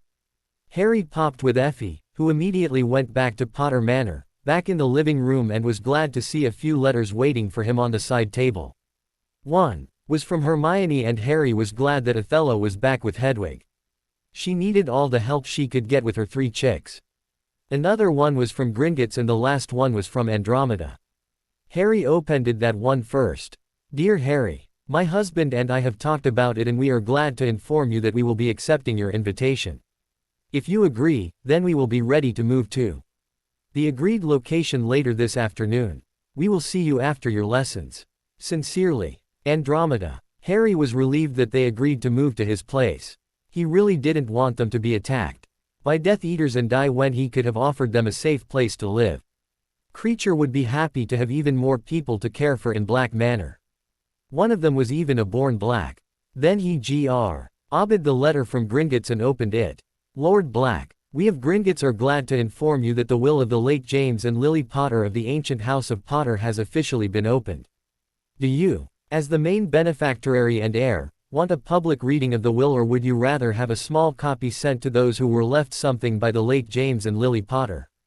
We have, at your request, made a trust vault for Andromeda Tonks née Black with the dowry she should have received had she not been disowned before her marriage. We also made a trust vault for a Nymphadora Libra Tonks and her unborn child as you requested. Sincerely, Grudgehammer, Assistant Account Manager. Harry was glad to read he had the option to send everyone a small copy of the will. He really didn't want to see Remus or Dumbledore right now, and he was pretty sure that they would be mentioned in his parents' will. So that is what he would write in his reply to the Goblin Grudgehammer. He wondered who that was, but he was sure that he would meet him or her soon since they were in charge of the Potter wills. He quickly wrote the letter and put it in an envelope. Then it was just the letter from Hermione left, in which she just cooed over the pictures of the owl chicks he had sent her. He didn't know why she thought they were cute, but she also thought that about Crookshanks, and he supposed it was just a matter of taste. Still weird that she finds newborn baby birds cute through. But there was one thing that Hermione said in her letter that was something Harry hadn't thought about before, and it made him feel very stupid. Hermione had asked him why he wasn't writing to other people like those in the DA. Harry slapped his forehead. He was so used to not being able to communicate much with the Wixen world, or even that he had other people to write to, that he completely forgot that he could now that he wasn't living with the Dursleys. Since he had been planning to write a letter for Ron. Anyway, he could now write a few more to Dean, Fred, George, Luna and a few other from the DA. He also should write a letter for Hannah to offer her his condolences for the death of her mother. Hope a few Othello could deliver them for him while he flew back home with the letter for Hermione. So first the letter for Ron. Hi Ron, how is your summer? Mine has been great. I have left the Dursleys for a safer and much better place that Sirius made for me. Sorry that I can't come to the Burrow this year. It is safer if I stay where I am. I hope you understand. Have the cuddly cannons played well this summer? Say hi to your parents and sister for me. Sincerely, Harry Potter. It wasn't exactly a very deep-going letter, but Harry was happy with it. Ron was still his friend and he wanted to keep in contact with him even if they weren't as close as before. Now the letter for Fred and George. Dear Fred and George, you guys probably know that I played a kinda big prank on Dumbledore in the Order and left my relative's house. Padfoot left me a safe house in which I now live. I found some stuff in here that I think you guys might like. Would you be interested in becoming a true Marauder? Say yes, and I will send you the leaves you will need. Also, Padfoot asked me to play a prank in his honor. Any interest in helping me? I had a few ideas myself, but I could use some help fine-tuning it. Sincerely, Harry. It was probably telling that he wrote more and more honestly in the letter to Fred and George than in the letter he would send to Ron. He just wasn't as close to Ron as he was before his foe. Earth year at Hogwarts, but that didn't mean he wanted to cut him out of his life completely. Fred and George, however, had become closer to him since they were part of the DA. Harry also knew that there was no way that Fred and George would stay out of the war with their surname, but also with just how they were. They would fight, and Harry wanted to give them an edge. He would also ask Luna if she wanted to become an animagus too. The strange girl had been a big help in the Battle of the Ministry, and they had gotten a lot closer over the last year. Hi Luna, how are you doing? Did you have a nice summer? Have you found anything new on the trip with your father? I have left my relative's house and I am much happier where I am now. I was wondering if you wanted to do something with me and a few others. If you agree, I can send you the mandrake leaf you will need. See you on the train on September the 1st. Sincerely, Harry. Now he just had to write a letter for a girl he didn't know well who had just lost her mother. Well, he did know some things about grief. Hi Hannah, how are you doing? My condolences on the death of your mother. Is there anything I or any member of the DA can do for you? Wishing you and your family well. Harry James Potter. He hoped it was all right. It was the first time he had to write a condolences letter and he hoped it wouldn't make things worse for Hannah in any way. She was a kind girl and Susan's best friend and he did not want to upset her more than she already is. The letter for Dean was just about the same as the one he wrote for Ron, just with some different subjects, and the ones for the members of the DA were identical since he just copied the letters. He had decided that he would ask the members if they wanted to continue the lessons after the summer ended. And so he wrote, "Dear member of the DA, how is your summer going? Since it is now in the open that Voldemort has returned, I wanted to ask the members of the DA if they wanted to continue the lessons as school starts again. Only this time as a legal school club. If you want to start with the lessons again, please notify me with your answer as soon as possible. Sincerely, Harry James Potter." White put all the letters in an envelope and went to the Ollery to find Othello. On the stairs he met with Tonks, who looked like she had been working out and just back from a shower. She looked energized, and a bit more like the Tonks he was used to. Tonks greeted him with her usual, "Watch her, Harry," as she ruffled his hair on the way down. While Harry tried to smooth his hair down again, he explained to Tonks what her mother said in her letter and asked if she wanted to go with him to Longbottom Manor. Amelia would be there and then they could have a talk about Tonks, her job as an Auror now that she was pregnant. Tonks agreed and Harry walked further up the stairs so he could go to the Ollery. Tonks went downstairs so she could sit in the living room with her book about werewolves. When Harry came into the Ollery he could hear both adult owls cooing at their chicks and Harry had to smile at the sound. He was glad that both owls seemed to be good parents. Not that he expected anything different with Hedwig. She loved mothering him. If she could have fed him like she did her chicks she would have done so.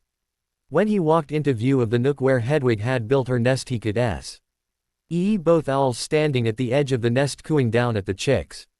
The chicks themselves seemed to have grown a bit since their birth and Harry was surprised with how quick they seemed to have grown. Did magical owls grow up quicker than Muggle ones? The owlets were still small but there was a small layer of fluffy feathers covering them now. It made them a lot cuter than the featherless chicks they had been at their birth. Two of the owl chicks were a fluffy light gray and seemed to take a bit more after their mother than their father for what Harry could tell. The last chick was a brown-ish gray fluff-covered chick and he or she seemed to take more after their father. Harry greeted both owls and patted the chicks softly on their heads with one finger. They squeaked at him and Harry laughed softly. They were cute little things. Harry asked Othello if he wanted to deliver the stack of letters for him since Hedwig couldn't leave her nest yet. Othello agreed and let him tie the letters to his leg. Then Othello hooted at his chicks, rubbed his head against Hedwig's and flew away through one of the windows of the Ollery. Harry turned back to his first friend and said, "You know what, Hedwig? I think you picked a good one. He treats you well, right?" While he scratched Hedwig under her chin. He just wanted to make sure that his owl was happy, all right. Hedwig looked at him like if she could have rolled her eyes. She would have, and Harry laughed. So he let this topic go and started telling her about Effie and Potter Manor and how lovely it looked. After talking to her for a while, Harry said goodbye again and cast another warming charm for the chicks.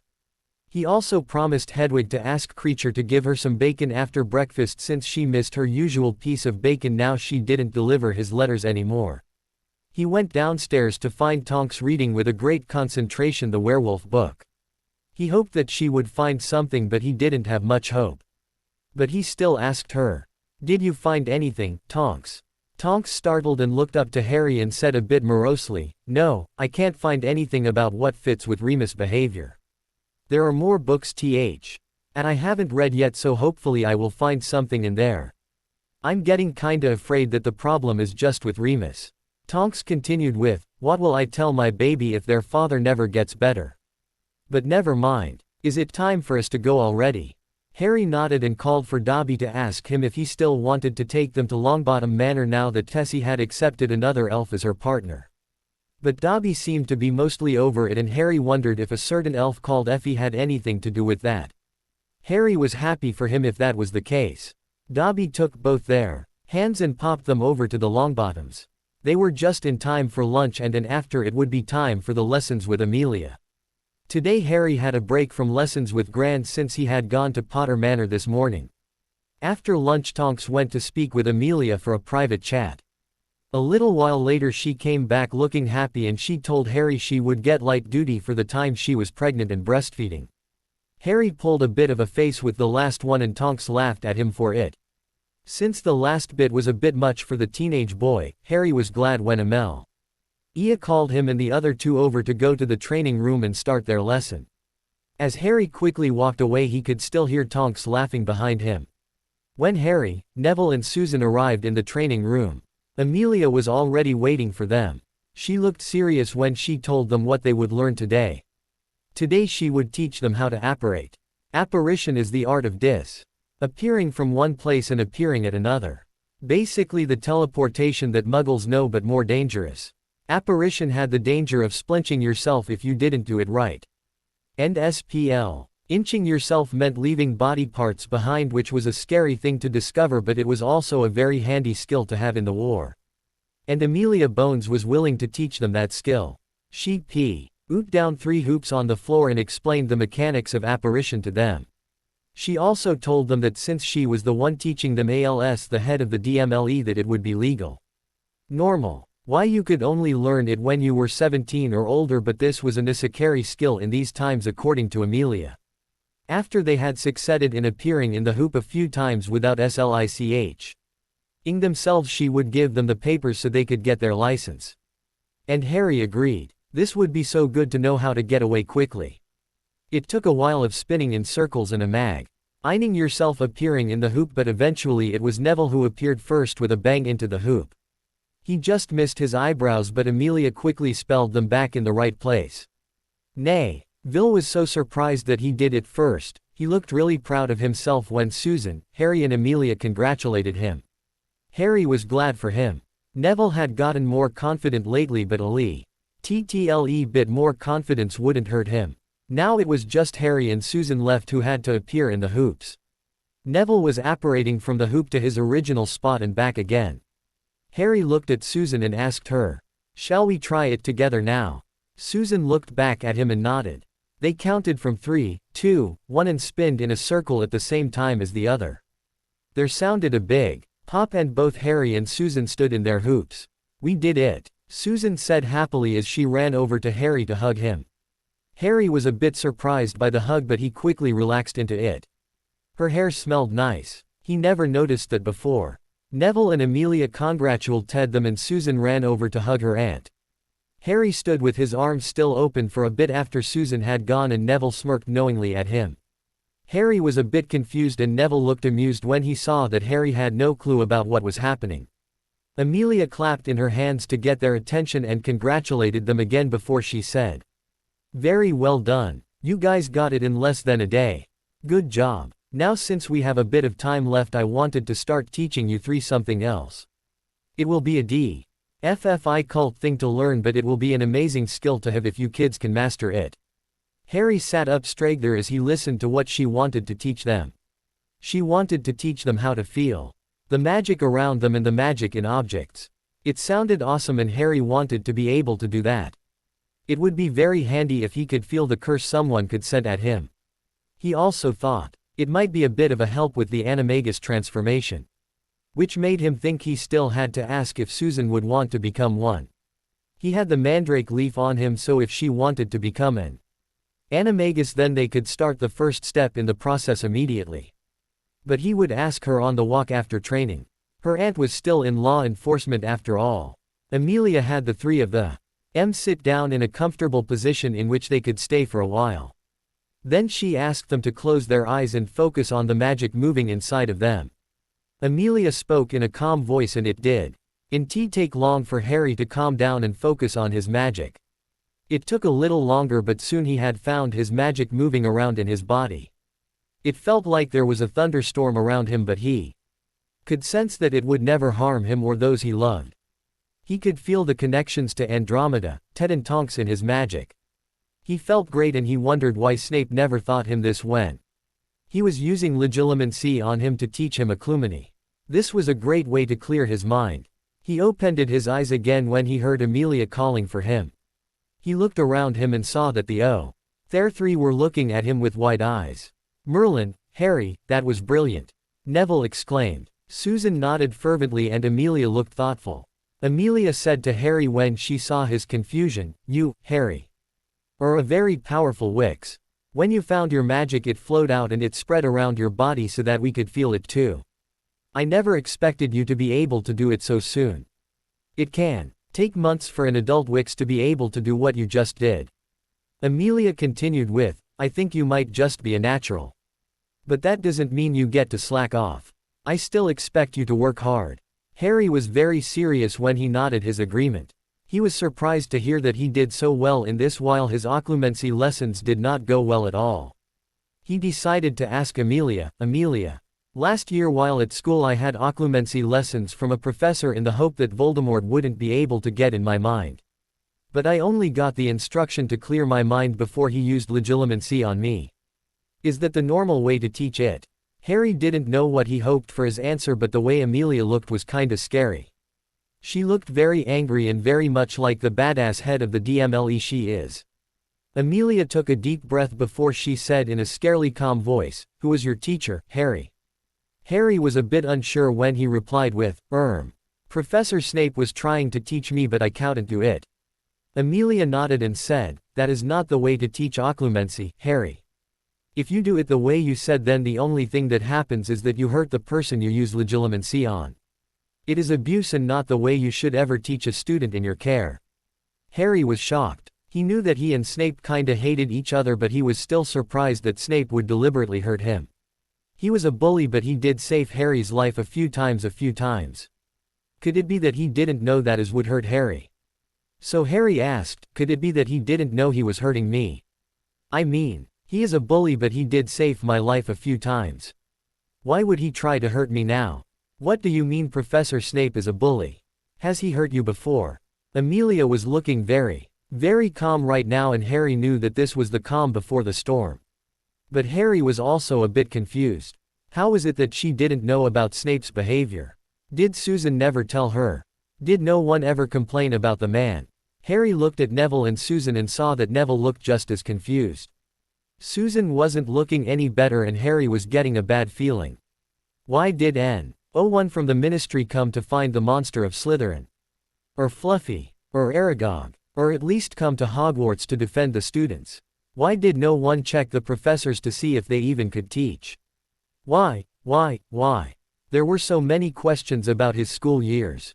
Harry started to explain about Snape and how he taught his students. Neville chimed in with his own traumatic experiences with Snape and Susan explained what she witnessed happening over the years. Snape was apparently a bit kinder to Susan in her class than he was to the Slytherin Gryffindor class. Amelia nodded and said, that is not all right. Unfortunately it is not possible to do much about it. Hogwarts is a mostly independent institution from the Ministry. The only way for things to change in Hogwarts is either the headmaster or the Board of Governors. She continued with, while the Ministry has some power in Hogwarts it isn't enough to make changes without the permission of either one. So here is what we will do. I will talk with Augusta and we will take it to the other parents on the board. It is not acceptable for him to treat you like that.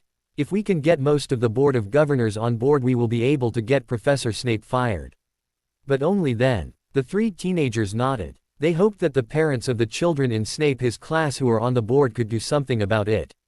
It wasn't right that the biggest fear of a child was his professor. Amelia asked them for their memories of the lessons with Professor Snape and the occlumency lessons he took with them. They agreed and so on there were around 12 vials with silvery glowing memories. Amelia would show them to the other parents as evidence so that they could see for themselves. This concluded their training session and so the three teenagers went for their usual post-training walk on the Longbottom grounds. The three talked about the training they did today and how glad they were that they were able to apparate now.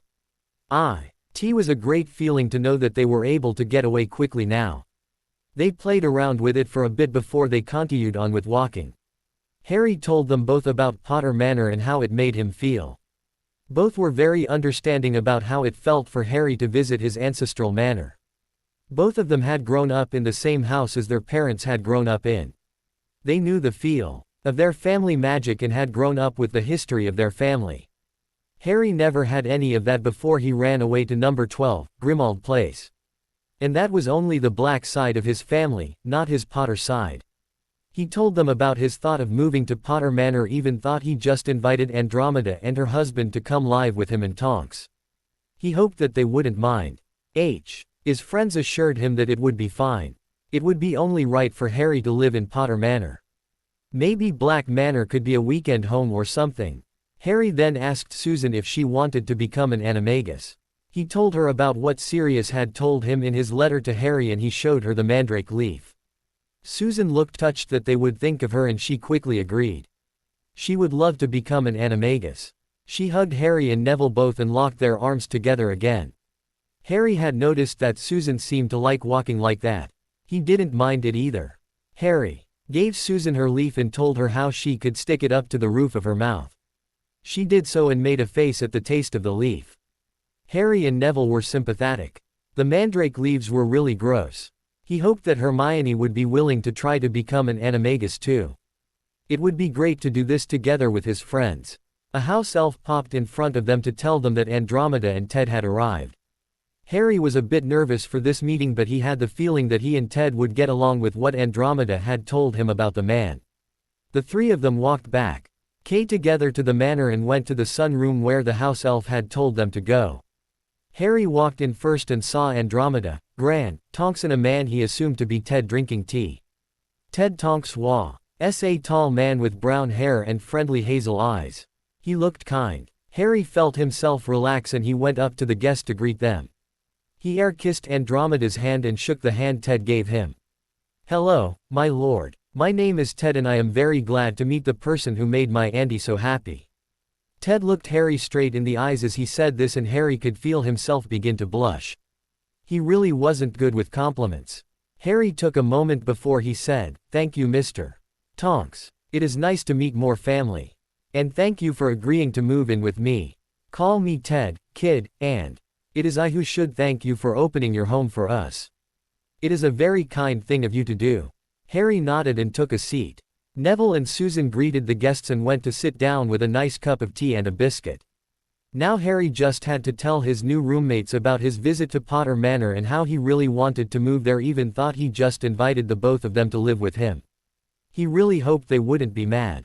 So he started to tell them about his visit, and before he could tell them about his change of plans, Andromeda interrupted him with, "Harry, do you want to live there? We would understand." And Harry was very much relieved that she understood. Now he just had to tell Creature and Dobby. He hoped that Creature wouldn't mind since there would still be 3 PLE living in Black Manor, and Harry thought that Dobby might like it if he could help out in both manors since both Effie and Creature would like some help.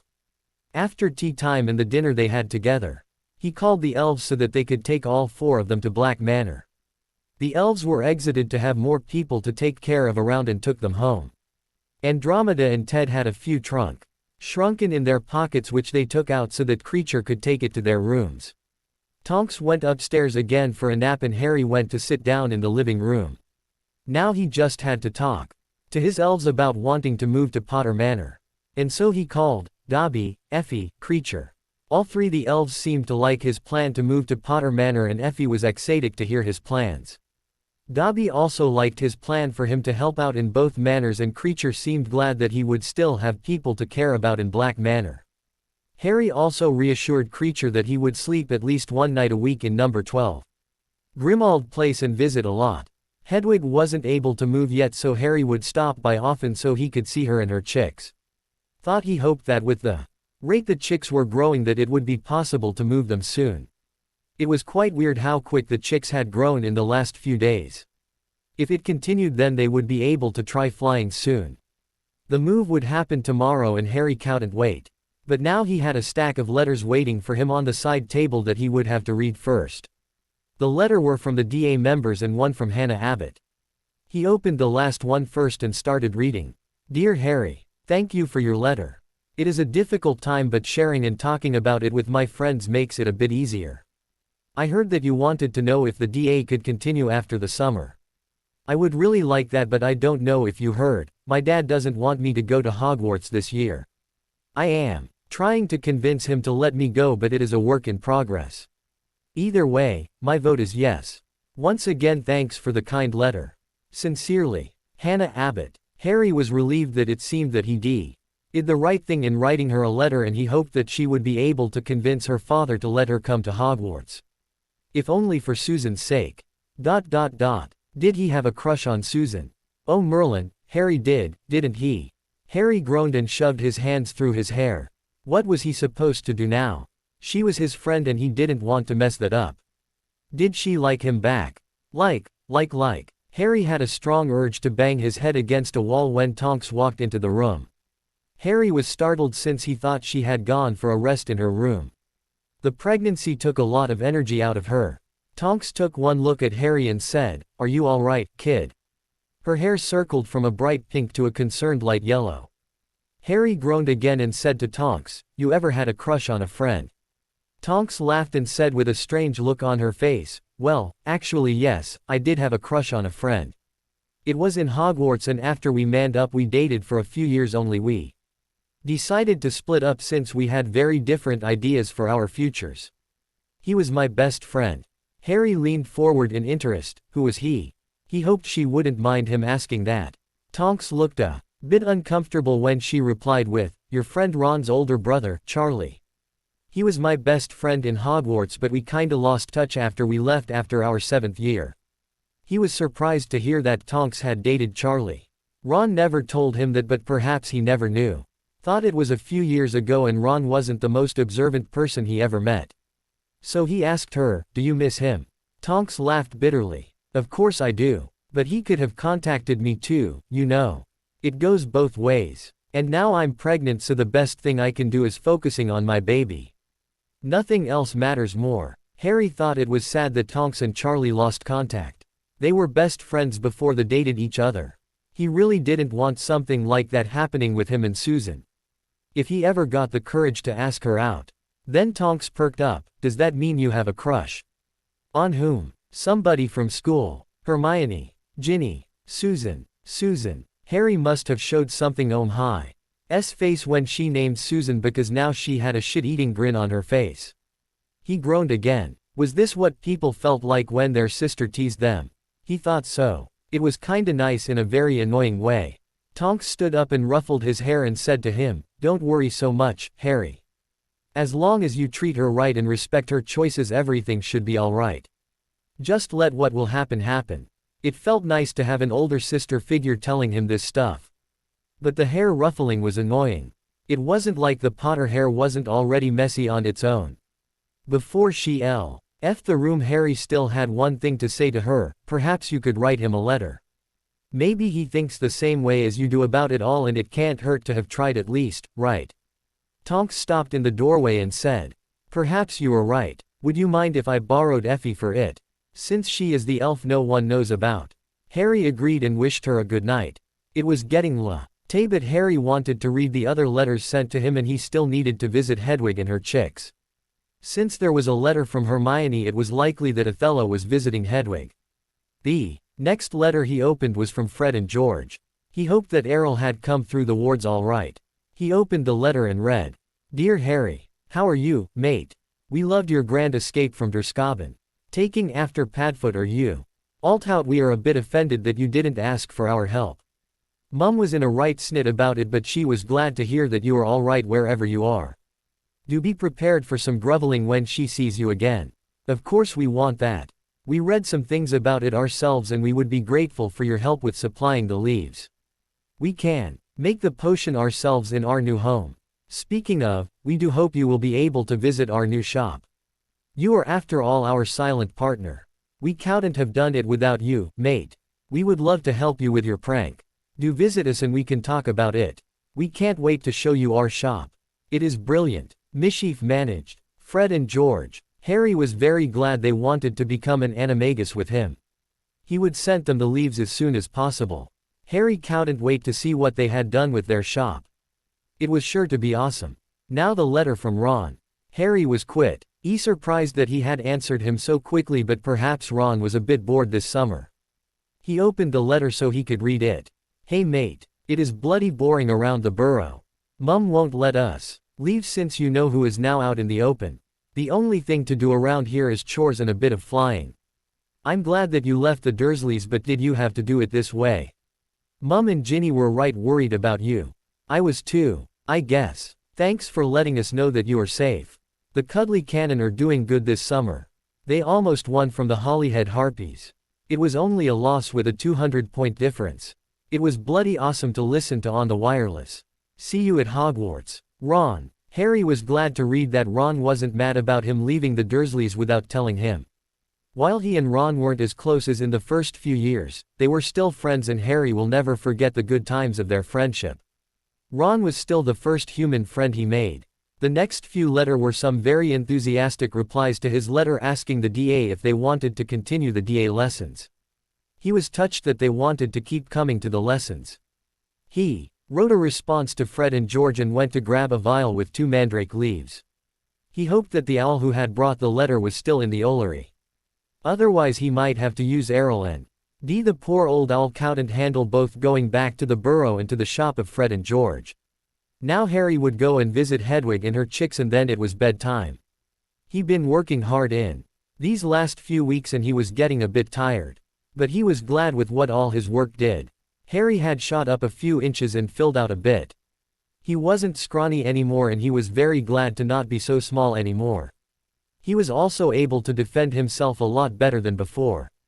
He had capable adults around him that cared about him. He made a new friend and found out a lot more about his family. He even found a portrait of his grandparents that he couldn't wait to talk more to. As he walked up the stairs he stopped to talk with Alfred for a bit. The man had been flirting with the portrait. It next to him and looked strangely caught when Harry stopped in front of him. Harry was amused to see an adult man blush after being caught flirting with the male in the portrait next to him. E-man didn't look like a black, so he was probably a spouse of a black. Alfred came back in his own portrait looking a bit flustered, so Harry said with a smirk, "So this is why you wanted to be placed back with the rest." Alfred smirked back at him and said, "I'm sorry my lord, I don't kiss and tell." Harry laughed and they talked for a while. Alfred was the kind of uncle Harry wished he could have grown up with. Instead he got Vernon Dursley. After a while Harry said goodnight and went further up the stairs and up to the Owlery. There were 2 more owls more in the Owlery than usual, not co-unting Othello, and Hedwig was sitting on her nest in her usual nook. Hedwig and Othello hooted their greeting and Hedwig sat up a bit so that Harry could see her chicks. They were growing so fast, but Harry had read that that was normal for magical owls. They looked as if they were around 8 weeks old now instead of a few days. They looked a lot better than when they got out of their eggs. Harry watched all the owls in the little family on the spots they liked and cast another warming charm. Hedwig cooed at him and her owlets and went back to sleep. Harry could imagine being exhausted with raising 3 baby owls. Othello hooted at Harry and went out for a hunt so that he could feed his maiden chicks. Harry was glad that Othello was caring for Hedwig and their chicks. It seemed like a lot of work to keep all of them fed. Harry went over to the other owls and asked them to take the letters for Fred, George and Ron. Well, he asked Errol if he wanted to stay here and rest for a while. He didn't have a reply for Ron, and he asked the eagle owl with the orange eyes if he could take the letter and vial with the mandrake leaves to Fred and George. Both hooted back at him and Harry tied the letter and vial to the held out leg of the eagle owl. The owl hooted again and flew away through a window. Errol meanwhile had gone back to sleep.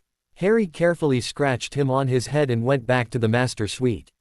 He really hoped that the Weasleys would stop using Errol soon. The poor owl couldn't take it anymore. Perhaps they could use Pigwidgeon a bit more often. He said softly, "Good night" is not to wake the owls, and went back to his own room so he could go to bed. Tomorrow he would move to Potter Manor, and in a few days he would finally see Hermione again. Harry woke up feeling rested. Today was the day he would move to the ancestral Potter Manor. He was really glad that the Tonkses didn't mind him moving away. He walked down to the dining room for his breakfast and he was surprised to see Ted, Andromeda and Tonks already seated. "Good morning all," Harry said to his new family members. This would be the first and last breakfast he would have with them while he was actually living here. "Watcher, Harry," both Tonks and Ted said grouchingly. Harry could definitely see the strong family resemblance there. Meanwhile Andromeda said calmly, "Thank you and good morning to you too, Harry." Did you have a good night of sleep? Yes, I did, thank you for asking. I hope that your first night here was good too. Harry asked Andromeda. Andromeda said that they had slept well, and that there was mail waiting for him on the side table in the living room. They ate their breakfast together, and after that was done and Tonks and her father were able to talk again, Harry went to the living room to take a look at his mail. But before he left, Tonk asked him if it was still alright to ask Effie if she could deliver a letter to Charlie Weasley in Romania. Harry told her that it was alright and called Effie for her. Otherwise, Harry had the suspicion that Tonks would keep the letter to herself as long as possible. That done, he walked to the living room to see a letter from Gringotts, and Harry quickly opened it. It was from Bloodaxe, and what he had written was amazing news.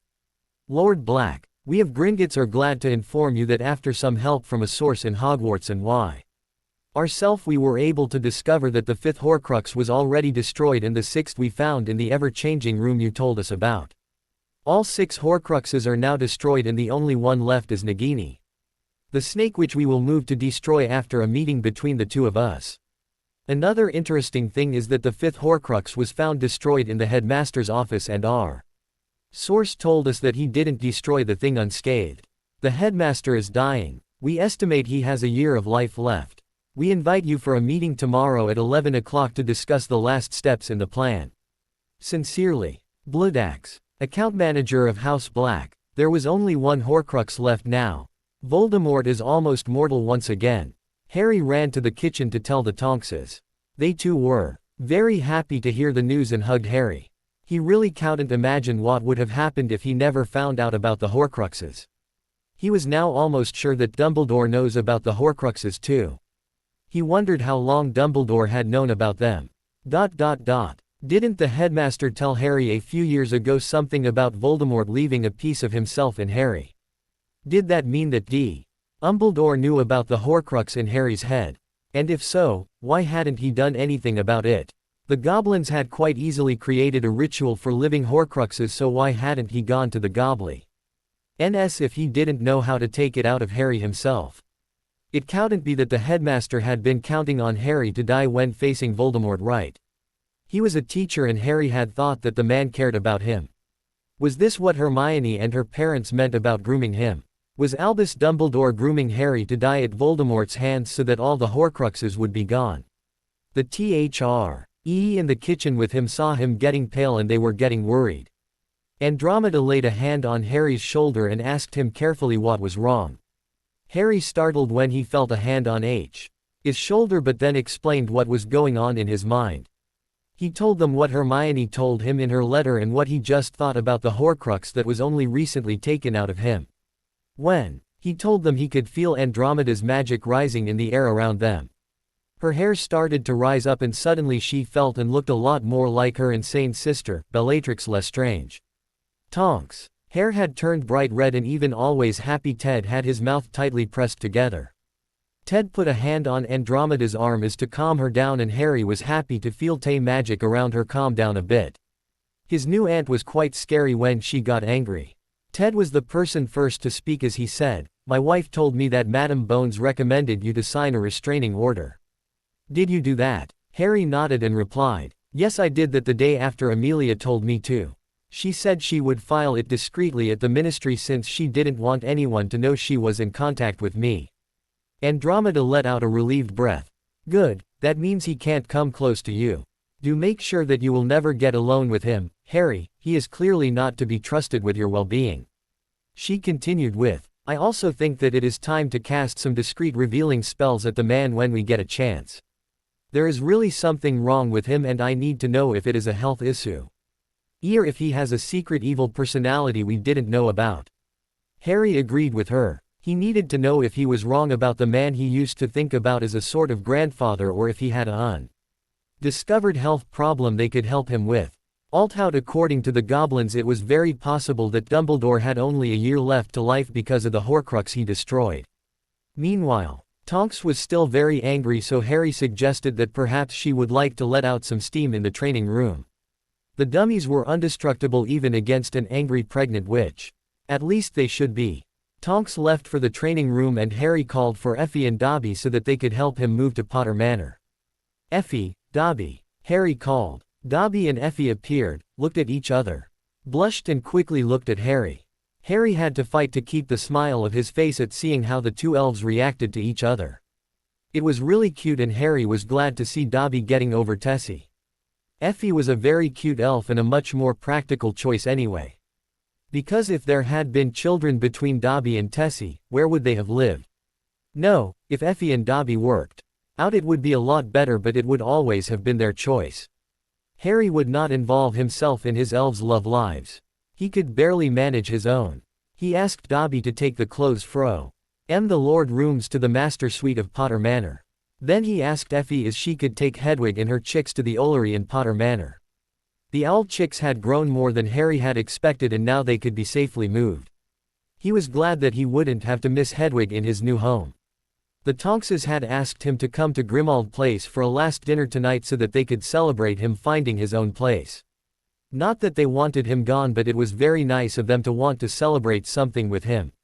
Effie popped in to tell him the Hedwig and the owl chicks were safe. Lee in the Owlery of Potter Manor and that they were very happy to be there. Harry was glad that the move went well. You never know with 3 owl chicks. Then Effie offered him her hand and they popped over to Potter Manor. His new home. It was the next morning that Harry woke up in his new bed in his new home. It had gotten a bit late last night with the Tonkses, but it had been a great night. Tonks had been very happy that evening because she had gotten a reply from Charlie.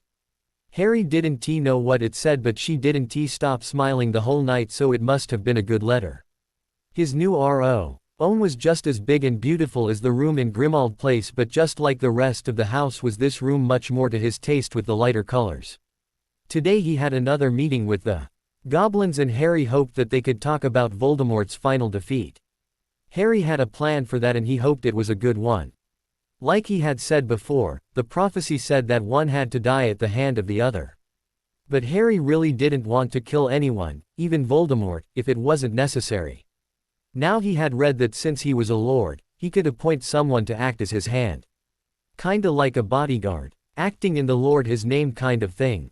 A vassal. In this meeting he wanted to discuss his plan and maybe ask if there were any goblins who wanted to act as his hand for however long it took to get rid of Voldemort.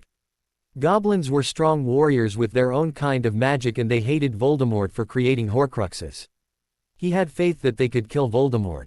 Now he wanted to know if it was possible with what the prophecy said. Harry ate his breakfast with Dobby and Effie, whom was very surprised at this habit of them, but she did like eating breakfast together as a family.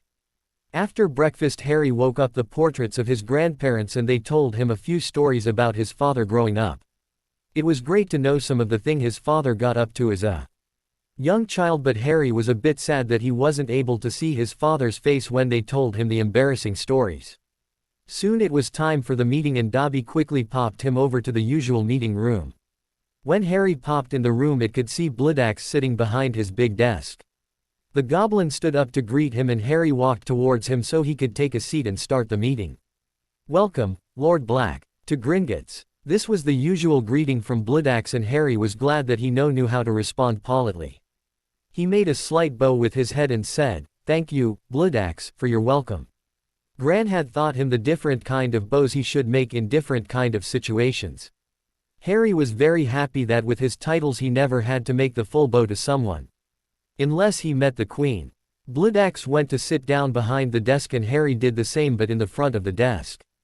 The goblin said, "As we already informed you in the letter we sent you. The last 2 Horcruxes are now destroyed. This leaves only the snake Nagini, whom never leaves her master's side. We have a plan for that, but is there anything you can tell us that could mock things easier in destroying the false lord permanently?" Harry nodded and explained what he knew from the prophecy and how he wanted to ask if it was possible to appoint a hand who then could defeat Voldemort for him like the prophecy demanded. Either must die at the hand of the other. Bloodaxe nodded thoughtfully and told him that he would have to talk this over with the king and their own divination experts. He also told Harry that it is a good plan and if he was willing to wait here for a while. Bloodaxe went to have his talks with the goblins necessary. Harry agreed to wait. He wanted to have this done as soon as possible. He hoped that the king would allow his plan. He didn't want anyone to die for him, but he really thought that the goblins would have the best chance at defeating Voldemort.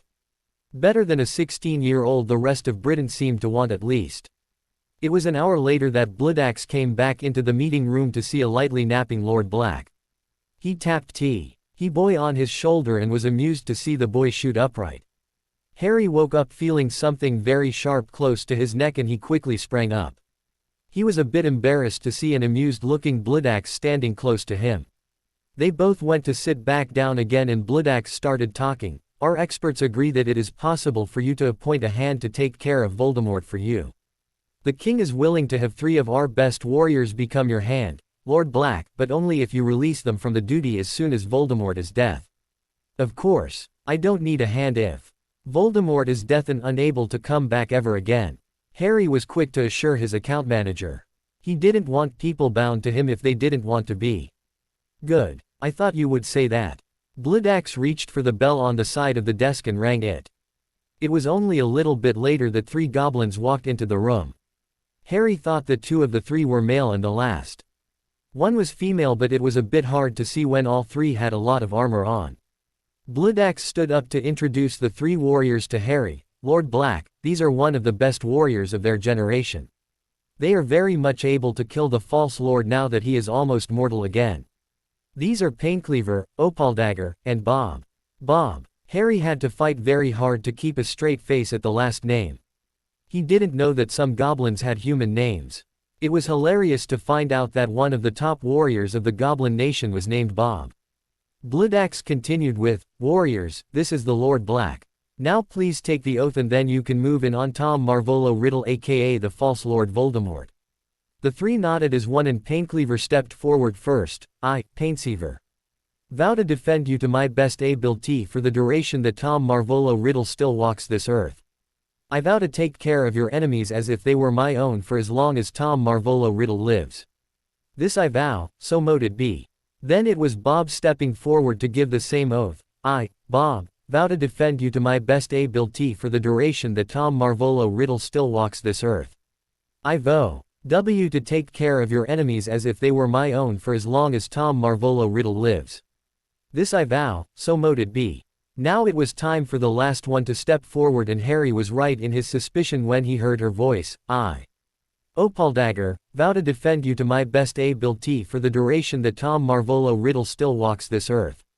I vow to take care of your enemies as if they were my own for as long as Tom Marvolo Riddle lives. This I vow, so mote it be." Harry was so relieved to hear the vows made.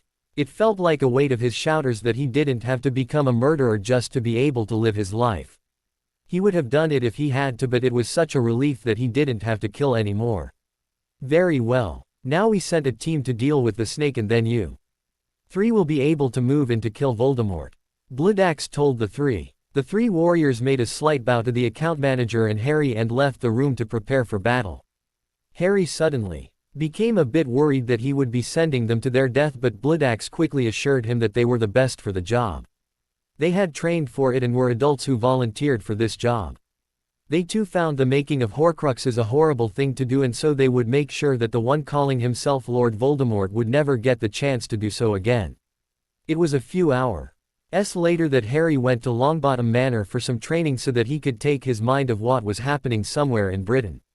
He had told everyone what was going on and now was everyone nervous and seeking a distraction. It would be amazing if Voldemort just quietly died somewhere with only the people closest to him knowing what exactly happened. The 3 teenagers had been training in magic sensing again and it was going a lot better than the first time. All 3 of them could now find the others without seeing where they are as long as they were in the same room or close to it. They were also able to feel if something was cursed or not. It would be a while before they could feel how exactly it was cursed, but this was a great start. Amelia was really proud of them. After training, the 4 of them went to the sun room where the rest were too. They drank a cup of tea and waited for one of the elves to bring them news of the goblins. It was on the second cup of tea that Creature popped in holding a letter. He gave it to Harry and he took it with shaking hands. Susan grabbed his hand and didn't let go. Even Creature stayed to hear what the letter would say. Dobby and Effia, LSO popped in and settled in to listen quietly. The people around him barely dared to breathe when he opened the letter to read aloud. "Lord Black, we are proud to inform you that we succeeded in our mission. The last Horcruxes destroyed and the three warriors were able to dispose of the false Lord Voldemort and a few extra threats to yourself without much harm to themselves. Your hands succeeded in their task and the prophecy has been fulfilled. I hope that you will release them from their oath proudly. Sincerely, Bloodaxe, account manager of House Black. A cheer went up as Harry finished reading the letter and he got hugged by a very excited Neville. He laughed and went to turn around so he could hug Susan when she surprised him by basically jumping in his arms. He wrapped his arms around her and buried his face in her hair. He was so glad that it was finally over. He never had to worry about Voldemort ever again. He let Susan go to see Amelia and Gran looking at him with such pride in their faces. It made him feel kinda bashful to have that directed at him while he barely even did anything. Both Amelia and Gran hugged him and told him that they were very proud of him and the way he took care of everything this summer. Now that Voldemort was gone they just had the Death Eaters to take care of. And since that was Amelia's job she immediately went back to work so that the Aurors could round up all the Death Eaters as soon as possible. But first she had to send them out to search for Voldemort's body. After all, the goblins did not want it known that they defeated Voldemort where others could not. Harry went to grab his wand so he could release the three warriors from their oath. After all, the threat was over and they deserved their freedom. So he said while holding his wand up, I, Harry James Potter, release these three from their oaths to me. Goblins Opaldagger, Paintcleaver and Bob have fulfilled their oath and are hereby no longer vassals for House Potter, Black or Slytherin. This I say, so mote it be. And a light flashed to signalize the acceptance of the dissolved oath. After that Harry and Susan went for a walk around the grounds since Neville told them he had to do some work in his greenhouse. He offered Susan his arm and together they walked out of the manor into the green lands of the Longbottoms. Harry noticed that Susan walked quite close to him and it gave him hope that she felt something for him too. Although the hug from a little while ago helped a bit with that hope. You didn't hug people like that if you didn't like them, right? They were cool. IET for a while as they walked and it was nice. Peaceful. Harry didn't get to feel that very often but he hoped that now that Voldemort was dead that his life would be peaceful more often. He looked forward to it. Suddenly Susan stopped waking and asked, "Do you like me, Harry?" It almost made him trip over his feet to hear her ask him that and he didn't know what to say. Harry let go of her arm and rubbed the back of his head while blushing as he said, Well, yes. Susan looked at him with laughter in her eyes and a smile on her face before she said, "Good, I like you too. Do you want to go on a date with me?" Harry shouldn't have been surprised by her taking charge like this. Susan is a very determined girl who knew what she wanted. Which was Harry apparently. Which was fine by him. But now it was time for him to take charge for a change and he said, "Yes, I would like to go on a date with you. Shall I pick you up this afternoon at 5? I would like to take you to my home for a dinner date if that is all right with you and your aunt." Harry was very proud of himself for saying all of that without blushing or stammering even once. Susan lit up at his agreement and plan and she quickly nodded. "Yes, that is fine." She cast the time-revealing spell and gasped. Harry saw that it was just after 3 o'clock but Susan quickly said goodbye to Harry, kissed him on the cheek and ran back to the manor. And left Harry stupefied with his hand pressed to his cheek. That was how Neville found him a few minutes later. He took one look at his friend and burst out with laughter as he tried to say, "I'm guessing that Susan finally asked you if you were interested." Harry nodded and Neville told him, "Good, I really didn't want to see you guys pining for each other anymore." That made Harry blush a bit. He hadn't been that bad, right? Ah well, who cares? He had a date with Susan. Oh Merlin, he had a date with Susan. What if it went wrong? He quickly told Neville what he had in mind for their date and was relieved to hear that Neville thought it was a good plan. So Harry called for Effie so he could ask if she could help him prepare for the date that would be in only a few hours. Suddenly he understood Susan's haste. "Effie," he called and the little female elf appeared. "What can Effie be doing for Master Harry?" the cute elf said. Harry quickly explained the situation and asked her if she could prepare a romantic dinner for Susan and him and if she could make the gardens around Potter Manor ready for a romantic stroll for after the dinner. The elf started bouncing when she heard his request and she quickly said, "Master Harry be wanting romantic date for Lady Love. Effie be the elf to ask." Effie be going right now to prepare manner for all the romance. Ari had to tell her very quickly before she popped away that if she needed an extra pair of hands that Dobby would be happy to help her. If this was a slight nudge for Dobby to do something himself Hen the two elves would be in a romantic setting, then no one had to know. Effie agreed and popped away to make the manor ready for her master. Harry just hoped that she wouldn't go overboard with the romance. Then Harry called for Dobby to ask him to give a message to the Tonkses about the death of Voldemort and asked the elf if he could go help Effie prepare the manor for the date with Susan later this afternoon. The elf was so excited with all the good news that he burst out in tears as he hugged Harry's legs hard enough to make him fall down to Dobby's height. Harry hugged his friend and looked at Neville to see if he could help him. Unfortunately, it seemed that Neville was overcome with emotions himself and was just about rolling over the ground with laughter at his friend's plight. Ari felt the sudden need to turn Neville in a duck again. He made a very nice duck. It took a while for Dobby to calm down again, but after some time he left to go and help Effie with the preparations. Neville had calmed down too and was wiping his eyes while he chuckled before he said, "You have the best elves, did you know that, Harry?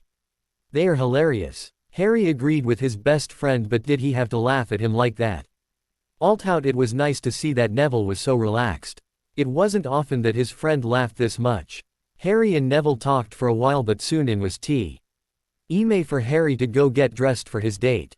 He apparated back to Potter Manor and went to his room to get dressed into one of the more fancy suits of the late Lord Black. He had really started to the suits that used to belong to Orion Black.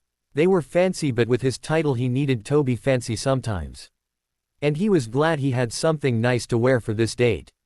He would have hated it if he had to wear Dudley's old clothes for something important like this. Then he went to the ward stone so he could make sure that Susan would be allowed throat. It would not be a good first date if his date was thrown to Anterica for trespassing. That done, he cast the time-revealing spell and saw that it was time to pick up Susan. He was a bit nervous, but when he saw her it was like everything fell away. She was beautiful. Susan wore a dark blue dress that made her pale skin glow and her blue eyes pop. It was a halter dress that went to her knees and it looked great on her. Harry walked toward her and kissed her hand. "You look beautiful." Susan blushed at his words but still curtsied and told him, "Thank you. You look very nice yourself." Harry blushed too at her words but offered his arm to her so that he could apparate the both of them to Potter Manor. They appeared on the front porch and Harry let Susan look around herself for a moment before he led her into the house and to the dining room where the elves had prepared a candle-lit dinner. The date with Susan yesterday had been amazing. They really clicked when eating the delicious dinner the elves had made for them. And better yet, when he brought Susan back home she kissed him. It had been an amazing evening and he was glad she liked it too. They had planned another date in a few days, but today was the day of the meeting. With Hermione, so he would meet Susan and Neville tomorrow again for the usual training. He planned to ask Hermione to join them even if there was only a week and a few days left of the summer break. Hermione would like to do some extra training too, even if Voldemort is dead. After all, the Wixen world wasn't exactly safe for anyone. And Dumbledore was still the headmaster of the school they went to. For now at least. After a shared breakfast with Effie and Dobby, in which the two elves told him that they were formally courting now, Harry went to the study room where Effie had told him he had some mail waiting for him.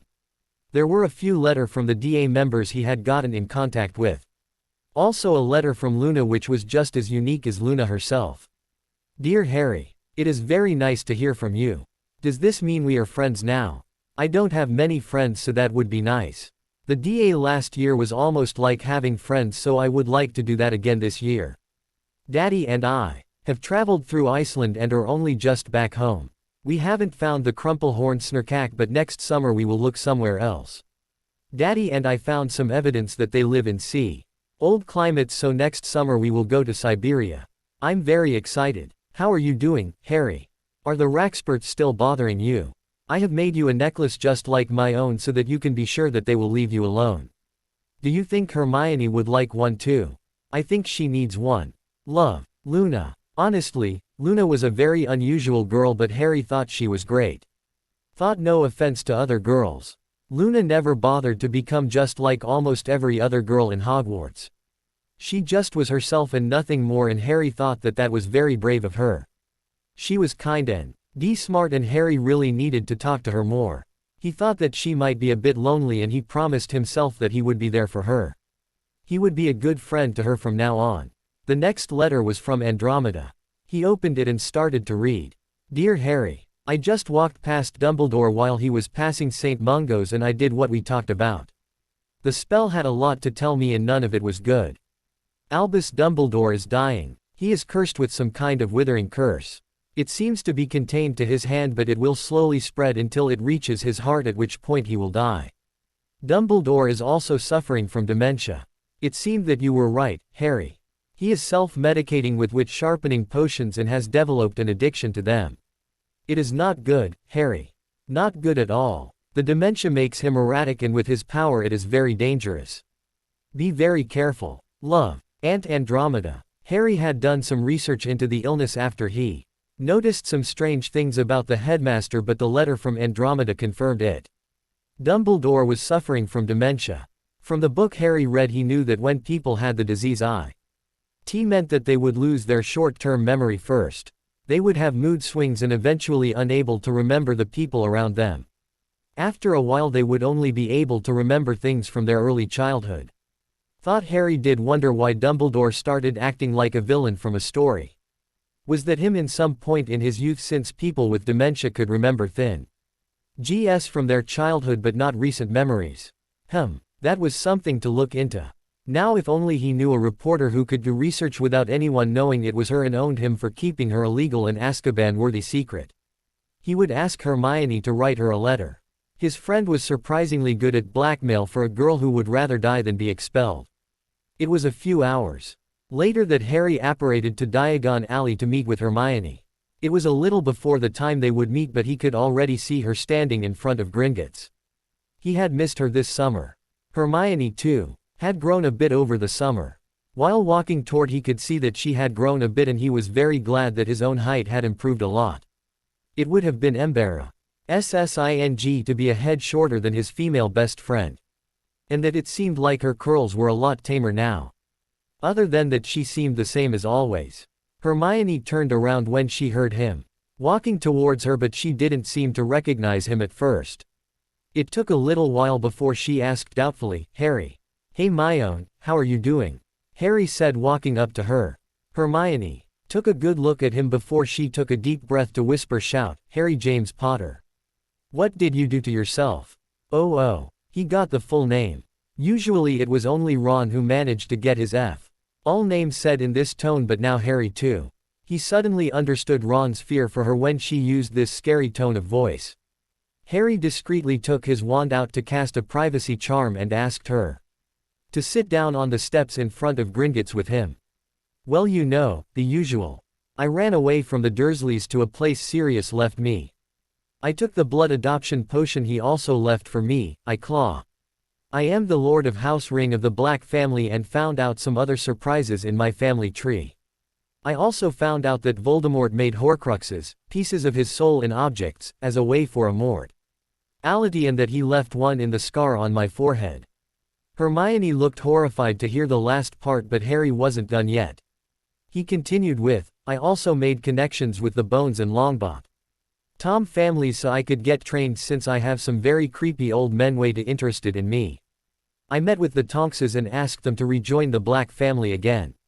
Andromeda has started a heli traject for me since I very clearly needed it, and Dumbledore did not seem to care about my health. I asked the goblins for help in tracking down the Horcruxes and destroying them. All the Horcruxes are now destroyed, including the one in my head. It has been confirmed that since yesterday Voldemort is no more. The goblins sent a team after him to act in my stead. Oh, and I went on a date with Susan Bones yesterday and it went great. She's great. This was way too much information even for a girl like Hermione, and thus she stood there with her mouth slightly open, trying to process all she just heard her best friend say. Did you just say that while the rest of Britain was enjoying their holiday, you were destroying Voldemort with help from the goblins, the Bones family and the Longbottoms, while also dating Susan Bones? When Harry carefully nodded, Hermione drew her arm around his neck and she mumbled in his coat, Merlin, Harry, this is crazy, but so you that I shouldn't be surprised That made him laugh because she had a point. Hermione let go of him and together they walked through the alley. It was quite calm today, which was nice since he really didn't want to deal with people wanting to talk to him. Although he did look quite different, so they might not even recognize him. That would be brilliant. So tell me everything, Harry. And he did. He told her everything about his summer from the moment he left the Dursleys till today. Hermione listened attentively and asked occasionally a question to clarify. I'm so glad you finally got the help you deserve, Harry. And it is brilliant that Voldemort is permanently dead. Now we just need to get rid of the Death Eaters and Dumbledore and you will be safe again. Hermione looked ready to go to war for him when she said that, and Harry was touched. He had such great people in his life. He had missed his sister in all but blood. Harry gasped dramatically, Hermione. But what if you die or worse, expelled? Hermione owned and punched him lightly on the arm. Merlin, don't remind me of that. Be glad I don't think like that anymore, or you would have been in a lot of trouble over the years. Or would that be less if I wasn't there to help you out? She said with a raised eyebrow. True, we would have gotten in a lot less trouble if it wasn't for you. Harry said with a big smirk that made the resemblance to Sirius very obvious. Hermione poked him again and laughed. But seriously, without you I wouldn't have survived the last few years. Thank you for always being there for me, Hermione. Hermione had tears in her eyes when he told her that, and she said with a bit of a wet laugh, oh you stupid boy. Thank you for being my friend and coming to my rescue when no one else seemed to care. After that emotional moment, the two friends took a moment to just walk before they started talking again. Harry asked if she wanted to come to training tomorrow and if she wanted to become an animagus with the rest of them. She did want to come to training but was a bit worried about the underage magic thing even with Amelia teaching them, so Harry assured her that he had a few wands without the trace she could try out. Hermione agreed then and asked how she would get to Longbottom Manor. Harry said she would get picked up by a house elf around 10 o'clock and be brought to the manor. She also agreed to try and become an animagus. Harry cast another privacy spell just to be sure and gave her the mandrake leaf he had in a vial in his pocket. He helped her stick it on the roof of her mouth and laughed at the face she made when she tasted the disgusting leaf. After that they went to get some ice cream from Fortescue's ice cream parlour. They talked a bit more about everything but mostly about Harry's date with Susan. Hermione was very happy for him that he had found a girl that saw Harry and not the boy who lived. She really thought he needed that after the whole thing with Cho Chang. When Harry asked if he RMI1 had any interest in someone, he was very surprised to see a blush forming on her cheeks. Well, I have been exchanging letters with George this summer. The first few were mostly about the shop. But lately we have really been talking about just everything. It's been kinda wonderful. Harry was a bit surprised with whom Hermione was interested in, but he was happy for her. He had never seen her this way, not even with Victor Crumb. So he said, I'm happy for you, my own. Do you want to visit their shop with me? I promised to stop by when I had the chance. Hermione took a deep breath and nodded decisively, yes I would like that. Harry laughed at her nerves but only until Hermione told him pertly to shut up and that she would like to see him act better when it concerns girls. Harry added her point but also asked Hermione if she would be willing to contact Skeeter for him so she could investigate the life of Albus Dumbledore. Hermione agreed and she would write the woman after they were done in Diagon Alley. They finished their ice cream, said goodbye to the kind Mr. Fortescue and walked in the direction the twins told them to. It didn't take long before they saw what really couldn't be anyone's shop but the twins'. It was bright orange and said on a sign outside of the shop, why are you worried about WHO? You should be worrying about poo. The constipation sensation that is gripping the nation. Harry had to laugh. It was very much like Fred and George. To his surprise he heard a muffled snort coming from next to him. Hermione had her hand in front of her mouth and looked surprised at the sound she had just made. That set him off again, and after a moment Hermione too. They walked laughing into the joke shop where they were met with the proud twins. Hiya Harry, Hermione, how are you doing? Asked Fred. George was kinda staring at Hermione until his twin elbowed him in the side. Harry was amused to see Fred whisper to George that he should man up and say something to her. Hermione meanwhile was distracted with looking around the shop. There were so many colorful products for sale. The twins had done a really good job with it all. Fred and Harry looked at each other, nodded and left the two alone. George was an adult and could talk to the girl he liked by himself. Harry got the tour from Fred, and while walking around the store he could see Hermione and George standing close together, talking. The shop was amazing. There were so many products and there were quite a few wicks shopping. They were walking by what Fred called the witches section when Harry saw they were selling love potions. Harry stopped abruptly and startled Fred stopped too. "Blimey, Harry, what is the matter?" Harry pointed at the love potions and asked, "Are you really selling love potions?" Fred looked at what Harry was pointing at and nodded confusingly, "Yeah." Harry closed his eyes for a moment before he opened them and asked Fred, "It might be my muggle upbringing b. Oot, don't you think that love potions are dangerous? That they are a violation, a drug and a kind of rape?" Fred looked shocked at that but also thoughtful. He called for George and Hermione, and when T. Hay came walking up he immediately asked Hermione, "What is your opinion on love potions?" Hermione looked ready to start a lecture, and that is exactly what they got. Hermione was of the opinion that while love potions were not illegal, they really should be. It was a drug that made the one taking it unable to give consent in their right mind. It was a violation and in the worst case, rape or enslavement. Both Fred and George looked shocked in Hermione's opinion, but Harry was in complete agreement with her. Love potions were a horrible thing and he didn't want to know what the people who had them from here were doing with them. Fred and George were talking in hushed whispers, but they seemed to agree quickly. George turned to the two of them and said, "Blimey you guys, we never saw it in that way. Mum never talked about them like that, but we really should have thought about it better. We will take them out of the shop immediately. You are right that they are dangerous even if we only sell the weak versions." Harry and Hermione were very relieved to hear that. He just hoped that the people who already bought a potion would never dare to use them on another person. Fred waved his wand and all the love potions disappeared. George offered to give Hermione a tour himself and Fred continued the one with Harry. Harry saw quite a few things he was interested in, but when he walked past a sign with an enclosure filled with fluffy little creatures in a lot of different colors called pygmy puffs, he knew he had to buy one. Susan would love to adopt one since she had been talking about wanting a pet she could cuddle with. Harry chose a deep violet one for Susan. It was her favorite color and the pygmy puff seemed to like him holding her. He hoped she would like her new home and her new owner. The violet little ball of fluff made herself at home on his shoulder and went to take a nap.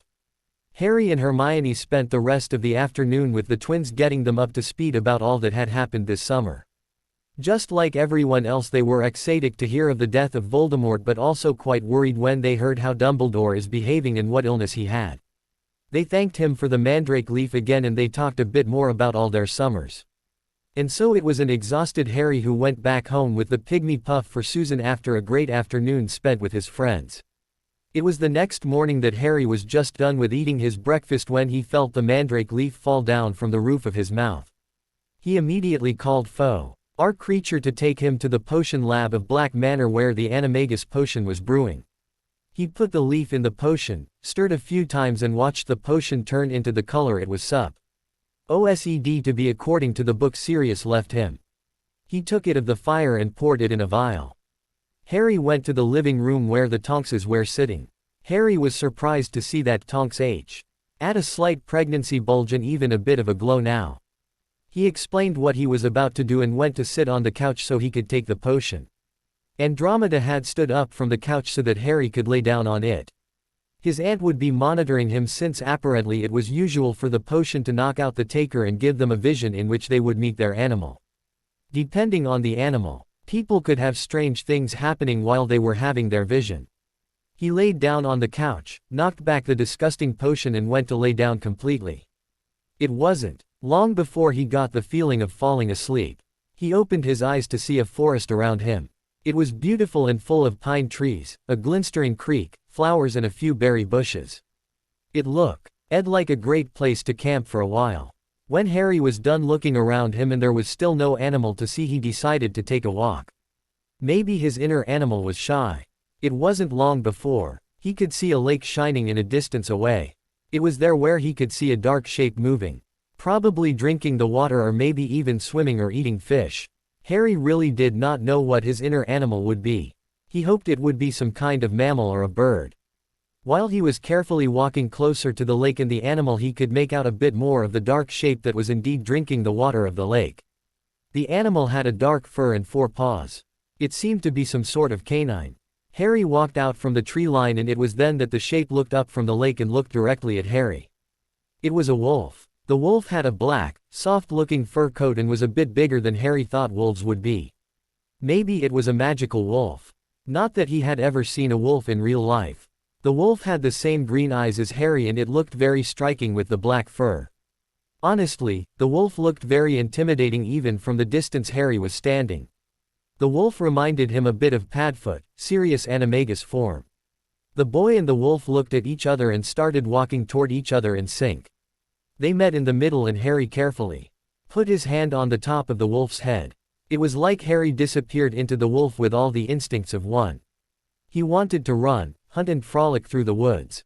It took a little while for Harry to get control of his instincts to be a wolf and not a human, but when he did, it felt amazing. He started running and jumping and rolling around so that he could get a feel of what his new form could do.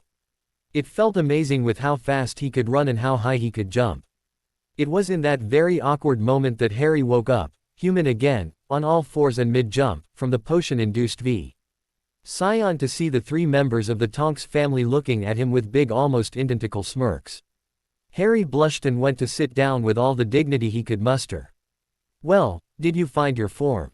asked Tonks after she was done laughing at him. Andromeda and Ted looked curious and Harry nodded. "I am not sure what kind of wolf I am, but he is big with a black fur and green eyes. He looks a bit like Padfoot." Andromeda looked kind of smug at his answer and held her hand out. Both Ted and Tonks groaned and gave her a galleon each. Harry was a bit confused at what was happening, but his aunt explained it to him. "We made a bet on your animagus form. I thought you would be a canine with how loyal you were and with how much you loved Sirius. My husband thought you would be some kind snake. Since you are a Parselmouth, and Nymphadora thought you would be a bird because of your love of flying." "Mum," said Tonks when her mother used her full name. Harry didn't know why she didn't just give up. Her mother would never stop using the name she gave her daughter. And it would be very weird if her parents used their shared surname as a first name for their daughter. At least Ted called his daughter Dora. Andromeda continued with a look at her daughter. "Anyway, we like betting on stuff and the proceedings go to family activities. This time we thought you might like it. We come visit you Na Hogsmeade weekend for a lunch at the 3 Broomsticks." Harry was so grateful that he was barely able to speak. He had a family now that wanted to spend time with him even if it wasn't truly necessary. They just wanted to be in his life. Like a family. He nodded and said quietly, "Yes, I would like that very much."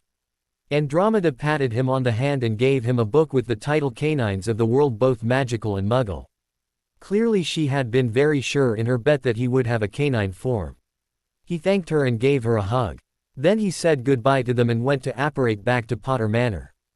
But before he could leave, Tonks called him and they went to the hallway for a talk. She wanted to thank him for protecting her family and for making her right to Charlie. Apparently, they have been writing back and forth and the friendship was almost like it was before they left Hogwarts.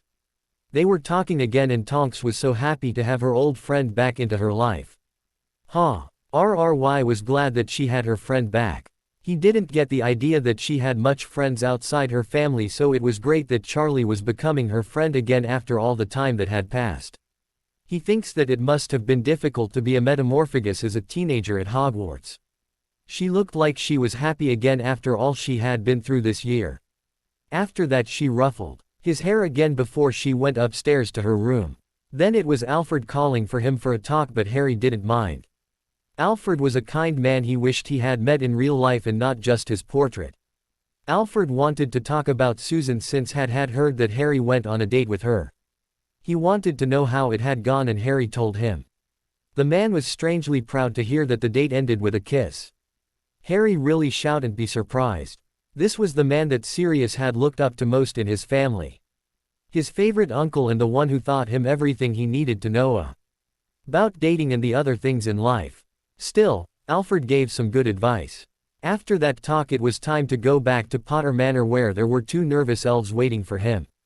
Dobby and Fy were standing close together and holding hands, which made Harry happy to see.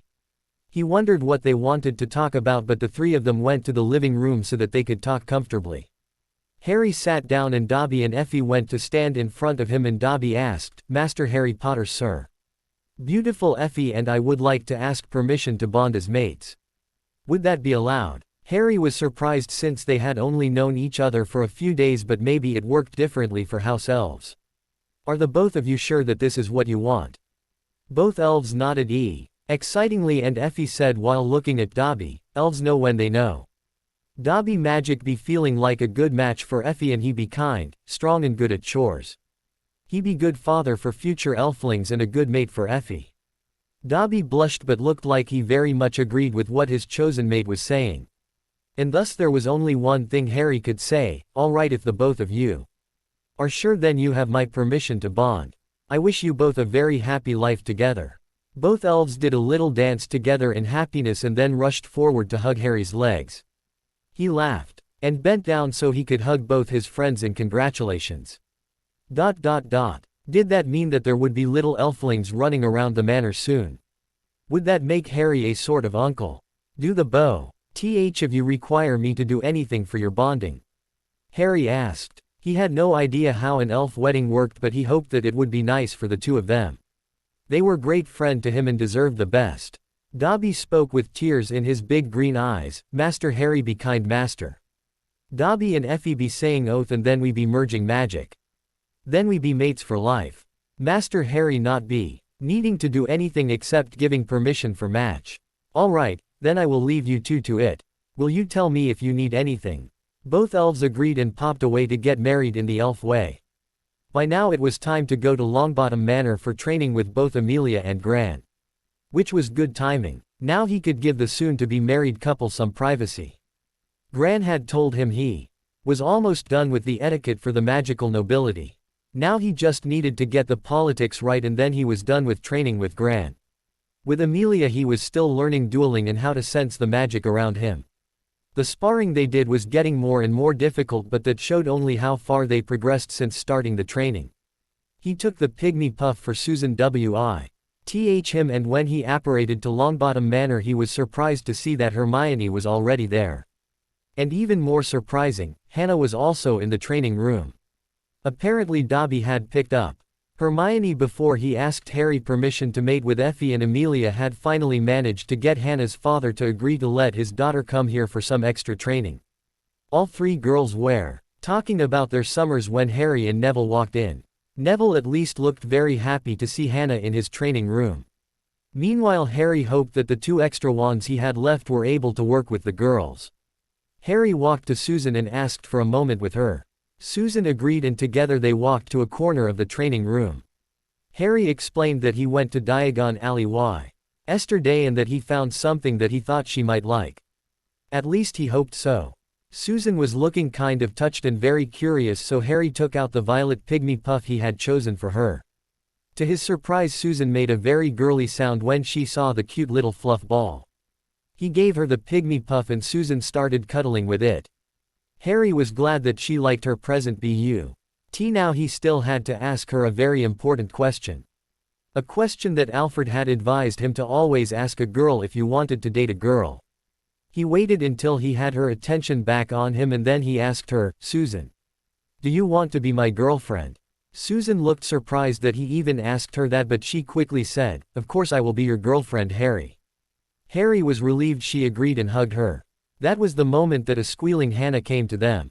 Harry decided to leave them to it and walked back to a smirking Hermione and Neville. Soon Amelia walked in and gave the two wands he had left to Hermione and Hannah for them to try out. Luckily the wands seemed to match well enough with them to be able to use them, and so training began. Amelia made Hannah and Hermione work together since they were new, and the other three were ordered to start meditating again so they could feel the magic being cast by the two other girls when they sparred.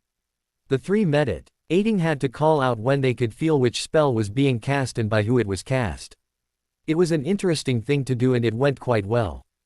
After that it was time for a full-out spar with the five teenagers against each other in a five-way spar. Harry won, but it was a close thing after Susan and Neville started to work together. It was clear that Hannah and Hermione had some catching up to do, but Amelia was willing to teach them for a bit longer after the other three were taking a break from training and taking a walk. While they were walking, Susan told them that Hannah's father had agreed to let her come to Hogwarts this year if she was able to disarm, stun and bind him before the end of the week. Hannah was determined to manage it, and Hermione was always eager to learn new things. Harry had offered Susan his arm, and together they walked along the path on the grounds of Longbottom Manor. Neville walked along next to them. He seemed very happy for his two friends. Probably because he did not need to see them pining for each other anymore. Harry told them about his experience with the Animagus potion and what it had showed him. They were very happy for him that his form was as some kind of wolf and not something lame like a fish or bug or something. Now Harry had to start meditating and transfigure parts of his body into his wolf, one by one, until he was able to do the whole transfiguration at once. They walked and talked, but soon it was time for lunch, where they met with the others. It would be a busy afternoon for the three of them, wherein they would bring Hannah up to speed with everything that had happened this summer. Then Harry would have his lessons with Gran, and Hermione had asked if she could come too. Hermione told him that she had sent the letter to S. Keeter and that the woman had agreed to start looking into the life of Albus Dumbledore. Then they would train some more in the training room, and then it was time for dinner, after which everyone would go home. It was while they had lunch that Amelia told them what had been happening outside the manor with Voldemort and his Death Eaters. The world still didn't know that he was dead, since they still had to find the body. The Daily Prophet was still calling Harry the Chosen One and the one who was destined to defeat Voldemort. But this morning there was a breakthrough in the Auror department. The Aurors had found an almost empty Riddle Manor in Little Hangleton, where they found the bodies of Bellatrix Lestrange, Amicus Carrow, Antonin Dolohov, Corbin Yaxley, Walden McNair, and most surprising of all, Lord Voldemort himself. The wards around the manor had broken when Voldemort died. Well, Amelia had known that he was dead and how it happened, but the rest of the world didn't. They had decided together with the goblins that the world would never know just who exactly killed Lord Voldemort. The Goblin Nation really didn't want the extra attention from the Wixen world. It was never kind to them anyway. Both Longbottoms were ecstatic to hear that one of the Lestranges that tortured their loved ones into insanity was dead. Now there were just two left of that family. This evening there would be an extra edition of the Daily Prophet, in which there would be told that Lord Voldemort was dead. And a few of his worst Death Eaters too. Now that their leader was dead, the Aurors would be going after the rest of the Death Eaters. Hopefully they would soon all be caught, so that Amelia and Susan would be able to go home again. Harry would go to Black Manor after dinner so he could tell Andromeda in person that her sister had been killed. She might have been insane, but at one point Bellatrix Lestrange née Black had been Andromeda's little sister, and she deserved to hear the news in private from someone who cared about her. Everyone deserved that little kindness with news like that, no matter what. Andromeda had taken the news well. She was sad and would mourn the little sister she knew in her youth, but she was glad that the biggest threat to her family was gone. Soon they would be able to go home again. Thought Harry had the feeling that Tonks might want to stay in Black Manor. Harry hugged Andromeda, but then left her with her family to mourn in peace. Harry had gone back to the Potter Manor, where he checked up on Hedwig and the owlets. He was just in time to see Hedwig teaching her chicks how to fly. Trying to, at least. It was an adorable thing to watch. The owlets were growing very well, and soon Hedwig would leave them free around the manor. Harry couldn't wait to get to know them better. He just hoped that they wouldn't be as bossy as their mother. Harry was planning to give one of the owlets to Hermione if she and one of the owlets had a connection. He would keep the R2 so that he could start filling the Ollery again. He probably had a lot of letters to send in the future with the two lordships to his name. When he got downstairs the next morning, he was surprised to see Dobby and Effie dancing around doing chores all around the manor while actually dancing together. He didn't know that house elves could do the salsa. Dobby barely stopped dusting when he told Harry. Bonding went very well, Master Harry Potter, sir. Dobby and Effie be having lots of magic now for chores and fun times. Dobby and Effie be going now for more chores in big wonderful dusty manor. With that, he and Effie popped away together to do some more work upstairs. Fun times. He did not want to know. Harry really loved those two elves. He was very glad that the bonding had gone well, and that the two were so very happy together. Thought they did seem a bit high on the magic of their bonding. Ah well. He ate his breakfast alone this morning and took the chance to read his mail at the breakfast table. He had a letter from Dumbledore which he was a bit worried about. He called for Creature. Creature. The old elf popped in and asked his master, what can Creature be doing for master? Harry was glad to see the old elf again. He had kinda missed the old elf's cranky presence in Potter Manor. He told Creature, it is nice to see you again, Creature. I was wondering if you could check these letters for tampering. Dobby and Effie are kinda busy right now, otherwise I would have asked them. I hope I didn't call you from something important. Creature looked touched at his master's words and said, Master be kind to think of old Creature. Creature be always willing to help Master Harry. Creature be checking letters now. And the elf clicked his fingers and the letters floated over to him. There was a slight glow on both letters and Harry could feel that the letter from Dumbledore just felt a bit malicious. Creature did something with his hands so that the letter from Dumbledore lost the dark glow on it. Creature put the letters back on the table and said to Harry, letter from Beetle Lady be charmed for only your eyes to read. Letter from Crazy Headmaster was be cursed to make Master go to him. Creature made that curse go away but Beetle Lady charm stay if Master agrees. Harry nodded and replied, thank you for your help Creature. Do you want to eat some breakfast Ith me before you have to go back to Black Manor? Creature nodded gratefully and waited for his master to take a seat before he went to sit down at the table. Harry left the letter for after breakfast tea since he now had company and started eating. It was after breakfast that Creature left and Harry went to open the letter from Dumbledore. Harry my boy, I am very disappointed in you for leaving your relatives. I had expected better from you. All your friends are very worried about you, my boy, so I expect you to come see me at your relative's house tomorrow. It is for the greater good that you live at your aunt and uncle's house. Your aunt and uncle love you and are very concerned about you running away from them. They miss you and want you back. I hope you know how much you scared them with your immature behavior, Harry. I will see you tomorrow on number 4, Privet Drive. Sincerely, Albus Percival Wulfric Brian Dumbledore, Headmaster of Hogwarts. Harry was kind-of flabbergasted with how delusional this letter was. His relatives loved him and were worried about him. Peef. Don't make him laugh. And his friends were worried about him. He had been in contact with all his friends this summer. Unlike all the summers that came before. And again the man told somebody it was for the greater good.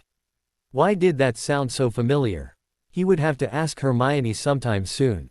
At least he had now. A prime opportunity for Amelia to discreetly take him out of the picture. It was clear that the headmaster needed to be looked at by a healer. By force if necessary. He would talk to Amelia and Andromeda today about it. The next letter was probably from Rita Skeeter since Creature said it was from the Beetle Lady.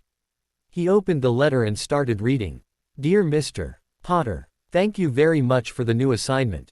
I was already looking into the man but this is still a very nice thing for you to do since I heard from your little friend that you had some memories to share with me about your express errands at Hogwarts and with the headmaster. Please mail them to me at your earliest convenience. I do hope that after this is done that my debt is paid off. Sincerely, Rita. Harry was glad to read T. Had the woman accepted the job even if she was already looking into the headmaster. He went to get some vials in which he could put his memories from the last few years. He started with his first year. And continued until he was done with his 5th year at Hogwarts. He included the memories with all the meetings he had with Dumbledore at Hogwarts and this summer. He also put the memories of all his adventures in the vials. This way he also hoped she could finally clear Sirius' name to the public. And perhaps this could help with a case against Umbridge. That vile woman deserved to rot in a prison. And maybe there could finally be some changes made to Hogwarts so that what happened to him in his years there would never happen to another child. He closed all the vials and put them into a package. He spelled the package unbreakable and weightless before he went to the Ollery to see if there was an owl there able to deliver the package for him. If not he would have to call for Dobby or Effie. He wanted to give them as much privacy as he could. It was their honeymoon after all. Luckily it seemed that Othello had come for a visit but when Harry wanted to give him the package he got pecked by a offended Hedwig. Apparently she was ready for a small trip now that Othello was there to look after the owlets for a while. And so he bound the package to her leg and cuddled her for a while. For she flew away to deliver her burden to Rita Skeeter. He watched her fly away for a while before he turned his attention to the chicks and Othello. He played with them for a while, but then it was really time for him to go to Longbottom Manor. He met with Hermione in the entrance hall and he told her about the letter he got today. She agreed that it was a good idea to try and ambush Dumbledore and get him to a healer. She was also glad that Skeeter seemed to take her new assignment seriously. They really couldn't wait to see what she would find out. The both of them walked into the training room to see Susan waiting for them. Harry greeted her with a kiss on the cheek and went to stand next to her. Susan explained that Hannah was here too, but that she and Neville had gone on a walk together. Apparently Hannah had taken Susan's example and asked the boy she liked if he liked her directly instead of waiting for him to ask her.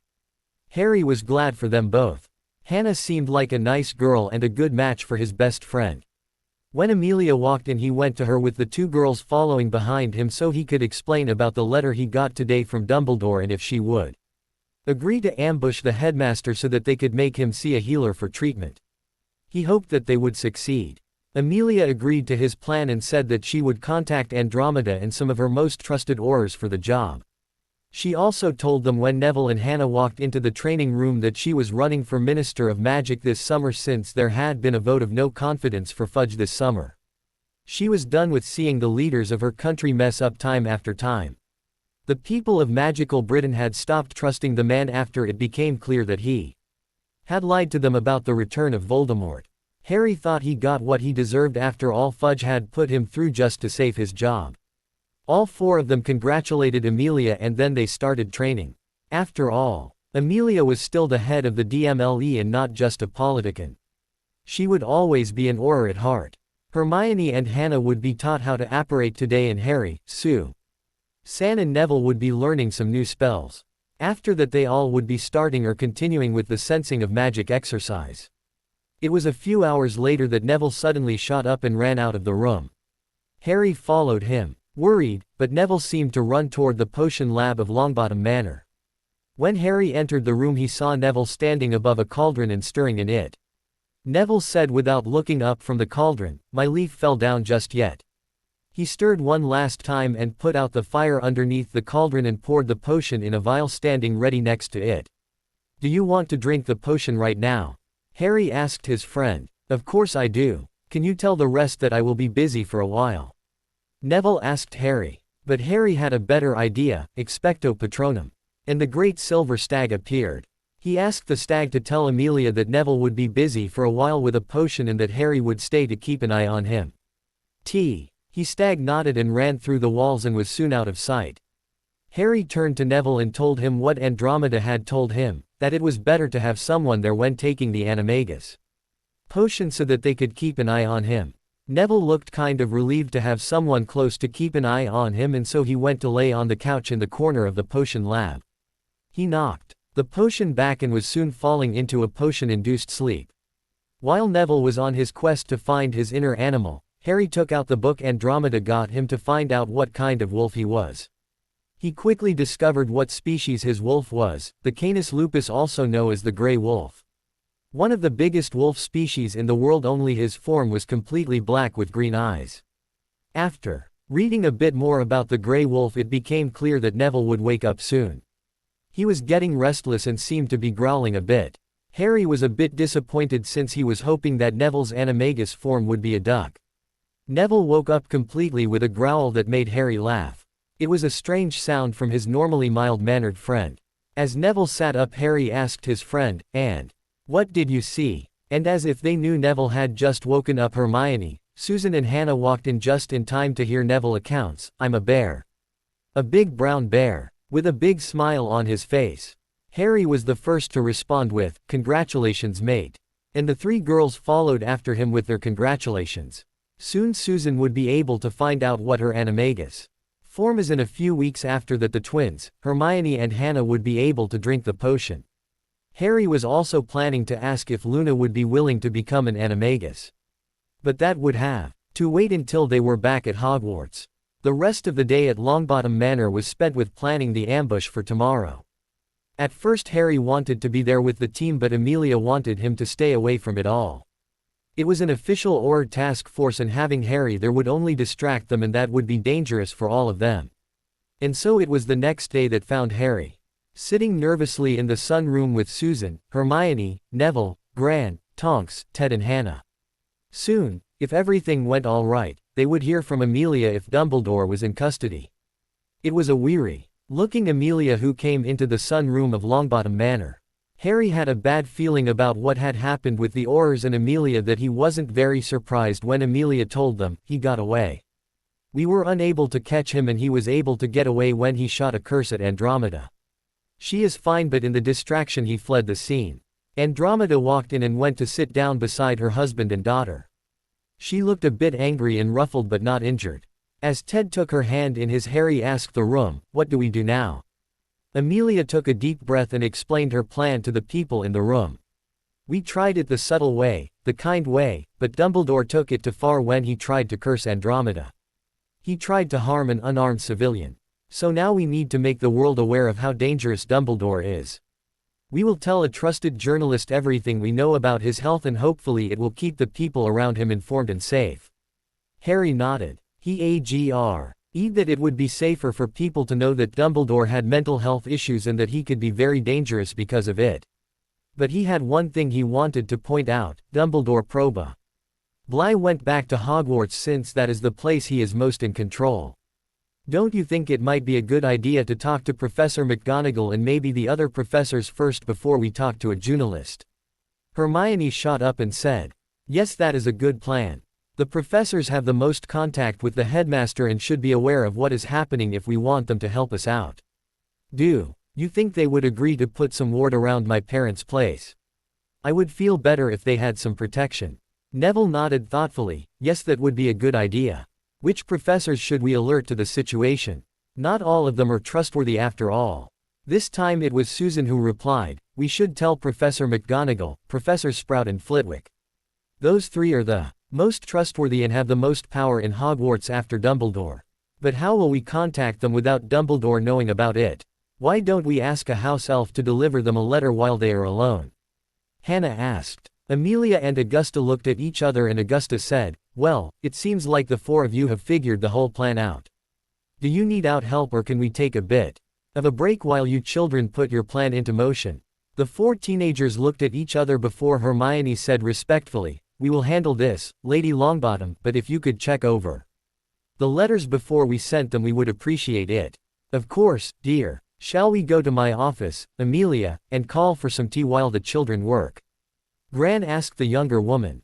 Amelia stood up and replied to the Dowager of House Longbottom, "Yes, let's do that. I could use a bit of a break, and maybe you could tell me some interesting stories about the Wizengamot members in their youth." Gran smirked and took Amelia by the arm. As they walked away, Harry could hear Gran tell Amelia something that sounded very close to blackmail, or at least some very embarrassing stories of some youthful mishaps of the distinguished members of the Wizengamot. He almost pitied them after Amelia would be done with them, but honestly, they could use some shaking up. The magical side of Britain has been stagnant for way too long. It was time for some new things. The four teenagers went to write the letters for the three head of houses. They decided to write the same thing to all three of them, but only change the name it was addressed to.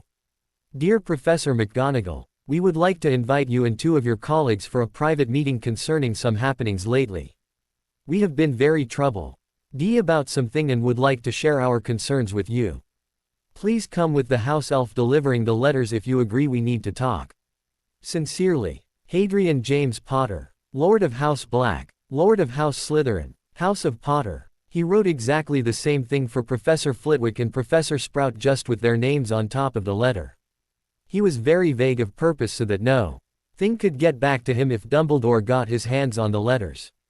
He did write down his titles so that they would see how serious he was and that he was aware now of all that they never told him before. It was probably never their responsibility, but still. The others agreed to leave their names out of it just to be sure. Now they would show the letters to Gran and Amelia, and then they would ask a house elf to deliver them and hopefully take the three teachers back to Longbottom Manor with them. Gran approved of the letters and went to call for Tessie so she could go to Hogwarts.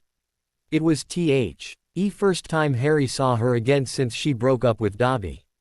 Harry was glad that she looked happy, and he was even more glad to know that Dobby had found love after his disappointment with Tessie. RRY gave the letter to Tessie with the instructions and watched her disappear with a pop. He hoped that Professor McGonagall would come back. Not just to warn her about Dumbledore, but also that he could ask her some discreet questions about the animagus transformation. He wouldn't want to be stuck with a tale like Sirius when he was attempting his own transformation. It was an hour later that a stern-looking Professor McGonagall was standing in the sunroom of Longbottom Manor. Soon after that, Tessie popped in Professor Flitwick and Professor Sprout. Professor Flitwick looked like he had expected all of this to happen, and Harry wondered if the goblins had told him more of what had been happening lately. Neville and Gran stood up to greet the guests, and soon after the rest did the same. Gran called for some tea for the guests, and everyone went to sit down. It was silent for a while before Professor McGonagall raised an eyebrow and said pointedly to Harry, "Well, Lord Black." And so Harry told them about Dumbledore and what they all had discovered about Voldemort and the plans the headmaster had for him. The Horcruxes and the prophecy. Dumbledore's health issues. By the end of it, the three teachers were looking horrified, and Susan was holding Harry's hand. Professor Sprout was the first one to start asking questions. "Mr. Potter, are you all right now? Can we do anything to help you? And are you sure that the headmaster has some form of dementia?" Andromeda was the one answering that question, since she was the one who was his healer and cast the diagnostic spell. "Dumbledore has dementia, and it isn't a recent thing. If I had to guess, he has had it for around 10 years now, but he has been self-medicating with wit sharpening potions so that the disease slows down. And the man is a powerful witch, so that would have slowed down the disease too. Still, it has progressed way too far now for him to hold the important jobs he has." Harry took over for Andromeda by saying, "You might They noticed him doing some stank things in the last few years that he couldn't explain himself. Just look at my last few years at Hogwarts. Why could the door in my first year be opened by a first-year spell? Why didn't call the headmaster for help in my second year when the chamber opened? And those are just my first 2 years at Hogwarts." The teachers looked at each other and started feeling a bit ashamed of what they all had allowed to happen to the child in their care in his time at Hogwarts. The young man in front of them had been through so much, and they should have helped him much more than they actually did. Harry continued with, "He is clearly refusing treatment, and he has become very dangerous to me personally. We would like to make it known to Magical Britain so that people can be careful in dealing with him." Professor Flitwick had listened to it all, but now he had something to say. "While I admire your strategy with the man that hurt you, I must advise you to take a more permanent route. The headmaster is already planning your death, so it might be more prudent to make sure he can never harm you and yours again." Both Professors McGonagall and Sprout looked shocked at what their colleagues said, but they didn't protest. Harry too was shocked at the normally very kind professor. Suddenly he could see the warrior side of the normally cheery charms professor. He didn't know what to do with the advice he got. He actually mostly agreed, but how does one assassinate somebody? Does he hire a hitman? Where does one even find a hitman? Or would it better if he did it himself? He really didn't want to kill anyone. By word or by deed. Amelia said, "While I do agree with you, Professor, that Albus Dumbledore is a dangerous man to Harry especially, he needs to be treated, and if he is found guilty, locked up. I personally like Nermangard." Amelia had a smirk on her face while she said that, but Harry was a bit confused. So he asked, "Nermangard?" Hermione was the one who answered Harry's question with quite a long answer. "Nermangard is a prison somewhere in the Alps. It was built by Dark Lord Grindelwald to imprison his enemies, but after his defeat by Dumbledore he was put in there himself by Dumbledore." She took a moment to take a breath before she continued, "Grindelwald has been in there since his defeat in 1945. He had a sort of saying, 'For the greater good,' which they have carved into the entrance of the prison." Harry looked at Hermione, shocked. "Did you just say, 'for the greater good'?" Amelia and Augusta, who had seen the memories of Dumbledore, suddenly looked like they had a not-so-nice realization. Hermione was visibly worried when she answered her friend, "Yes, that was what Grindelwald used as his excuse for his dark acts. It was all for his version of the greater good. I've heard Dumbledore saying those words a few times now. Does that mean that Dumbledore knew Grindelwald well enough to say the same words?" Harry was a bit worried now. It was bad enough to discover that Dumbledore wanted him to sacrifice himself so that Voldemort could die, but if Dumbledore had been close enough to a Dark Lord to use the same saying, then that was very disturbing. It seemed that they had another letter to send to Rita Skeeter. It had been a few days since the meeting with the three professors, and today was the day that Harry would go back to Hogwarts. There had been a lot of preparations happening before they all went back to Hogwarts. They had contacted Rita Skeeter with their conclusions, and she had promised to have her article published today. They had also put up wards around the Granger home just to be sure that Dumbledore wouldn't be able to go after them.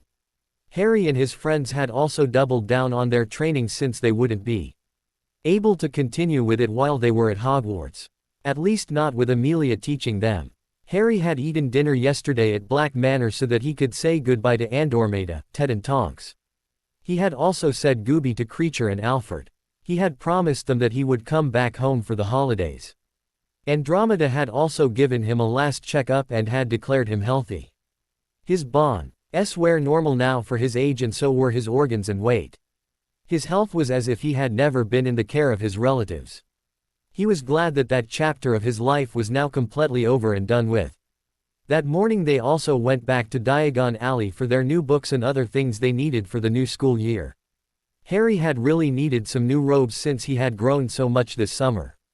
It felt very different this year to leave for Hogwarts. This was the first time he had family and a home he left behind. He wondered if this year would be the first year he would get homesick. Susan and he had gone on another date in the days before it was time to go back for school. This time they had gone for a swim in the lake behind Potter Manor. Harry had been a bit self-conscious about his swim skills, but Susan had been very patient in teaching him how to swim. She had been surprised that he didn't know how to swim since had gone into the lake at the second task, but he had explained to her that that had been the gilly weed. The Dursleys hadn't found it necessary to teach their nephew how to swim. Susan told Harry very sincerely that she would like to curse them for all that they had done to him. Harry was touched, but he just wanted to leave all that behind them. Life, the best life is possible. It had been a great afternoon. Harry and Susan agreed to keep going on dates when they were at Hogwarts. Only this time Susan had asked if she could plan some of their dates too. Harry didn't mind that in the least. Harry had also shown Potter Manor to Hermione and Neville. He trusted them with his safe place, and they had sworn to never reveal where he lived.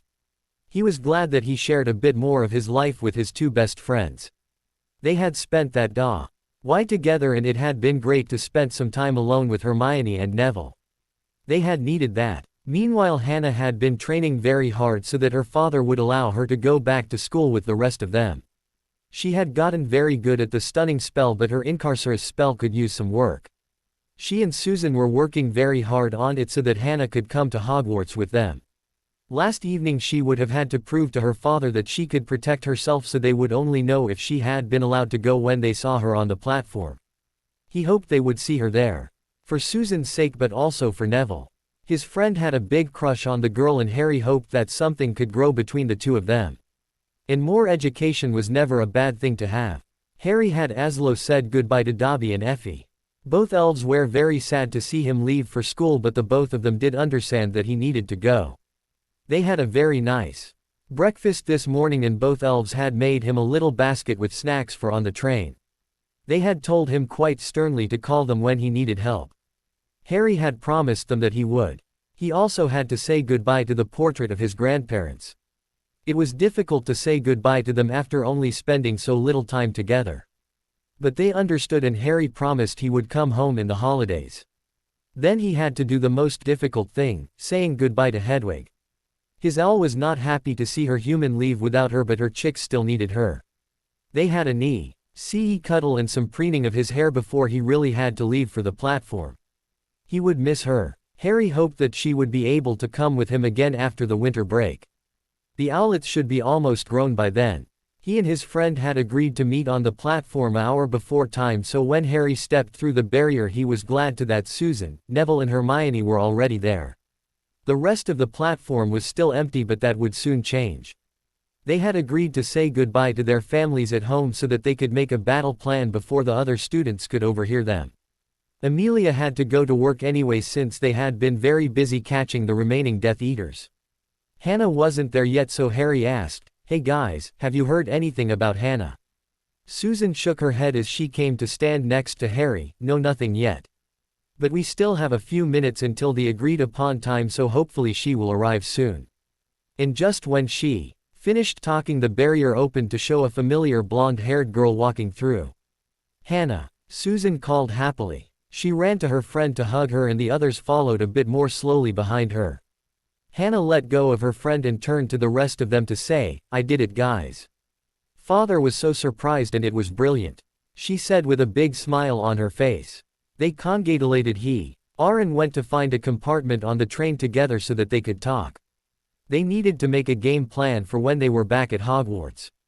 They agreed to meet twice a week for extra training in the ROR. They could train or meditate for their animagus form, or even just do their homework together. They also agreed that they would never be alone while the headmaster would still be around. H and Harry had come up with a name for his wolf, Grim, in honor of Sirius and according to the Marauder tradition. Neville didn't know yet what he wanted to name his form, and the others had to wait for a little while yet before they would meet their animagus form. It would be a while yet before he will be able to change in his wolf completely, since it took on average a year before someone could manage the complete transformation. Soon they could see other people starting to appear on the platform.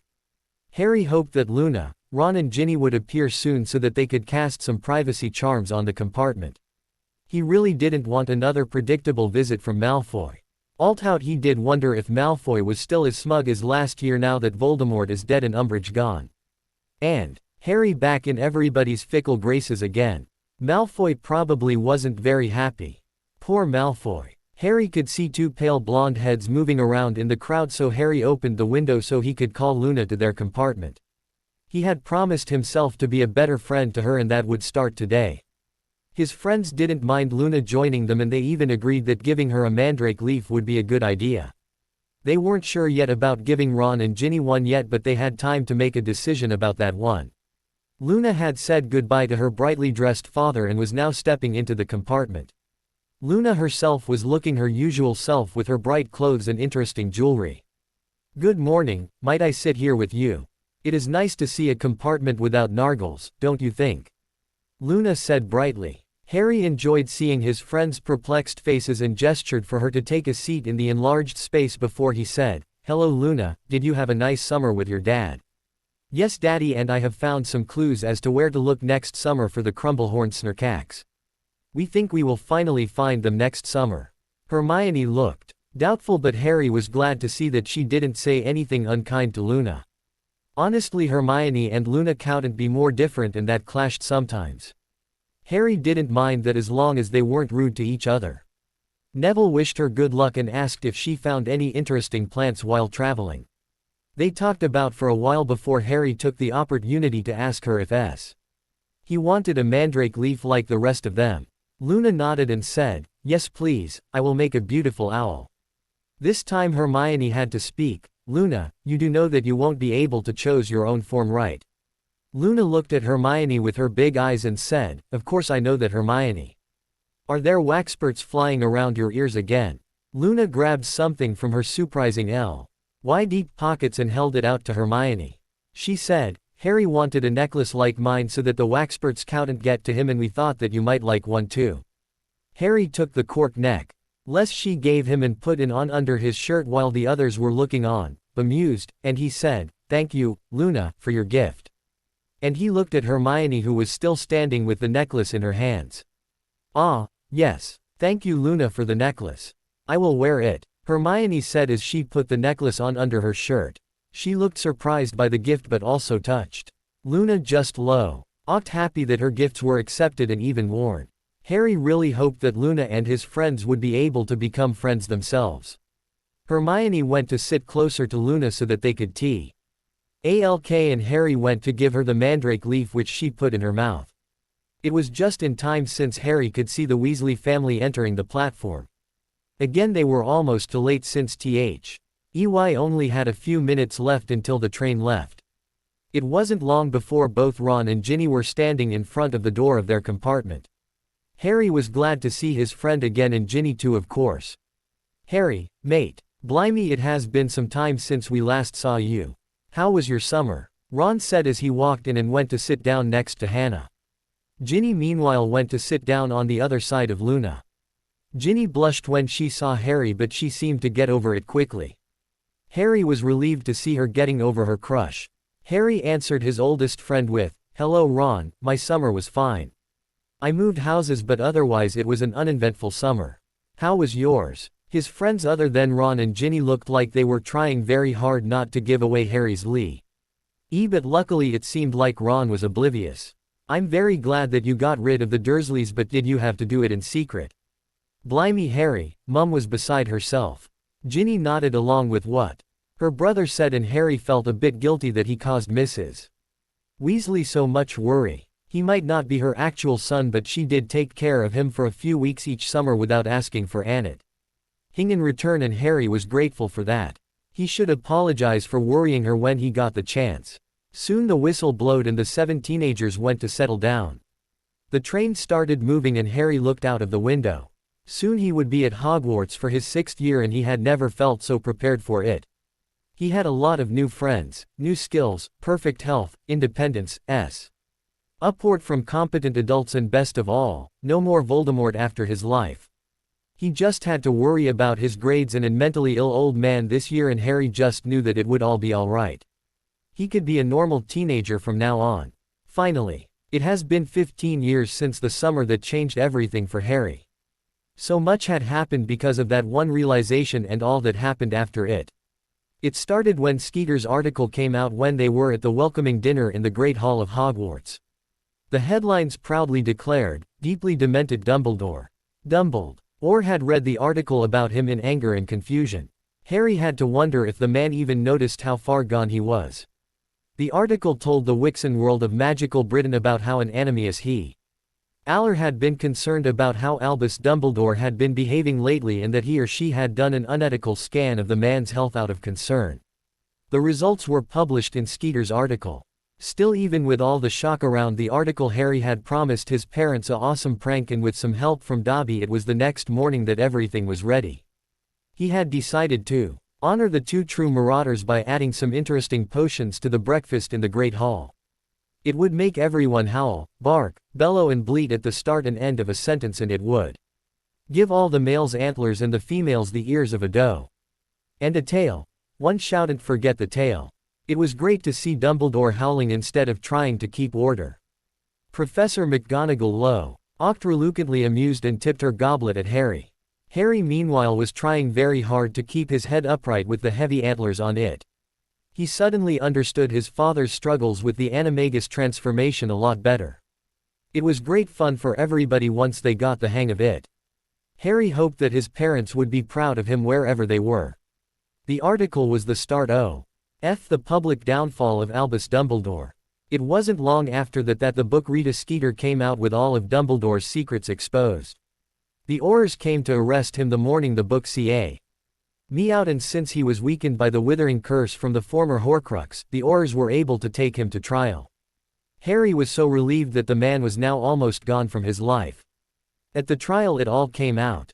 Thought the healers did advise them to declare him mentally unsound since he clearly was suffering from some form of advanced dementia. The final decision was to let him spend the rest of his days in Nurmengard with his husband. Yes, you heard that right. His husband Gellert Grindelwald. Apparently they married in secret when they were young and in love, and before Gellert became a true Dark Lord. Thought the relationship started after the future Dark Lord was expelled from Durmstrang for experimenting on students. After his defeat, Dumbledore did not dare to bring attention onto the fact that he had once a relationship with the man and even married him. Still, it was very shocking to hear that it was only after the death of his disabled sister that Dumbledore had a change of heart, that the enslavement of Muggles and the greater good were clearly not a good idea after all. It was disturbing for a lot of people to know that Dumbledore was almost a Dark Lord. Dumbledore became a better man after the death of his sister and became a teacher at Hogwarts. Here he also helped the resistance against Grindelwald, his secret husband. Eventually he defeated his husband in a duel and locked him up in the prison Grindelwald had built himself. Dumbledore went on to become a good man, a pillar of the community. At least for a while. Unfortunately for his future victims, he became very ill some years ago. He knew that Voldemort was not completely defeated, and so he decided that he could show no weakness.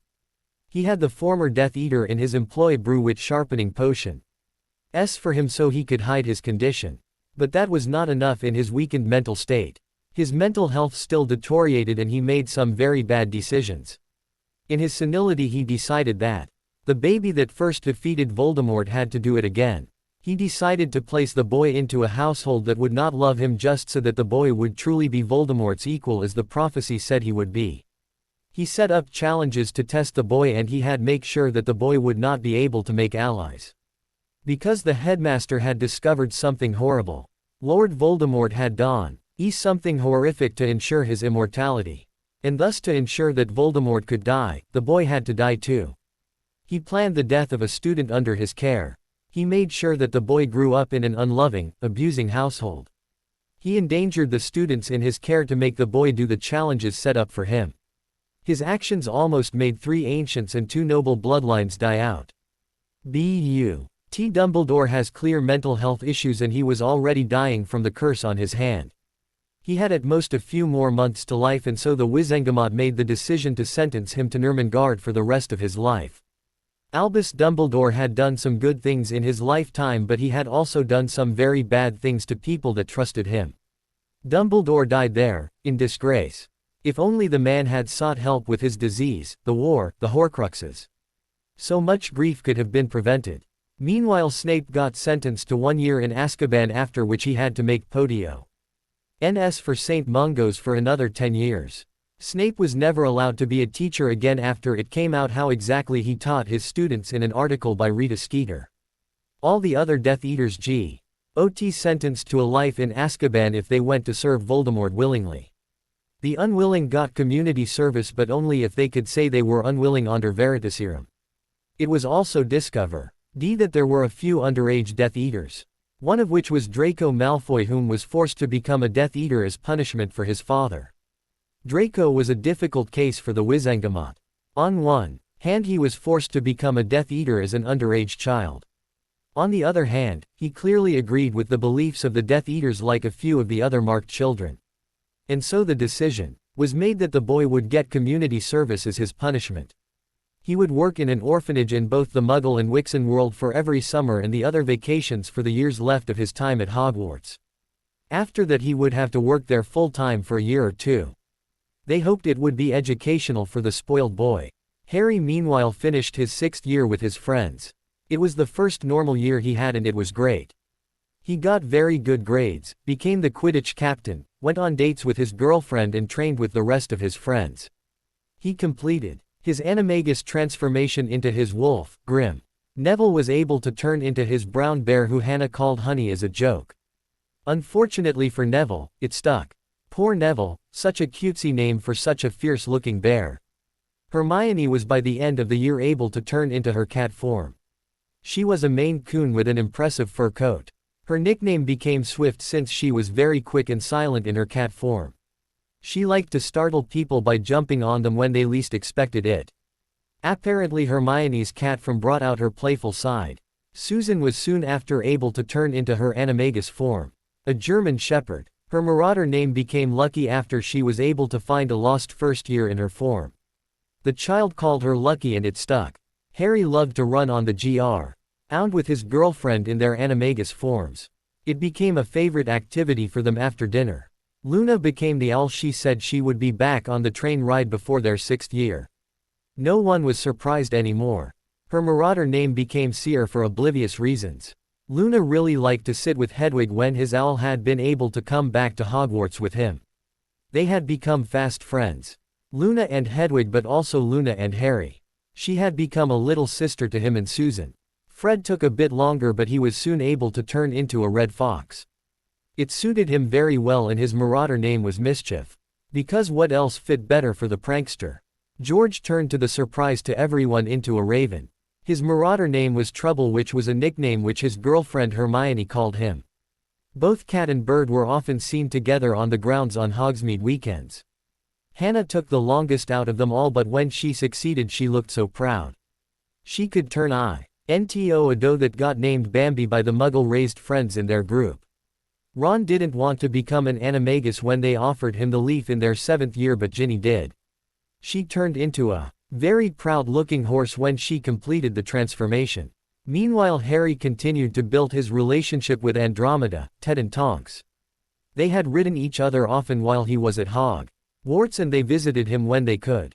They had become a family in more than just a name. It was in that year that Tonks gave birth to her son, Theodore Hadrian Tonks. Harry was honored to be asked Ed to be little Teddy's godfather, and he was determined to be the best one ever. Remus unfortunately never showed interest in his son or in Tonks herself, and after Dumbledore's arrest he disappeared to France.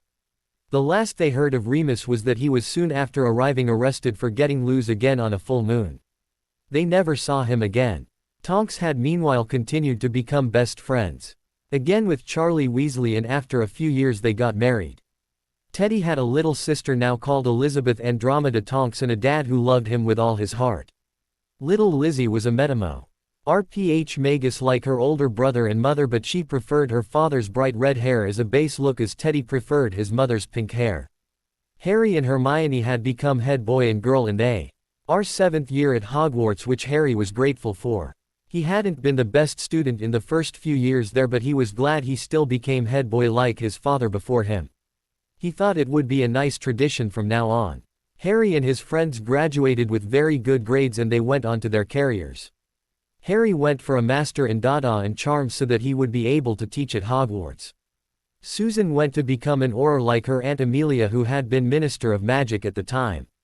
Amelia had been Minister of Magic for 2 terms before she stepped down so she could retire.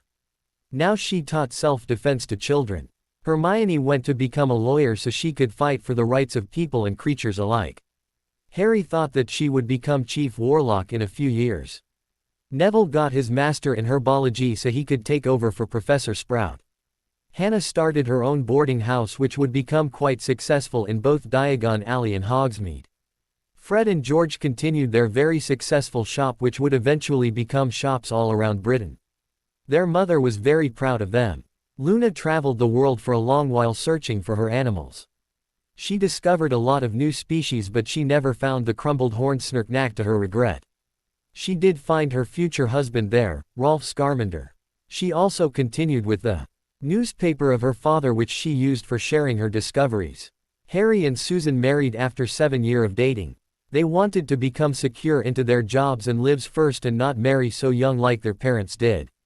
It was a beautiful ceremony with Neville and Hannah as their best man and maid of honor. They had 3 children, James Edward Potter after both their fathers, Ruby Lily P.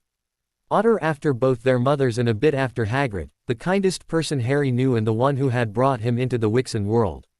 James had Harry's green eyes and black hair, and Ruby had her mother's auburn hair and Harry green eyes and wild hair. Then there was their little boy, the boy who looked so much like Sirius that it stunned Harry sometimes to look at him. He looked so much like a black just with his mother's blue eyes. They had named him Leo Sirius Potter. Susan was pregnant again now. It had been a bit of an accident, but a very welcome one.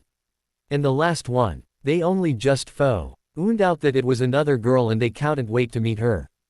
They planned to name her Lyra Amelia Potter. She would be the Lady Bones after Susan, since her sister would inherit another title and the Bones family was matriarchal. James would inherit the Potter lordship. After it had somehow gotten out, Skeeter, that Harry had made an agreement with the goblins to defeat Voldemort, all the credit went to Harry, unfortunately. But as a reward they made the Potter name a noble one, so James would be the Lord Potter after Harry. Like he did not have enough names already. Still, 4 children for all 4 titles. Harry still had a very good relationship with the goblins. Even better than before when he exorcised Binns for them. Hogwarts now had a history professor that wasn't based against goblins or any other creature in that matter. Ruby would inherit the Slytherin lordship. She would be a great lady of House Slytherin. And Leo would inherit the Black lordship. He was a Black through and through, just with his mother's heart and his father's bravery. Creature loved all of his children, but when he met Leo he fell in love with the baby. He was so proud of his children. Hermione had read George a year after Harry had married Susan in a little ceremony with only their close friends and family. They had 2 children, Rosalie and Fabian Weasley. They were twins with their mother's CURLY hair but with their father's hair color. The girl with blue eyes like their father and the boy brown eyes like their mother. They were as smart and mischievous like both their parents. Hedwig her T.R. chicks had grown up well, and Harry had named the male and female snowy owls Helios and Selene and the eagle owl Hermes. Hermes had bonded well with Hermione and became her personal owl. Thought young owl was even more crazy about George. Helios and Selene stayed with Harry and Hedwig. She was very proud of her chicks, and that included her first, Harry.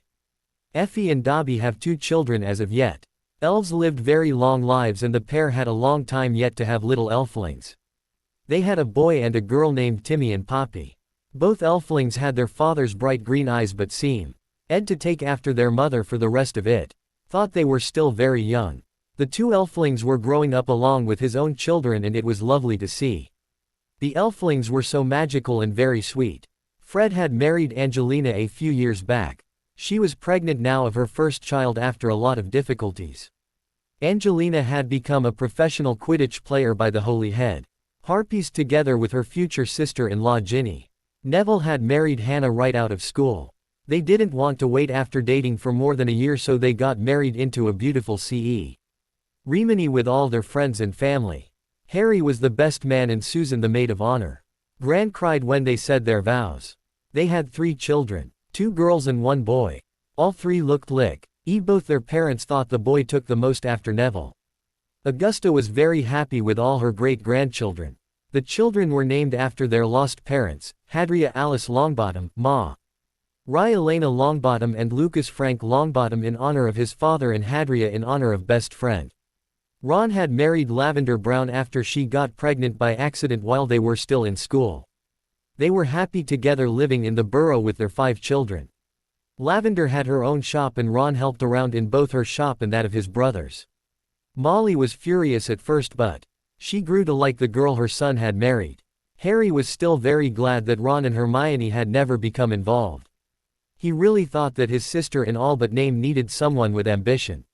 She needed to be challenged and never be bored. George was really good for her and she for him. Ginny was still dating around. She didn't want to be tied down just yet, if ever, and she was still very much enjoying her life as a professional Quidditch player. Harry had joined the Wizengamot when he came of age together with his friends. They all did their best to make laws that would make sure that what happened to them would never happen again. And to Harry's surprise, Draco Malfoy started helping them.